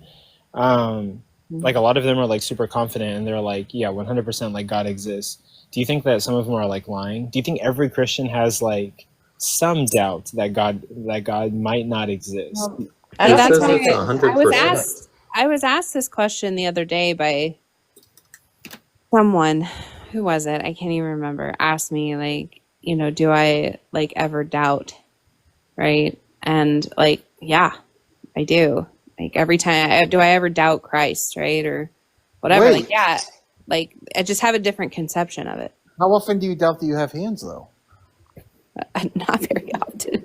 Do you doubt God more often than you doubt if you have hands? Yes, sadly. So shouldn't God be lower than 99%? Yeah, I so mean, you're more confident that you have hands, but like not. Well, if we're super just confident God talking exists. about like Christ being God, Different and types affirming of that knowledge. yeah, if we're talking about Christ being God and like affirming that proposition, I'm pretty confident that that's the case. What I'm talking about in terms of doubt is like relying on Him and those things. Like, yeah, certainly I doubt quite often. Yeah, so I'll what do give you an mean, argument right like, now for why the prior probability of God is 0.99999 and why the likelihood of every single thing that we see is just one given God. I'm willing to argue that you said prior probability? Is that what you said? Of right now. God? 0.99999. Coco, can you make me mod for like 5 seconds? Can you make me mod real quick before you make him mod, No, please? Coco, please. I'm going to make the panel just a little bit better. I can't, unfortunately. Wit is already a mod. That's true. I am. Oh, you bow down to that one again, huh? Sure did. Courtney, what did you mean by saying there are two different types of knowledge? What did you mean by that? Experiential. Like in the way that you can see, touch, and feel your hand. You don't see, touch, and feel God in that same way. It's different. Oh, sure, yeah. So Yeah, I don't know that Go it's ahead. like an accurate comparison. Like it's like bananas to oranges. It's like, yeah, they're both fruit, right? I.e. Yeah. doubt or no doubt, but they're not the same types of fruit. It's just different way. Also, Yeah, but I think you're like, I think we could still compare the level of certainty, even though they're different. Like you might reach the knowledge through different means. I don't know why that would rule out whether or not we could compare how you could be more certain of one over another. I think people become more certain about things that they can see, they can touch, they can, again, use their senses for, because that's the ground for them. Sorry, y'all, I'm trying to get over this cold. And like if I close my eyes, I can't see my carpet because I'm like sitting on my floor right now. So I can feel it, right? And I can be confident that it exists and that it's there. But it's different if now all of a sudden, like I open my eyes and now I have a different view of it. It's different when you can utilize your senses versus some sort of like belief in something that you can't see. So like a better example for like God, I think would be, If you're going to wake up tomorrow, that kind of thing. sure, yeah, that's a good one. Or like an emotion in a way, but an emotion that doesn't immediately follow a cascade of hormones. So like a feeling of love towards someone, but you feel that dopamine or you feel that vasopressin or whatever because they physically touched your shoulder. But yeah, so I think whether you're Yeah. going to wake up, that's probably a good one. Okay. So I'd have to now, think of it. so now, wait. If you What? had to put it in a percentage, 64. what would be the percentage that you would believe that you're going to wake up tomorrow? No, I don't know. I mean, I have a high probability, like, I mean, I would say I have conservatively, like, I'm going to say 100%. yeah, I Like, You mean, guys are conservative. 100% you're gonna Yeah. wake up tomorrow? I Yeah, have and a the reason why I say confidence. What if you what if you I'm not even sure if I die? have 50-50, you know? Well, the reason No. why I say that is because I have no ground. Give me a like like if you were to say there's a big giant storm coming through and it's real bad. Like what's the percentage? And it's coming right through like your area. What's your percent? I mean, I'm definitely going to go down. I'm going to be like, okay, well, I still think I have a pretty good statistically speaking because that's what I'm grounding in. I'm like, okay, so Wednesday, this way, I'm doing all the numbers, right? I'm still going to give myself good chances. So like you have to ground in something. And for me, the axiom is like statistics or what I know to be true with the previous knowledge I have of like what the wind feels like, what that means when they're saying 100-mile-an-hour winds, waves so and so high, right? Do you get how I'm gaining the knowledge to assess the percentage? Yeah, but it wouldn't be 100%. It would still be less than 100%. Even if you're saying it's a statistically high probability, it wouldn't be 100%. Yeah, I mean, well, why couldn't it be though? Couldn't you could say like if you were to run the numbers, like if you were like an AI machine and you were to like run the numbers, well, Courtney doesn't actually know that it's really 99.1%, right? But she believes in some sort of faith that it's 100%. Well, it's not 100% because there's a chance you might not wake up tomorrow. That's why. I Well, would yeah, I take mean, it that even if Wit died and went to heaven, she still didn't wake up tomorrow. Are we classifying that as like not waking up tomorrow? Yeah, like Yeah. moving the body. Okay.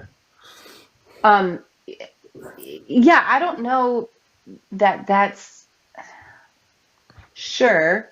That's like saying, could you? I think a better analogy here would be like, could you be wrong? Yeah, I could be wrong. So by necessity, it makes the probability But go even if down. you realize, even if you don't wake up tomorrow, that wouldn't change the probability beforehand that you would wake up tomorrow. Say that again. Like, let's say you don't wake up tomorrow, like theoretically, that wouldn't change the probability beforehand about whether or not you'd wake up tomorrow. It would still be, there would still be a probability calculation that could be done. So you're just saying that like even if you have like a 0 chance, like a 0 confidence in that you're gonna wake up tomorrow, right? And then you don't, like whether you held to 100 or 0, it's not changing. Right. Yeah, That's if you flip what a I'm coin, saying too. Wait, if I flip a coin, it's like it's slightly more than 50 that'll land on heads. I think it's like 50.4 or something. Unless but there's like this weird time. it's like a 50% chance it's going to land on heads, right? 50% chance it's going to land on tails. Even if it lands on heads after I flip it, the odds were still 50% before I flipped it. So when I ask how confident you are that you're going to wake up tomorrow, of course you might be wrong on the probability, but I'm just asking like what you think the chances are you won't wake up tomorrow. It can't be 100% because there's a chance you won't. Okay. I don't know that you're building that out right. Like, I'm not saying like you're wrong. I'm just saying like, hindsight, you're like this AI and you're capable of seeing like, and the amount of flips, blah, blah, blah, blah, blah, it equals 50. Like, help me understand what you mean. I know, like I get what he's. I get it too, but trying like, I to don't say get is that like if there's any sort of chance that I don't wake up tomorrow, then it's not 100%. Yeah, sure. And I get that, but that's my assessment, right? And the reason why I keep going back to this is because my assessment could be wrong. Right? I could say 100% and it's like 0%, right? But my assessment is my confidence is. I'm sorry. Go ahead. It's not going to be either of those. What do you mean? It's not going to be either 0 or 100%. There's some probability there. There's things that could happen that would cause you not to wake up, and there's things that can happen that will cause you to wake up. Sure. What I'm saying though is if it is set in stone that I'm not waking up tomorrow, I'm just not equipped to know that. So I'm basing what I know in the probability. Where's the probability grounded? I want to know, It's since you based just in that. Oh, if you don't like, if okay, so maybe I'm wrong on this, but if you don't believe in probability at all, if you're some kind of like necessitarian, maybe you would be correct. But you could still Casey, believe that stuff, and probability theory is still going to work because you could still, like, probability theory could just be utilized, like, given epistemic uncertainty. You don't need to believe in, like, aleatory uncertainty.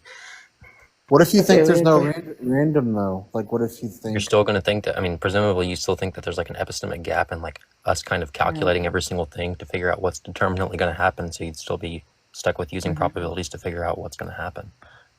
It would just be like a tool. Or you asked me, like, what is your confidence level that Christ isn't God at this point? What's my confidence level that Jesus Christ isn't God, or that there's no triumphant God? I guess either one at this point. No triumphant God. I think I'm at like 70% maybe. Mm-hmm. If we're talking about whether or not Jesus is God, I think I'm probably at like 80%. Okay. Wait. Hold on, back up. So you're more confident that Jesus is not God than you are that he is a part of the Trinity? No. I'm saying I'm less confident. I'm less confident that Jesus is God than I am that a triomni God doesn't exist. And by triomni, I just mean a God with like omnipotence. Oh, I heard try and I was coughing. My bad. I heard try and I thought try. Okay. So what about just like any God whatsoever that's posited? If by God, do we just mean like a mind that created the universe? Yeah. Oh, probably. Let's say this. There's a set of possible God models that resemble the Trinity, where there's three persons in one essence, and Christianity is just one particular version of that. So, could you not just say that too, sir? Yeah. If we're just talking about a mind that created the universe, some agent that created the universe, whatever, probably like low 60s, maybe. I feel like it's kind of hard to know that. I'm not very confident. I'm going to positively just say 50 probability.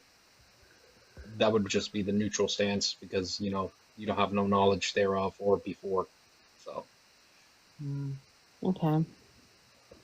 That's interesting. So at least from your perspective, you see that like if people putting percentages on the end.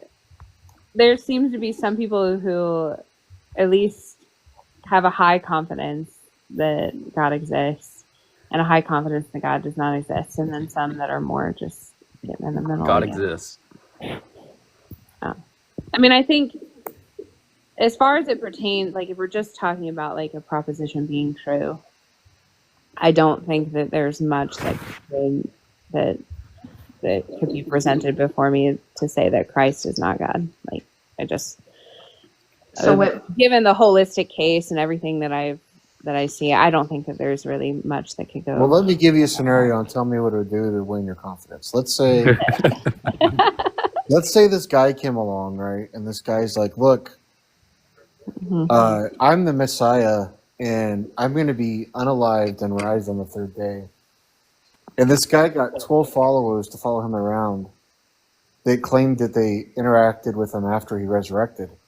And these followers convinced other people, and then he appeared to 500 I think I've heard this story before. And then all these people went around willing to die for this belief based on what they saw. Would you be convinced that guy is God? Like you mean like in modern day, like this is happening? Yeah. Let's say it happened tomorrow. Some dude came up to me and did that. No, not with that alone. I'll tell you no. There's got to be more. And I don't think that person's God. No.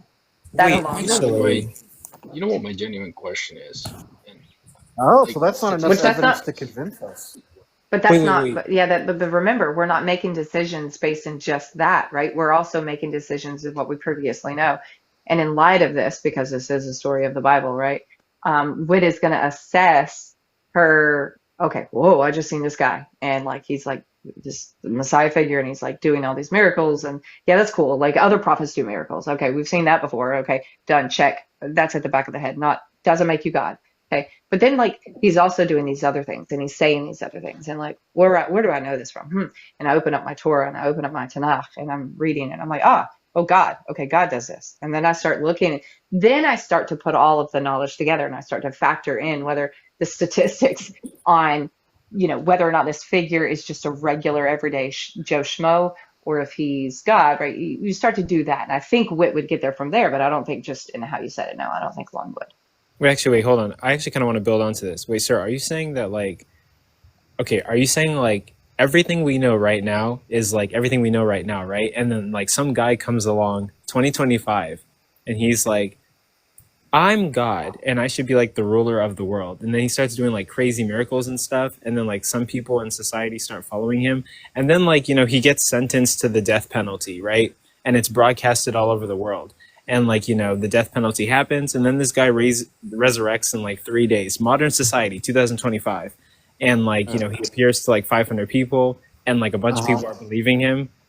Would we think that might be Jesus? I don't know if you would be convinced. I was specifically trying to get the intuition pump going on Wit, that maybe that would give her strong doubts that maybe Jesus wasn't the Messiah if he did the same. If this guy we're kind of conjuring up did the same thing that Jesus is said to have done. Yeah, I mean, I think that in connection to all other things, right, which is why I'm looking at this holistically, I think if you just take those particulars out, right, divorced of all the other things, then yeah, I mean, if that's just the basis of my belief, then I think you can say, well, look, anybody who does something like that would, then convince you that that person is God. But that's not just the total basis of my belief. So, and as far as what I Coco will said, say, I'm sorry, Seth, go ahead. no, that wasn't sorry, that was me, Gilgamesh. I will say that in regards towards No, the descriptions that are written in the sir, Bible. as in proper sir, not sir as in Oh, his okay, name. okay, Yeah, okay. my Yes, bad. that was confusing. Yeah, sorry. In regards towards the descriptions that are in the Bible, the basis of belief wasn't just simply seeing and observing these things that occurred, because we do know that that particular passage where Jesus resurrects, it does touch on empiricism, which we know because the Bible specifically states that even the believers that saw it were not believers. They didn't acknowledge Jesus as God until they were physically able to touch him and put their fingers through his holes. So, lack of better term, his holes, yeah. So Lack of better term. But yeah. yeah, the holes through his hands. So we do know that in order for them to actually acknowledge Jesus as some divine entity, they had to physically experience him. In other words, they had to touch him and actually put their fingers inside of his hands where the holes were to actually acknowledge that, what this guy is claiming to be is actually what he's really claiming to be. Yeah, in that generation, right? Yeah, in that generation. And notice what Jesus says, right? You believe because you have seen. Blessed are those who believe and have not seen. Here's what I think that does for us, is for them, they would need it. There is very clear patterns and motifs of people in that generation when the prophecy is being written down for the future generation to look back on, but that generation doesn't have that prophecy to look back on, so they have no axiom to ground their knowledge in. God does give them some sort of sign. God does say, okay, well, look, touch my hands, feel, see, right? And now you believe because now you've seen this, right? But there will be future generations that won't get the same knowledge that you have, but they will look back on what was previously stated in the Hebrew Bible and now here. And so they're going to ground in that. And I think that's important because you have to imagine, Isaiah is writing down these prophecies about the suffering servant. And let's just say we all agree that it's Isaiah 53 is about Jesus, right? Well, as he's writing these things down, these people this is happening for the first time in their lifetime. He was called in the early chapters to be a prophet, and he's not yet a prophet, okay? So he hasn't prophesied anything. They have no reason to believe him at this point. He's a regular Joe. No one knows who he is, okay? So miraculous things happen, so that causes them to be like, okay, maybe there's some authority with you. And then he writes down these things that happens, and then he forecasts long-term things to happen, right? So I think this is important because for us, we don't get the hands. We don't get to see the hands. We get to look back on what was previously stated throughout. And this is why it's so miraculous. From the time of Abraham, Moses, and it goes on down the line, and then Hezekiah, Second Temple. And yet, when they reference back to these passages, it seems as though there's this building upon what was previously stated. And when they look back, they say, this is how you should ground it, right here. And so I don't expect, when people say, well, how come I don't get a burning bush moment? Well, Elijah didn't get a burning bush moment. These things were happening for the first time in their lifetime. We get to read about it, but we somehow impose our thoughts into it as if these things were just happening every day, 24/7, all the time. And now God has left us with nothing, right? That's not how it was happening. And so when we look back on the Bible, we say, so this figure, I'm not going to believe a guy who resurrects now, right? Or appears to resurrect, because I don't think he would. But let's say everyone says he resurrected, and he's floating in the sky, and he's like, I'm going to think aliens or something, right? I'm going to think Project Bluebeam. I'm not going to think this is the fulfillment in 2025 of what was written. Why? Because you don't find that in the collection of our book. So each generation has to ground in what they previously experienced, and then looking back on what was previously written down by people thousands of years prior. That makes sense? Why I don't think it's the same assessment? Yeah. So it's kind of like it already happened with the original Jesus. So if someone came and was doing stuff and claiming to be Jesus, they're kind of too late, sort of. And it's already happened for the first time, documented for the first time. Well, she's also saying that Jesus fulfilled prophecies, and this 2025 character wouldn't be. There's nothing to ground it in. Yeah. Right. Because remember, Thomas, Doubting Thomas, he's just sitting there. He has nothing to ground in at this moment. Right? It's not like he previously read a passage where Jesus was resurrected, right? And there's this fellow named Jesus is going to be resurrected. Now there he is, and now he sees it. He doesn't know these things. So now the event has happened. The crucifixion has happened. Hey, touch, look, see. And now he has something to ground in. And so then he goes on and he tells all these other people about it. I've seen it. Now let's go look about it in the text. I've seen it. You have to trust me. I've seen it. I touched it. I felt it. Which is why I think when scholars look back on testimony, they say it's really important that we give weight to that. Because 2025 people were well, we weren't there. Yeah, but think about it. In 300 years, we're going to hope people understand our testimony of 2025. Well, I think I if hope I I didn't were run to off put, Wit. I'm not sure. Wit usually comes and goes.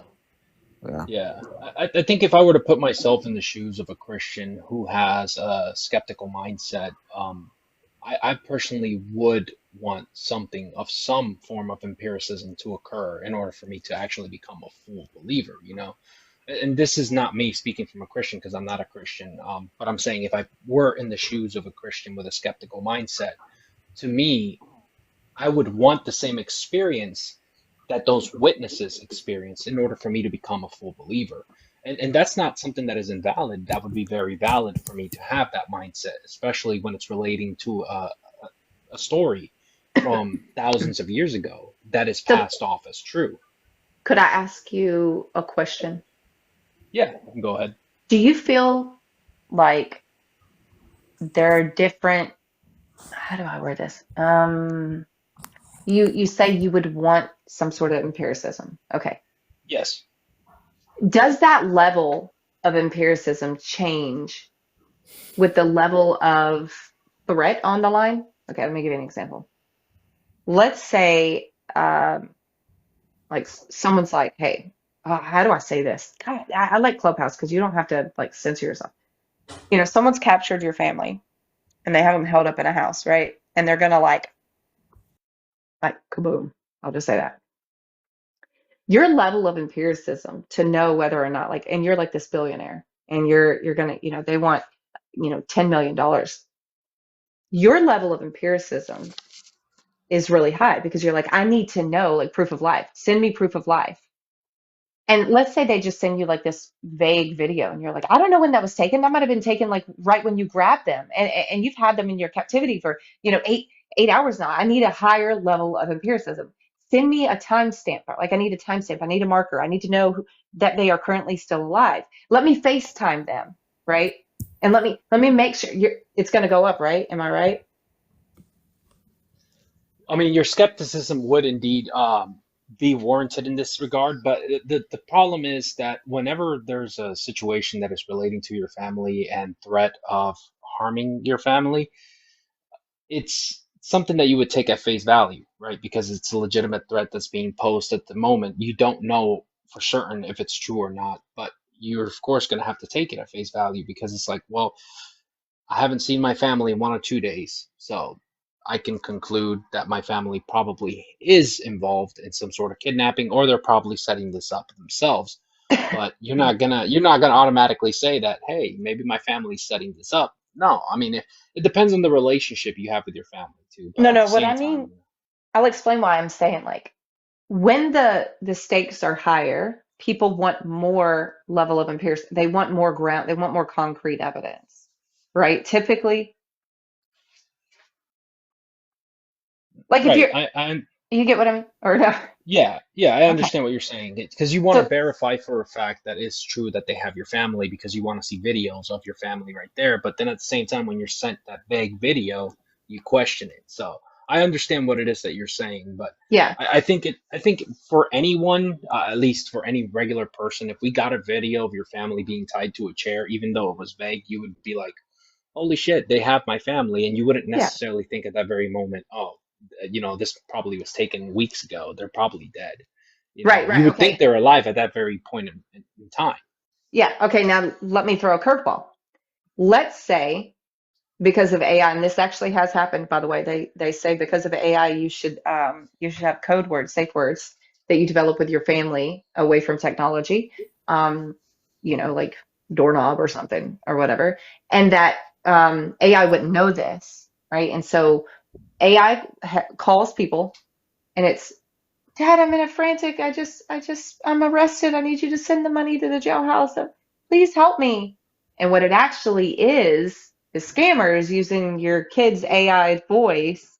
And so the dad freaks out and he freaks out and he sends the money, right? And now his money's been sent to a scammer. So now you have that background knowledge. Okay. And let's say this happened to you previously. What do you do now? If you had a safe word already, No safe word. But okay, this happened to because you I know you did previously. mention that. Yeah, that's what I was saying. This actually did this. This is documented, by the way. This is a daughter, I believe it was. It might have been a son. I can't remember. It was like a DUI issue. The father ended up sending money, sent it to scammers, and he called the kid, or he hung up and then was like, "Oh, I need to ask him something." And he tried to call the number back. It didn't go through, so he called his son's cell phone, and his son picked up, "Hello, daughter or son, I can't remember." And he's like, why are you okay? And he's like, what are you talking about? I'm hanging out with my friends. And it was like that. I can't remember. There was like 1 or 2 stories I've seen about it. But let's say now you have that background knowledge that this previously happened to you 5 years prior, right? It was like a scam, but the scam didn't go through. You picked up on it, okay? So now you're called. What do? You have this video. What do you do? And I'm going somewhere with this. Trust me, it's going to tie back to religion in a minute. Yeah, no, I see where you're going with it, but I would personally do the same thing he did. I would call my daughter or my son first to try to verify that it actually was them, considering I'm being called from a number that is uh, not familiar to me. And then I would try to confirm by calling people that are closely with him or related to him to see, hey, have you heard from him recently? Yeah, To in the try to first verify whether incident it or was in the true. second? Yeah. Well, I would do it in the first incident just to kind of verify, but that's just personally me. But then again, I Mhm. don't know exactly how I would react in that situation because I've never been in that situation. Well, So what I mean, chances are okay, I so may. So you said most people, regardless of, their epistemic knowledge, they're just gonna like react. Oh my gosh, someone has my family, and they're gonna freak out. right? But now let's say they're not going to question, they're not going to need as much concrete evidence. But now let's say 5 years prior, AI tried to prank you and get to spam you, and yeah, you figured it out. And now all of a sudden, with that knowledge, you're carrying over into this event. You're like, well, wait a minute, emotions are high. Let me calm them down. Wait, what if this is like not even my family? What if this isn't real? I want to see more concrete evidence. And so as you're going through this, right? The more knowledge, background knowledge you have, the more skepticism you're going to have, right? And you're going to say, I require this, because you're previously working off negative incidences that happen that causes your skepticism, okay? So now you're like, let's say it's legit, it's true, right? Then you want to send the money, right? So as an atheist, my question for you is, you say if you were to be a Christian, that you personally would want to see some sort of like more concrete empiricism. My question is, it's okay, Becky, you're fine. My question is, why? Because no one has your family. There's no immediate threat. The only thing, as you would think, is like, this is like a Pascal's wager here, right?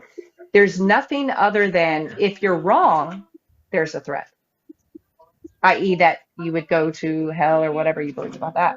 But there's no immediate threat for your life here. So what is your desire that you stated you would need if you were to be a Christian? You would need some sort of empiricism. Okay, so I can give you a like full opinion on that one. So when I say if I were in the shoes of a Christian, it would be more implied that I have a belief. In other words, I would be holding some form of agnostic stance as a Christian, because being an agnostic doesn't invalidate a belief, especially when it involves theism. You can be an agnostic theist and still have a belief in a God. You're just uncertain. But if I were to say, I require more evidence, skeptical wise, you just be more further clarifying your belief, even though you already have that belief, but you're not entirely certain, right? In that case, it would be warranted. But when it involves like situations like a hostile situation or something like that, we're comparing something that would be a physical dilemma in comparison to something that would be more of a like supernatural dilemma. Exactly. But I think if I was in the position of a Christian, I would still have belief, but I would just be looking for more in order to affirm my belief further, Yeah, but that's different though, because you're skeptic. Why are people skeptic? People are skeptic because either lack of knowledge or too much knowledge about a specific incident. For the reason I walked you through the long, capturing of a family thing is because your emotional reaction is my family's gone. I need to protect them. I need to save them. I have the money to save them. And you don't even think like this could be a scam. You're thinking, I'm just going to do it. Or you don't even think about whether or not your family's already alive. Like you said, I'm just going to jump to it. But now I throw you a curveball. I throw you some epistemic knowledge in there that you didn't previously have.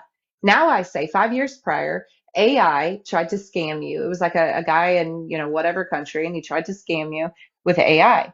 And so now fast forward back to the incident where your family's captured. You now have that knowledge that you're bringing into this situation.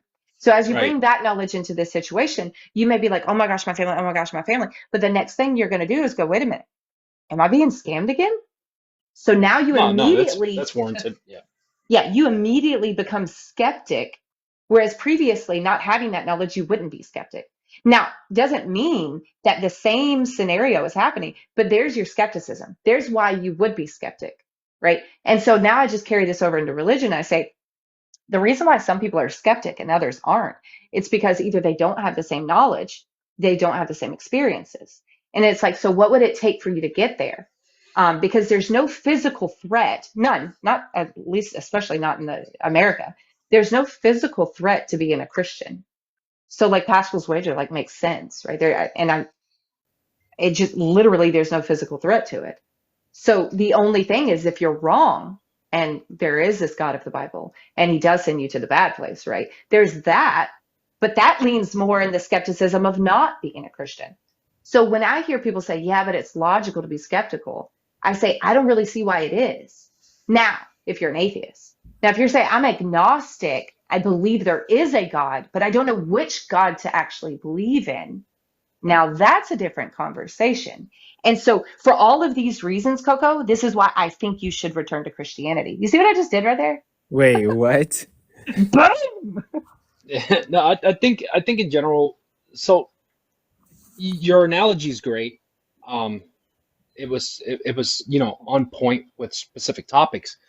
But I think the problem here is the fact that this experience that these eyewitness experienced is something that happened, give or take, about 2,000 years ago. But it's not related to you as the individual that is observing these phenomena. Now, if I was the individual that was observing this phenomenon and it happened to me, and I actually got to witness Jesus being crucified, resurrected, and, for lack of a better term, put my fingers through his hole or holes, I would have more clarifying belief. Now, if the same incident happened 5 years later after that point, given, by your same analogy, and someone else arised claiming to be the Son of God, and these same events occurred, then I would actually bring the foreknowledge that I had prior to that incident and be skeptical about the situation, because in my head, I'm like, wait a minute, hold on. I've already witnessed the person claiming to be God or the Son of God being crucified and being resurrected. So how is this other person claiming to be able to do the same exact thing? Now we have a more comparable analogy in relations to what we were just talking about. Yeah. And that's why I'm like wondering with regards to like people that say, no, you know, I'm an atheist. I'm like, okay, cool. Like, I think that's less rational in light of like I'm skeptic because I'm an atheist because I'm skeptic. I'm like, that doesn't make sense, bro. I'll be honest, it just doesn't make sense in light of the No, that's just a person that's just talking out of their ass. I mean, yeah. Atheism in general doesn't have anything to do with skepticism. Skepticism is its own stance on its own. Can atheists be skeptical? Yeah, anybody can. But atheism doesn't it doesn't relate to skepticism at all. The two can go together, but yeah, just saying I'm an atheist because I'm skeptical doesn't make any sense, because there are Christian skeptics as well. Yeah, right. And that's why I was kind of like trying to address that in that regard. So, like, do you personally identify as like agnostic or? Yeah, I'm an agnostic atheist. Gotcha. Okay. What do you assign the probability of the God of the Bible in particular? Like, well, I'll just say the God of the Bible, whatever you believe that his properties are. I think probability for the God of the Bible would probably be less so for me. If I'm going from 0 to 100%, higher numbers being less probable, I'll say about maybe 75% chance. Now, if we were talking about some form of theistic God, then the probability would be a lot less. And like, I'm reversing the two. So the less it is, the more likely it is. The higher it is, the less likely it is. So I think with a theistic God, the probability becomes more. Higher, better Yeah.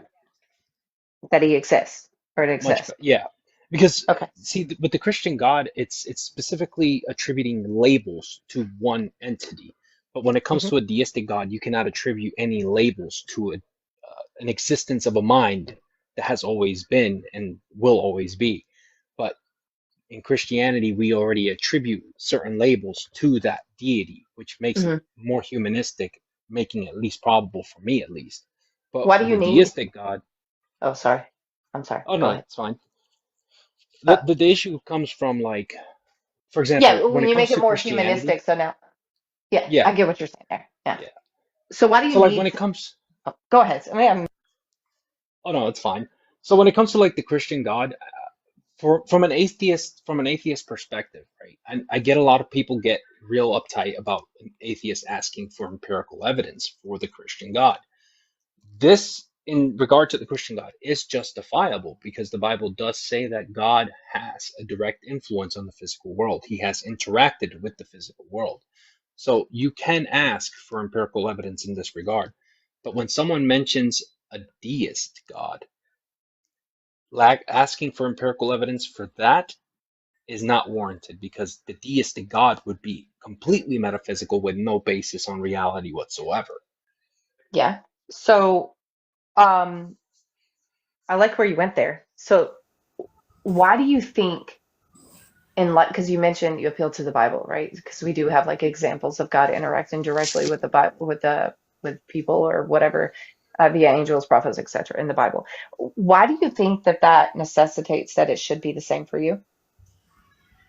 For empirical evidence, Yeah, like why, for example, like if there was something in the Bible, like I would think like if it said something like, and I will show like my powers to all people at some point in their life, like I think you would be right to be skeptical because like it says there, right, from what you know about the religion. right? But you're gleaning from the situation with Elijah, or like, wow, he called him fire. And you're like, Moses, he parts the waters, Noah with a flood. Like, I want all of those. And I feel like I already addressed this a little bit. Like, when people say, I want a burning bush moment. Well, you don't get a burning bush moment because Elijah didn't get a burning bush moment. And Moses didn't get the Noah's flood moment. And you know, Abraham wasn't the first to be created, right? So each No, of course not. so how then, when you say it's more warranted, under what category would you say that it's more warranted? Just because you read this and you say, oh, this happens, so therefore its probability is high that it should happen to you? Like, where are you grounding that at? Also, I think, after you answer, I'd also probably like to answer that too. yeah. Okay. So I think in relation to like the Bible,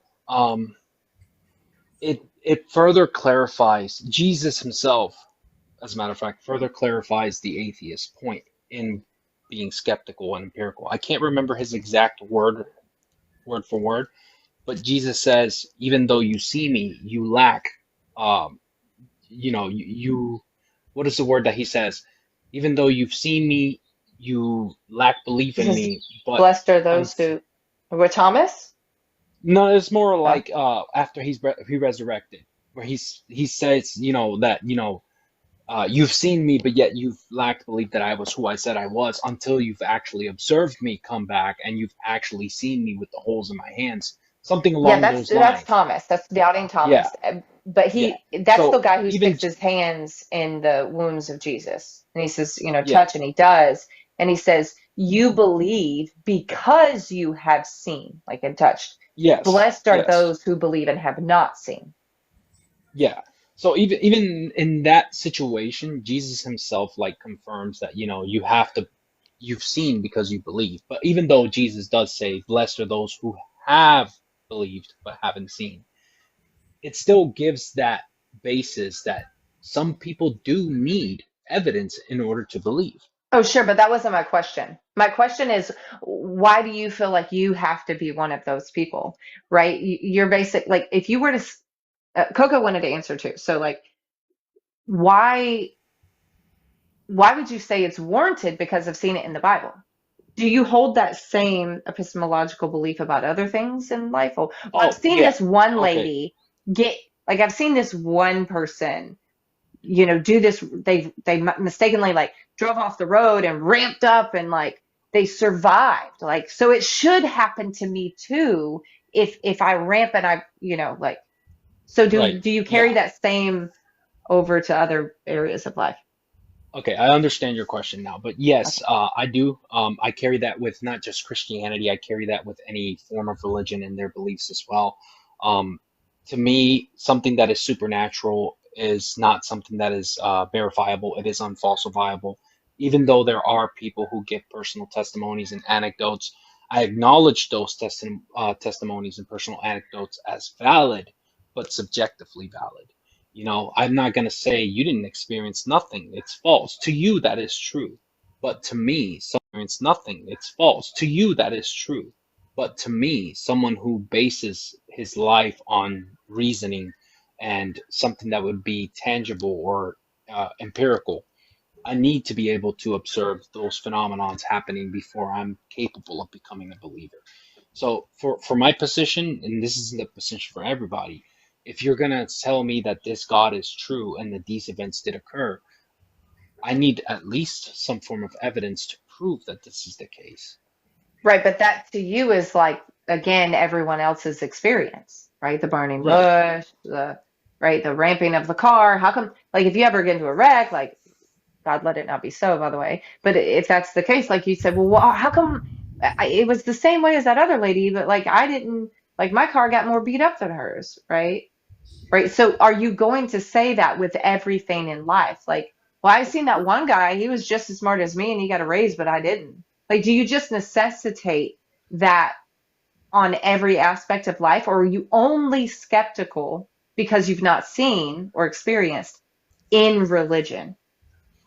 I'm mainly just skeptical towards, well, I am skeptical to a lot of things. There's different criterias, but I hold skepticism towards supernatural claims. And that's Okay. primarily what, yeah, that's primarily what I'm skeptical towards, but I hold skepticism towards everything, conspiracy theories, pseudoscience, things of that nature I'm skeptical on. Because again, some things can be backed verifiably with science. So if the science is saying the opposite of what they're saying, I'm gonna abide by science because there's evidence to support it. But if someone says that this happened and it hasn't been confirmed by science yet, and science cannot, for example, I'm not gonna tell you that there was nothing before the Big Bang. I'm gonna tell you the exact opposite.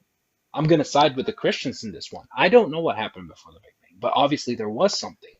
I'm not skeptical of that because I acknowledge there is no evidence to support that claim. So I can't be skeptical towards saying that there's nothing there. There was never nothing. No, there was something.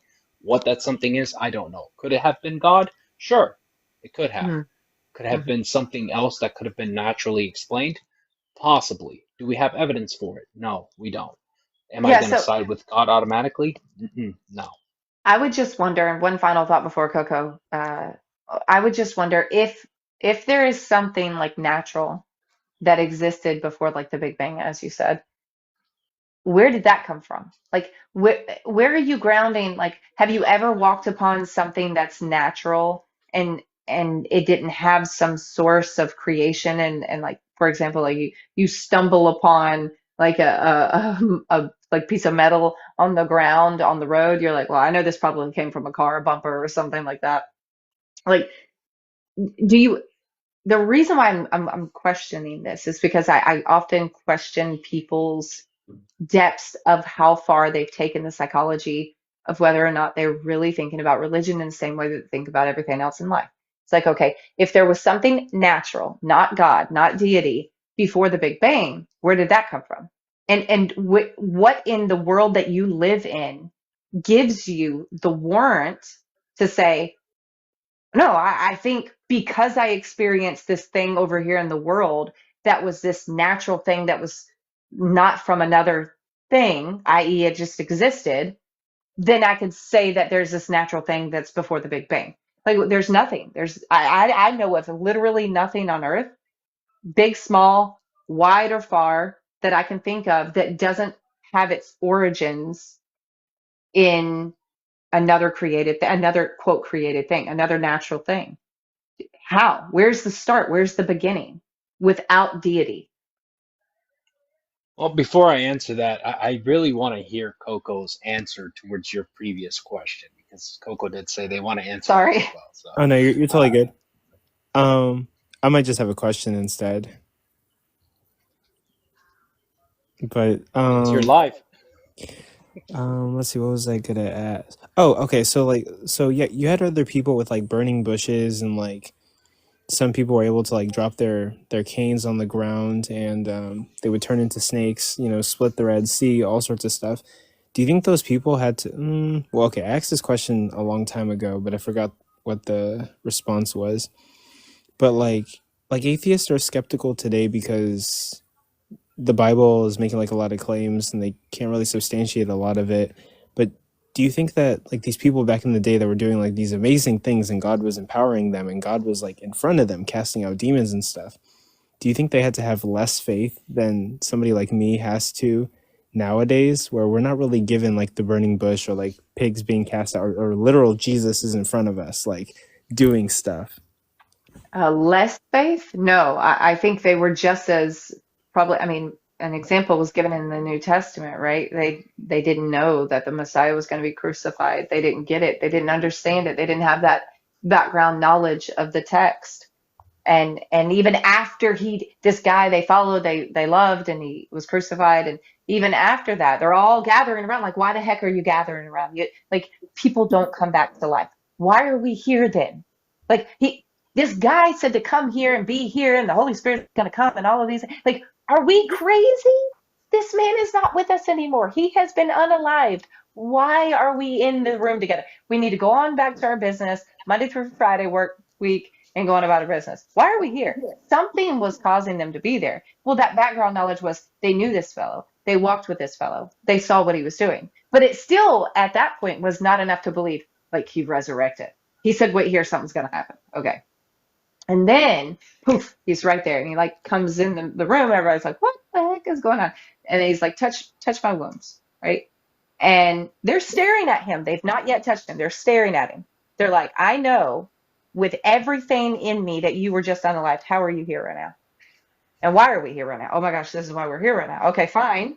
So now I'm less skeptical because I had the background knowledge of the fact that you were here, then you were not here because you were unalived, and now we're here. I don't know why we're here because you're unalived. And remember, why would I do what an unalived man said to do? Because obviously I don't believe that you're going to be unalived, but here I am. And I'm staring at you. And because I'm staring at you, now I will touch your wounds. Do you see how each little bit of knowledge gets you a little closer and less skeptical? And so now that he reaches up and he touches the wounds and he freaks out, he's like, wait, you're real. You're not like a ghost. You're not a manifestation. I'm not hearing things. I'm not seeing things. Because now I use my hands. I touch you. And now I feel you. Okay, you're real. And so, no, I don't think that they had to have less faith. I think they're just as skeptical. But the difference is, those moments that, again, like the Isaiah moment before he was a prophet, we know about Isaiah because we read back on it. But the people before Isaiah did not know Isaiah the prophet. So when Isaiah the prophet came on the scene, they're like, yeah, who are you? I don't know you. You might just say you're from God. Like, how do I know that? So it happens throughout generations. We are no different today than they were then. Okay. So like, yeah, I get what you're saying. Even with like we don't have access to like any. This could be debated, but like we don't have access to like miracles like they did. They were like walking with literal Jesus, but you would still say that they needed to have the same amount of faith that somebody in 2025 has to have in God. Yeah. I mean, I think you just have to but dude.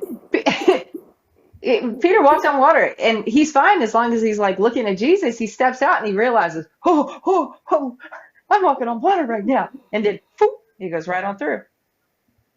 That's it. So it's like the point is even in the moment, he loses sight of Jesus. Like, you're the reason I'm actually capable of walking on this water. And then he just is freaked out that he's actually doing it. Imagine looking down beneath you. You're standing on water, and yet you're not falling through.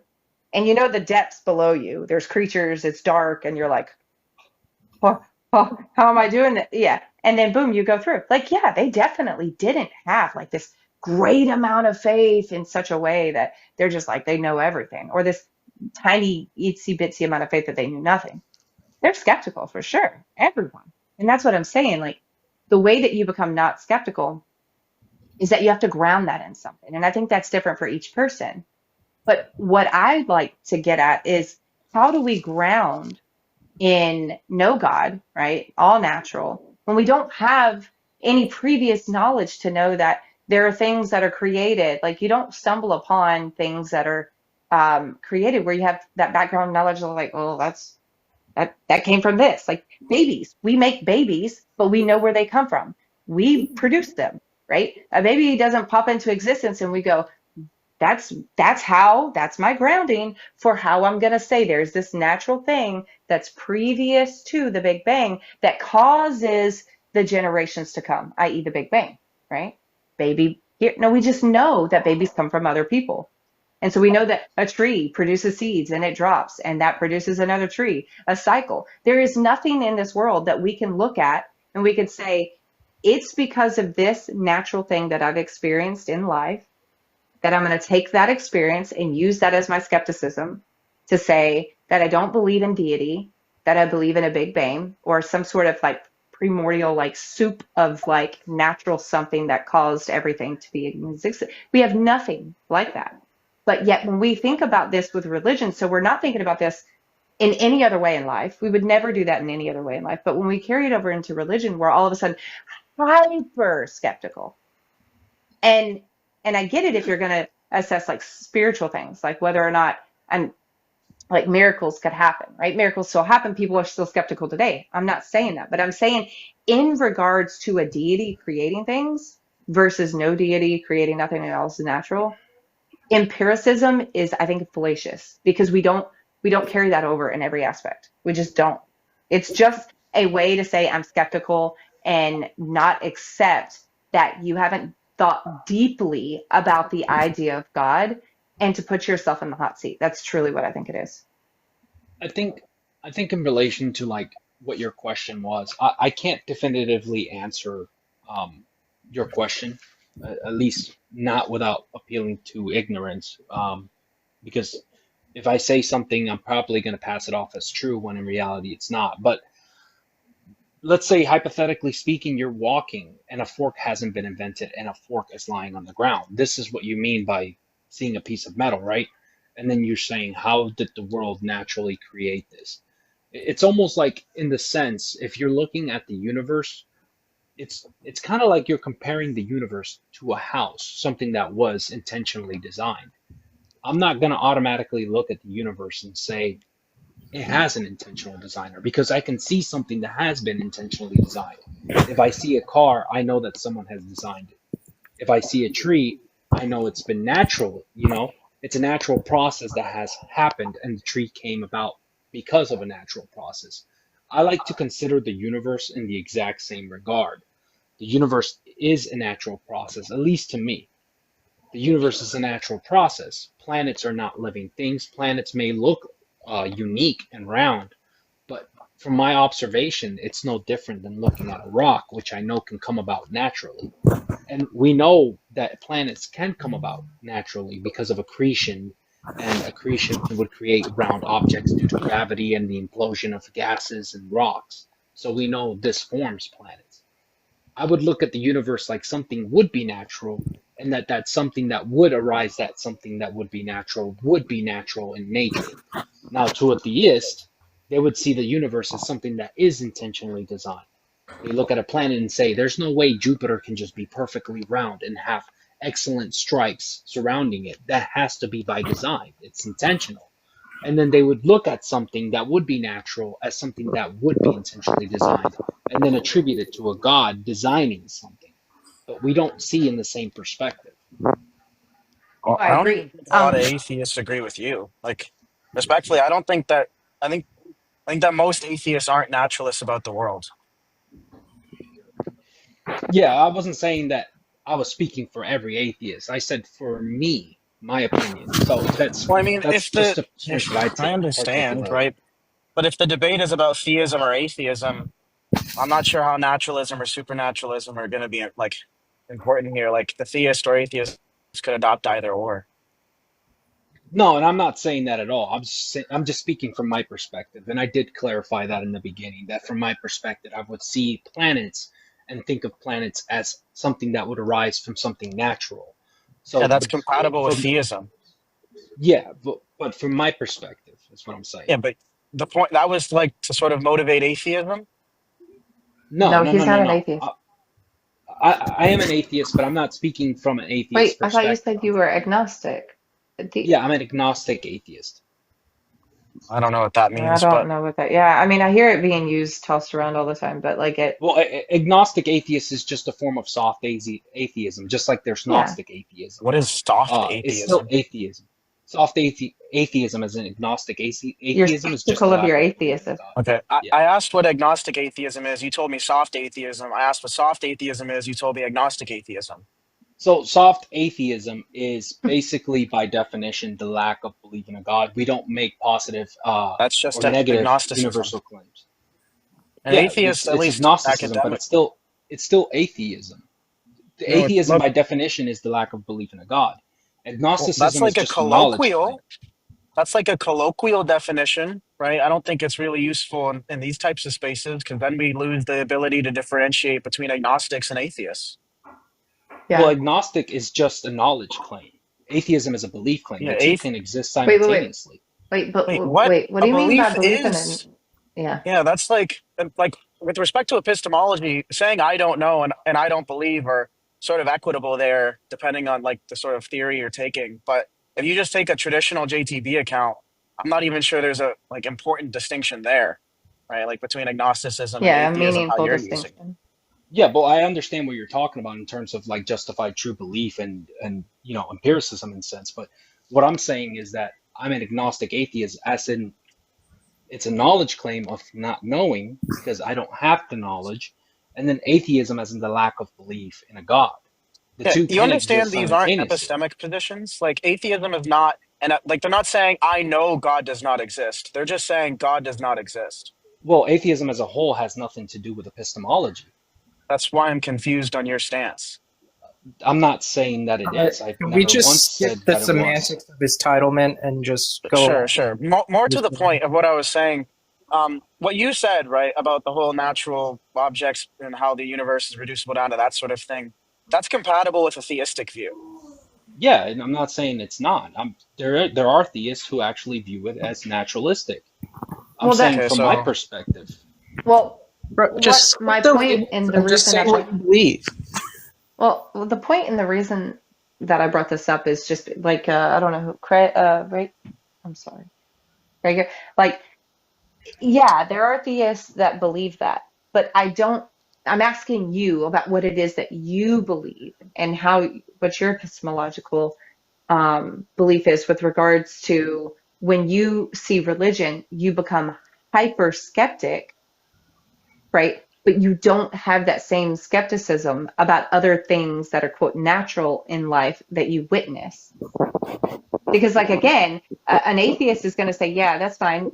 Or I mean, yeah, an atheist will say, yeah, tree bears fruit, fruit, seeds, seeds, tree, cycle. A theist is going to say the same thing. Yeah. The difference is when we come together, we say, okay, what's the origin of that? A theist, big space, theist will say God. God is the origin of that design. For you, you're going to say there is no intelligent designer. It just happens. And so for me, I'm asking you if you can ground that in what you believe and your experiential knowledge about the world. Do you ever stumble upon, something that just happens like that? Metal just collides together and makes a fork. That Right, is something that's seemingly usable. Not that you know nothing about this thing called forks and you walk across the road and now you see a fork because someone threw it out their window and you think, oh, the natural earth just created that. No, like that's not what I'm Wait, quick, saying. Like, real you see quick, the point? what do you mean by something that would be useful? Yeah, so I just assumed you said fork because of that. Right, you said a No, fork. I said a hunk of I was metal trying because to of car and right. Okay, so yeah, as I explained, like I would view the arise of anything that would be explained naturally from a natural process. If I found a piece of metal, my first assumption wouldn't be that it would be created by some designer. okay, I wait, do wait, know stop. that raw metals. Yeah, I agree with you. We would say the Yeah, same. We would say, yeah, metal begets metal, right? In that regard, if you want right, to use right, like, yeah, we know metal comes from metal, gold comes from right. gold, silver from silver. That's fine. We agree. The difference is if all of a sudden you see a hunk of metal and it's not in its raw form and it's in its It's in some design form of form, shape. Okay, correct. You're going to okay. So necessitate, your mind is immediately going to say something created this. It's like yes, straight lines I in would. nature don't really exist, Well, right? So first when you see a I would. straight line, you Yeah, like first I would skeptically ask, how could this possibly be made through a naturalistic process? We would go through a that to fork, see if it could be possible for that something to be created naturally. Gilgamesh, a fork, If it's, sorry? a fork, like a metal fork. Yeah, like if the fork didn't exist, hypothetically Right. speaking, You're going to go yeah, through you personally would say Like, let's say you're a tribe in like wherever, and you've never seen this, like a phone. Okay, everyone's seen a phone nowadays, but let's say you didn't. You're gonna walk up to it in the Amazon. You're gonna be like looking down at this, straight lines, straight edges. You personally experience nature, and you know that nature abhors a straight line. It's just the way that it is. Anytime we see straight lines on aerial photos, we know that that's human created. Wait, Because but even if Earth creates something kind of straight, it ends up jagged. It's not a perfect straight line. So you're looking right, at I this get phone that. in the Amazon and you're like, immediately this Earth produced this. That's what you're Yeah, thinking? I'm trying to clarify what it is that you mean, because at first we were talking about a piece of metal that would be shaped into a specific thing that may look like it's intentionally designed that way. But then you said a phone. But Yeah, but to me, remember, a you're phone, Amazonian. You don't know that a phone is like this hyper technology. yeah. You just see a square box. Okay, Like, so if I'm Amazonian, then I would probably think that it would be something that would be advancedly placed there. In other words, some mind that is capable of creating that. Because a phone, right. by design, has operations that can No, be no, no, but you used. don't But know that, remember? You don't know that.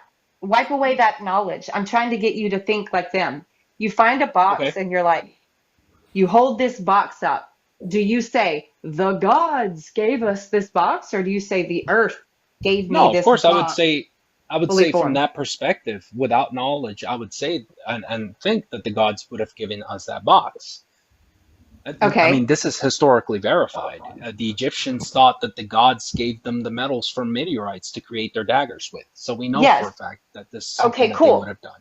Now, going back to your previous statement where you said you actually believe, like you said it doesn't matter, right? Whether the Big Bang and if there was natural things before the Big Bang.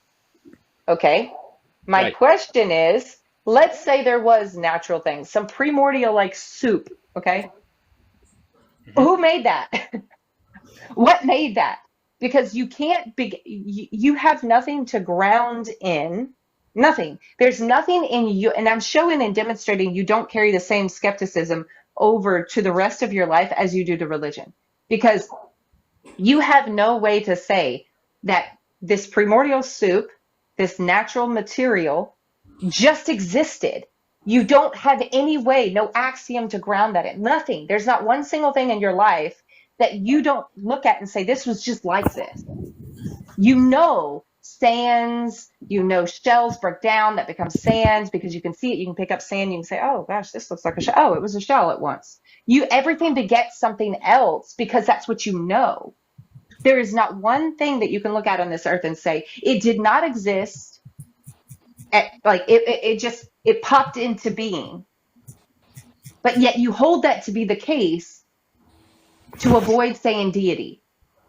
Well, no, it's not. It's not necessarily just to avoid saying deity. It's more of the sense that I can't, because just like you said, we don't have anything to ground that basis on. The same can apply from making a theological assertion that a I mind do have existed that though. I before have that. that. Well, No, that's what I'm Gilgamesh, I saying. have that. Yeah, I have that's what that. I'm That's how saying. I know deity. Yeah, that's what I'm saying. You're making the theological assertion that a mind existed and thus created this thing, but I Because can't there's do that. And I nothing in the agree. world otherwise. Oh, you agree? Well, Okay, yeah. okay. Yeah, no, I I thought you agree. disagree. No. I agree. I can't make that distinction because I can't say that a mind or something that would be conscious with intentionality would be there before to create these objects. No, I can't say that. So I don't, by definition, have anything to ground this based on a mind that exists prior, which is why I can't say uh, with a definitive doubt that no, there was no mind before that, and I agree with that. What I'm saying is, from my perspective, I would think that it would be something natural, just based on what I know. But could it be a deity? I've agreed. Yes, it could be. Yeah, okay, but you keep saying it could have been just something natural. Why do you Yeah, say that? it could have been both. I can't say for the fact it couldn't be something natural, and that it could be something that is a mind or a god, right? Because Okay, but if I what were to is the say that, natural thing that exists that is uncreated? we don't know, and So science then has why yet would to you explain assert? what that thing No, I got that. is. I understand, but I'm asking you. I don't care about the. I want to know how you are your epistemological beliefs about various things such as skepticism of religion, right? I think What are because you? if I were to place that there was a deity because of something that we couldn't explain, that would be an illogical stance from my point, because it would touch on the God of the gaps fallacy, and I can't necessarily say that that would be a logical argument to say, because you're dismissing that it could be natural and replacing it with something that could be theologically inserted. Right. Okay. Let me. Maybe someone else wants to go at this, or if they understand what I'm saying. But like, okay, yeah. Final statement. If you believe that something natural existed and there is no deity, what in your life experience gives you or warrants that belief that something natural just exists outside of the cycle, outside of its origin, right? Meaning babies come from humans. We know that's an origin, yet it's a cycle. It continues. Trees come from trees because of seeds and the fruit, right? That cycle. But you'd never just stumble upon this seed and be like, under the tree right here, where this must just have been, right? Do you understand why I'm finding this difficult to understand how you? Okay. I understand, but I also feel like you may be slightly what he wants to say. misrepresenting my point. I'm not saying that there is no deity, and I'm not saying that it's an impossibility for a deity to create the universe. That's not my position at all. I don't disacknowledge the existence of a deity per se. I don't believe that there is one, but that's just my personal belief as an atheist. Now, I'm not going to say for a fact that's that what I'm prying God on. doesn't exist. Yeah, but that's so what I'm prying on. Not that you could prove it, but why do you believe that there's no deity in light of? Can I join the discussion, please? Yeah, please. I just want to hear. Like, I want to know. So, yeah. I don't believe that there isn't. I want to ask this brother: is everything in this world dependent on something? Is everything on this world dependent on something? I'm not sure what you mean. Could you clarify further on that? So, for example, let me just give you a simple example. I'm dependent on air. I need to breathe oxygen. Okay? Is everything dependent on something? Okay, so like plants would be dependent on carbon dioxide, humans and certain organisms would be dependent on oxygen. That kind of what you mean? Yes. So can you tell me something that is natural that doesn't have dependency? Any example of natural thing that doesn't have dependency? Well, on the International Space Station, we have mycelium mushroom growth for some reason. Scientists can't explain that. The dirt doesn't really depend on anything. Dirt is just dirt. So dirt is dirt. So the composition of dirt doesn't depend on anything? The composition of dirt? That's not what you asked. That's not what you asked, though. You asked if something in the earth or in anywhere on the earth was dependent upon something. Dirt is not dependent on anything. Dirt just grows. Well, I mean, you have to have nitrates, all of that. They have to break down in order to cause more dirt. I mean, that's the reason why we don't have silica. Less. You don't have to. Soil? You have different types of dirt, right? You don't have Sure. nitrates in your dirt. Right, but what I'm saying is you have to have your greens and your browns in order to continue. That's what topsoil is, ultimately. It's broken down material. That's one type I of I will paraphrase your own question for you, so I'm going to steel man it, right? Can most things on the earth be, dependent on something? Yes. Can most things? Yes. No. Everything as a whole? No. I wouldn't say that because that would just be hasty generalization. Explain to me how natural things can be independent. How natural things can be independent? Because you're biologically adapted to become independent to those things. The reason why we breathe oxygen and we need to eat is because your body has biologically developed to necessitate food. It's an instinct that has been developed for all living organisms. So when we say deity, what we're basically alluding to in another language. When you say what now? I think you got like a message, or sometimes when an alarm goes off, it cuts your mic out. Is the point here just, is there something? Okay, but the process that made that happen. Like what? Being dependent on oxygen and food? Developed by who? Wait. That's interesting. So I just want to ask you a clarifying question. Being Developed dependent by on who, what? sir? On You keep using the oxygen? word Wait, hang developed. on. Because you know the word developed I didn't say has the to word have somebody developed. developing it. Wait. I didn't say the word developed. That was you that inserted that. I'm trying to ask what it You is that said, we're dependent on. Is it our organs oxygen are and developed by who and by what process and what our information organs are developed? or Are we having the intelligence same discussion? develops that. Wait, are we having the same discussion? Because I didn't mention anything This isn't regarding the organs. discussion you and I were having. No, definitely not. Well, you're asking Farah about cause and effect, right? Is that not the crux of what you're actually getting at? Like, is there something that doesn't have a cause? Is that what you mean? Is that what you mean? I'm trying to ask what he meant by being dependent on these things. Is it oxygen and food? That was what I originally had brought up. I didn't bring up anything regarding organs or even mentioning develop. So Farah, do you mean is there something that is not caused, or okay, Yeah, you seem like you're talking about cause Yo, and yo. effect? I'm having a network problem. Go ahead, guys. Okay. Farah, would you please expand on that?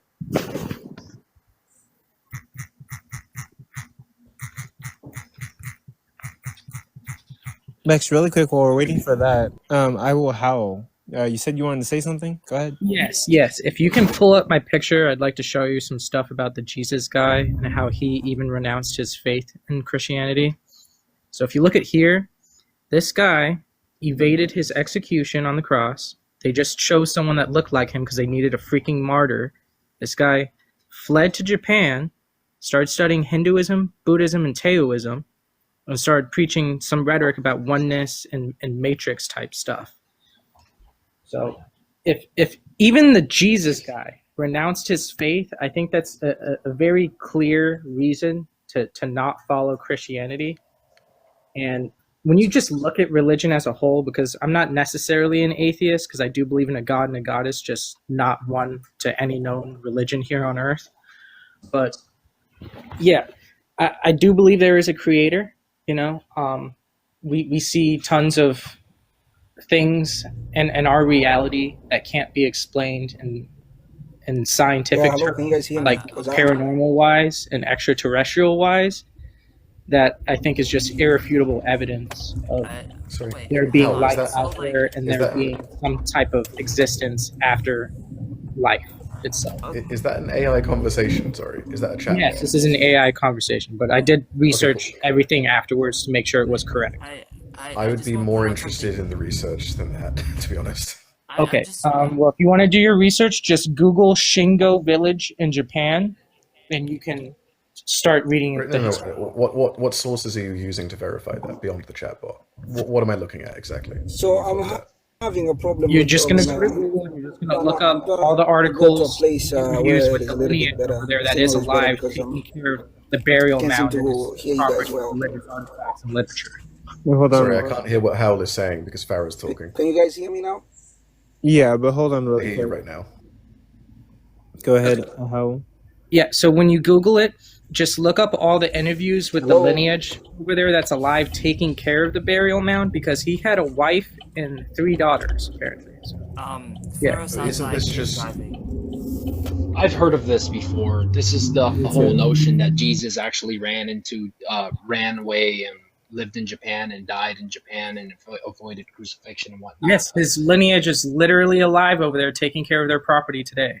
Right, but that's more. Yeah. That's more claims. That's just more claims, though. It's a bare assertion. It's not verified by evidence.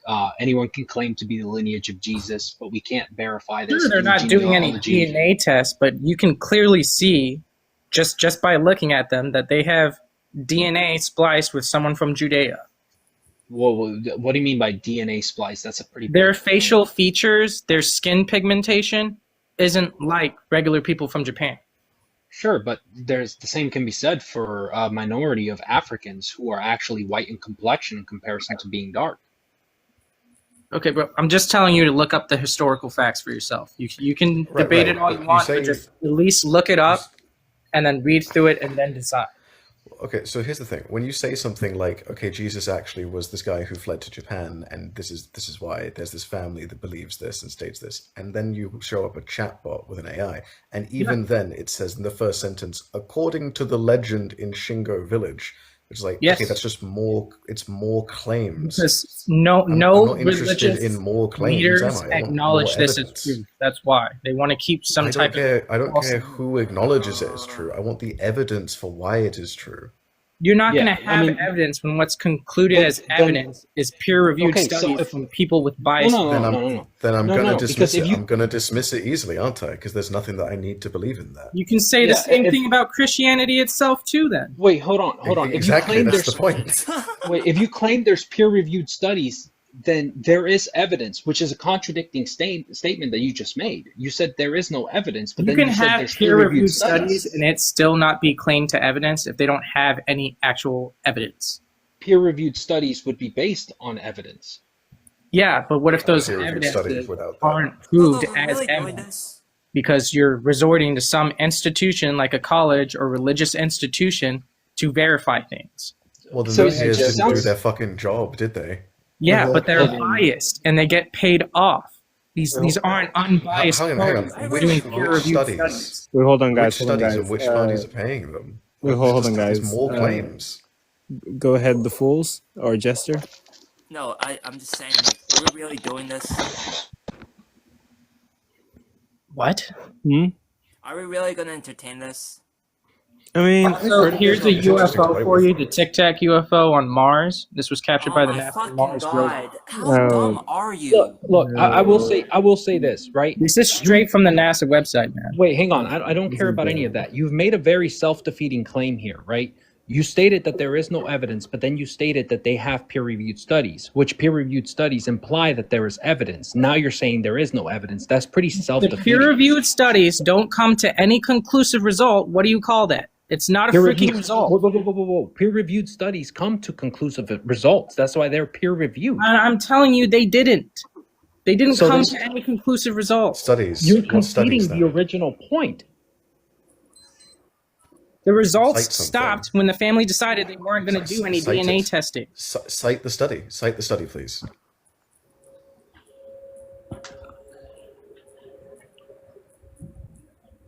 A lot of claims, but I've not seen any evidence, and this is one of them, right? You're saying the study says this, and like, what study?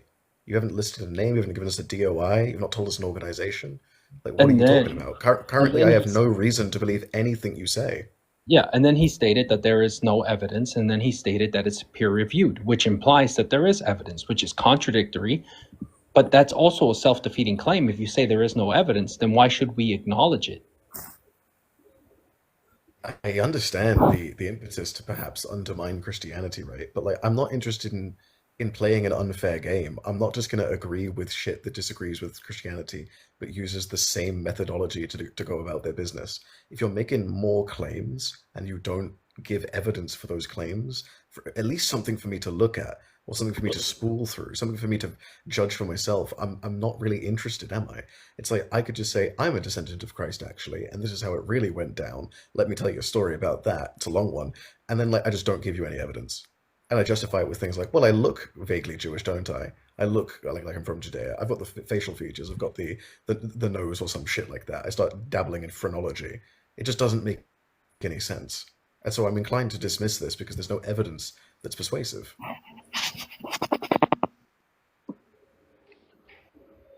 I mean, an appearance does not dictate a genealogical difference. You know, there are many people from the same region who are they're similarly in genealogical perspectives, but they're still different in appearance. That doesn't prove a point. The point proving here is that he renounced his freaking faith and he left Judea. They chose a freaking martyr that looked like him. That was it, man. But this is based on a belief system that was created. We don't know if that actual tomb really belongs to Jesus. That's just a theological assertion. Agreed. These are just more claims, though. I'm not inclined to believe you, nor am I inclined to believe that family, nor am I inclined to believe the Christians. All of you are in the same camp right now of making claims that can't be verified. I don't why make would I any believe claims. any of you? I'm just throwing this out there, okay? Because anything can be disproven in the future. So nothing can even be. You made several claims so That's far. science for you, man. Again, can you cite the study that you're talking about earlier, where you say that I sent you a message with all the studies for it. Okay, 1 second. Leave the live if you want to see that. I'm interested how you sent me a message while staying in the live. Actually, that's kind of impressive. Don't know how you did that one, but fair play. You from the host's picture, and then you go to their profile and hit message. That's actually smart. 1 second. Okay. Well, since we're off this topic now, and Khan is probably going to revise that, let's get back to the topic with Farah, because I wanna expand further on what he meant by something being dependent on these things, because that was very vague. I need more definitional statements on that one. What is he referring to when he says dependent on things? What is the things he's referring to? Yeah, that's what I'm trying to get at, because it was very vague. Farah, are you there? Yeah, and also just take everything I say with a grain of salt. You know, do your own research. Salt. I'm chugging salt with what you said. I make zero claims. Zero claims. I'm just throwing shit out there that I seem to agree with. That's it. I'm not going to attack you based on what you just said. I'm just saying that, you know, from my perspective, if there's no evidence to verify it, I don't want to acknowledge it, because in this case, I can apply Hitchens' razor, right? What can be asserted without evidence can be dismissed without evidence. So I'm not going to necessarily believe that one particular aspect that's true, Well, even though this people religious claim documents over there, they're called the Takodashi documents. Yeah, and I understand that, but I'm not going to acknowledge it unless there's some form of evidence to back that up, you know? Yeah, I agree that the family over there, they need to do a DNA test to confirm that they actually have Judea lineage, and that would be some type of supportive evidence. Okay. So, okay, Farah, now that you're back, can you expand further on what you meant by being dependent on something? What dependency are we referencing here? Is it oxygen and food, or what? Brother, we're talking about everything that is not independent, self-sufficient. Okay, well, we can't talk about everything, because That would be mushrooms. Because Yeah. mushrooms are surviving right now on the outside of the International Space Station. No soil, nothing. Yeah, I just can't explain that right now. We can get right now is that the fungi evolved in space. That's it. And how is that mushroom got there? Farah, we need to narrow it down, because we can't talk about everything being dependent on something, because everything is going to be dependent on something different, and that's just going to be a long list to go through. So if we can narrow it down to one specific topic, that would be great. The goal is to understand that every natural thing has dependencies.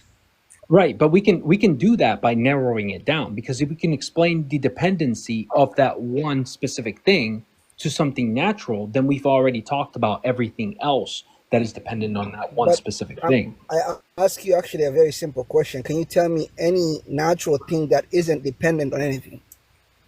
Any natural thing? Yeah, any natural. Because we live in a natural world, right? Tell me any natural thing that is not dependent on another thing. Yeah, I've just explained. He said mushrooms, and I said dirt. Those two are not dependent. So the mushrooms you're talking about. Let's entertain the guy who is talking about mushrooms. That you say is growing perfectly great in the space. Yes, on the outside of the International Space Station. How do they get there in the space? The theory is that the spores attached onto the rocket, probably from the clothes or something when they were walking into the rocket itself. But I still don't support that. I believe there has to be something else. Something had to be brought onto the space station when they left, when they got out of it, probably doing some work on the ISS, and then that spore got onto it. And the only working theory is that there's forced evolution involved in the spores on the outside of the ISS because of the amount of radiation that hits the outside of the ISS. And what do you call a mushroom requires for growth? It requires soil. It requires substrate. It mostly requires wood for most strains of mushrooms. That's why It's it's so almost- peculiar that it's growing outside in space on metal.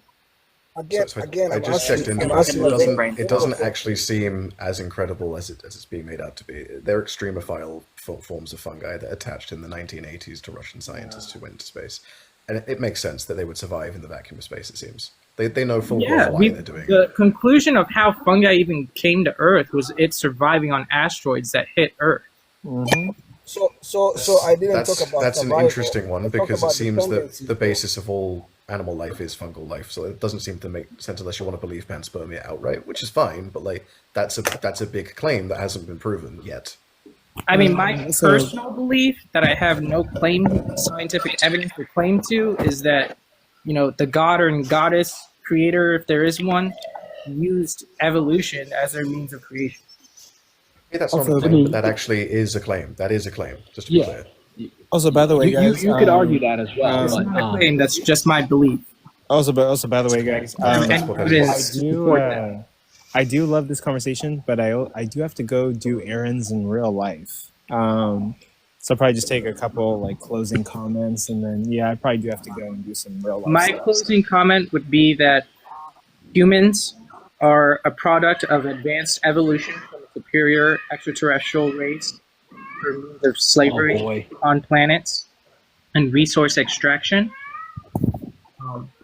That's my claim, along with a lot of other whistleblowers out there that also believe in aliens that have, you know, walked into congressional hearings on live television.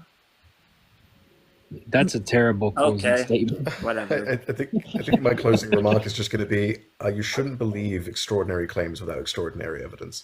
If anyone says some shit that doesn't sound like it makes any goddamn fucking sense, it probably doesn't make any sense because there's no evidence for it. If there's evidence for something, you can at least investigate it. And sometimes the evidence doesn't pan out. But like, if they don't give you any form of evidence to back up what they're saying, you can pretty easily, as Gilgamesh just pointed out, apply Hitchens' razor. Just dismiss that shit. If someone says to you, "There's a dragon under my desk and it can breathe fire," just and do they your don't own show research. you anything, You you can just ignore it. You can just move And on. make You don't sure have to it's do your own not research. biased. You don't have to do a damn thing. You can just dismiss it. They've given Or you paid nothing. off. It doesn't matter. You can just dismiss that shit. My closing remark. Easy as that. Yeah, that would probably be my closing remark as well. Another closing remark, research into the psychic warfare programs of both the United States military, Russia, and China. So Stop let me- smoking crack. Before I go, let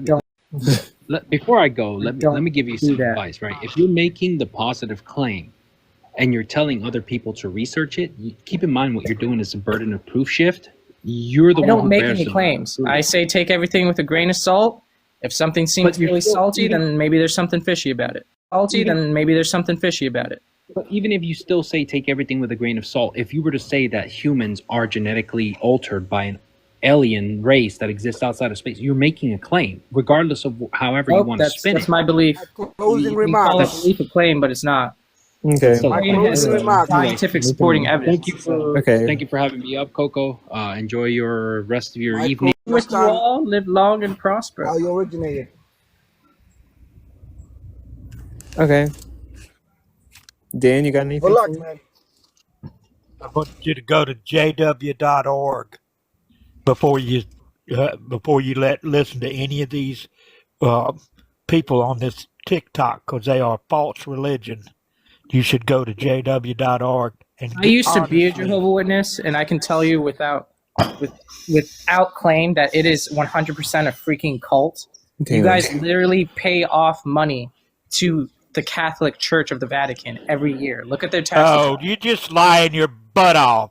You ought to shut up. And all You're you guys lying your ass off. are really disgusting. You guys just Goodbye. child pedophiles. You're disgusting.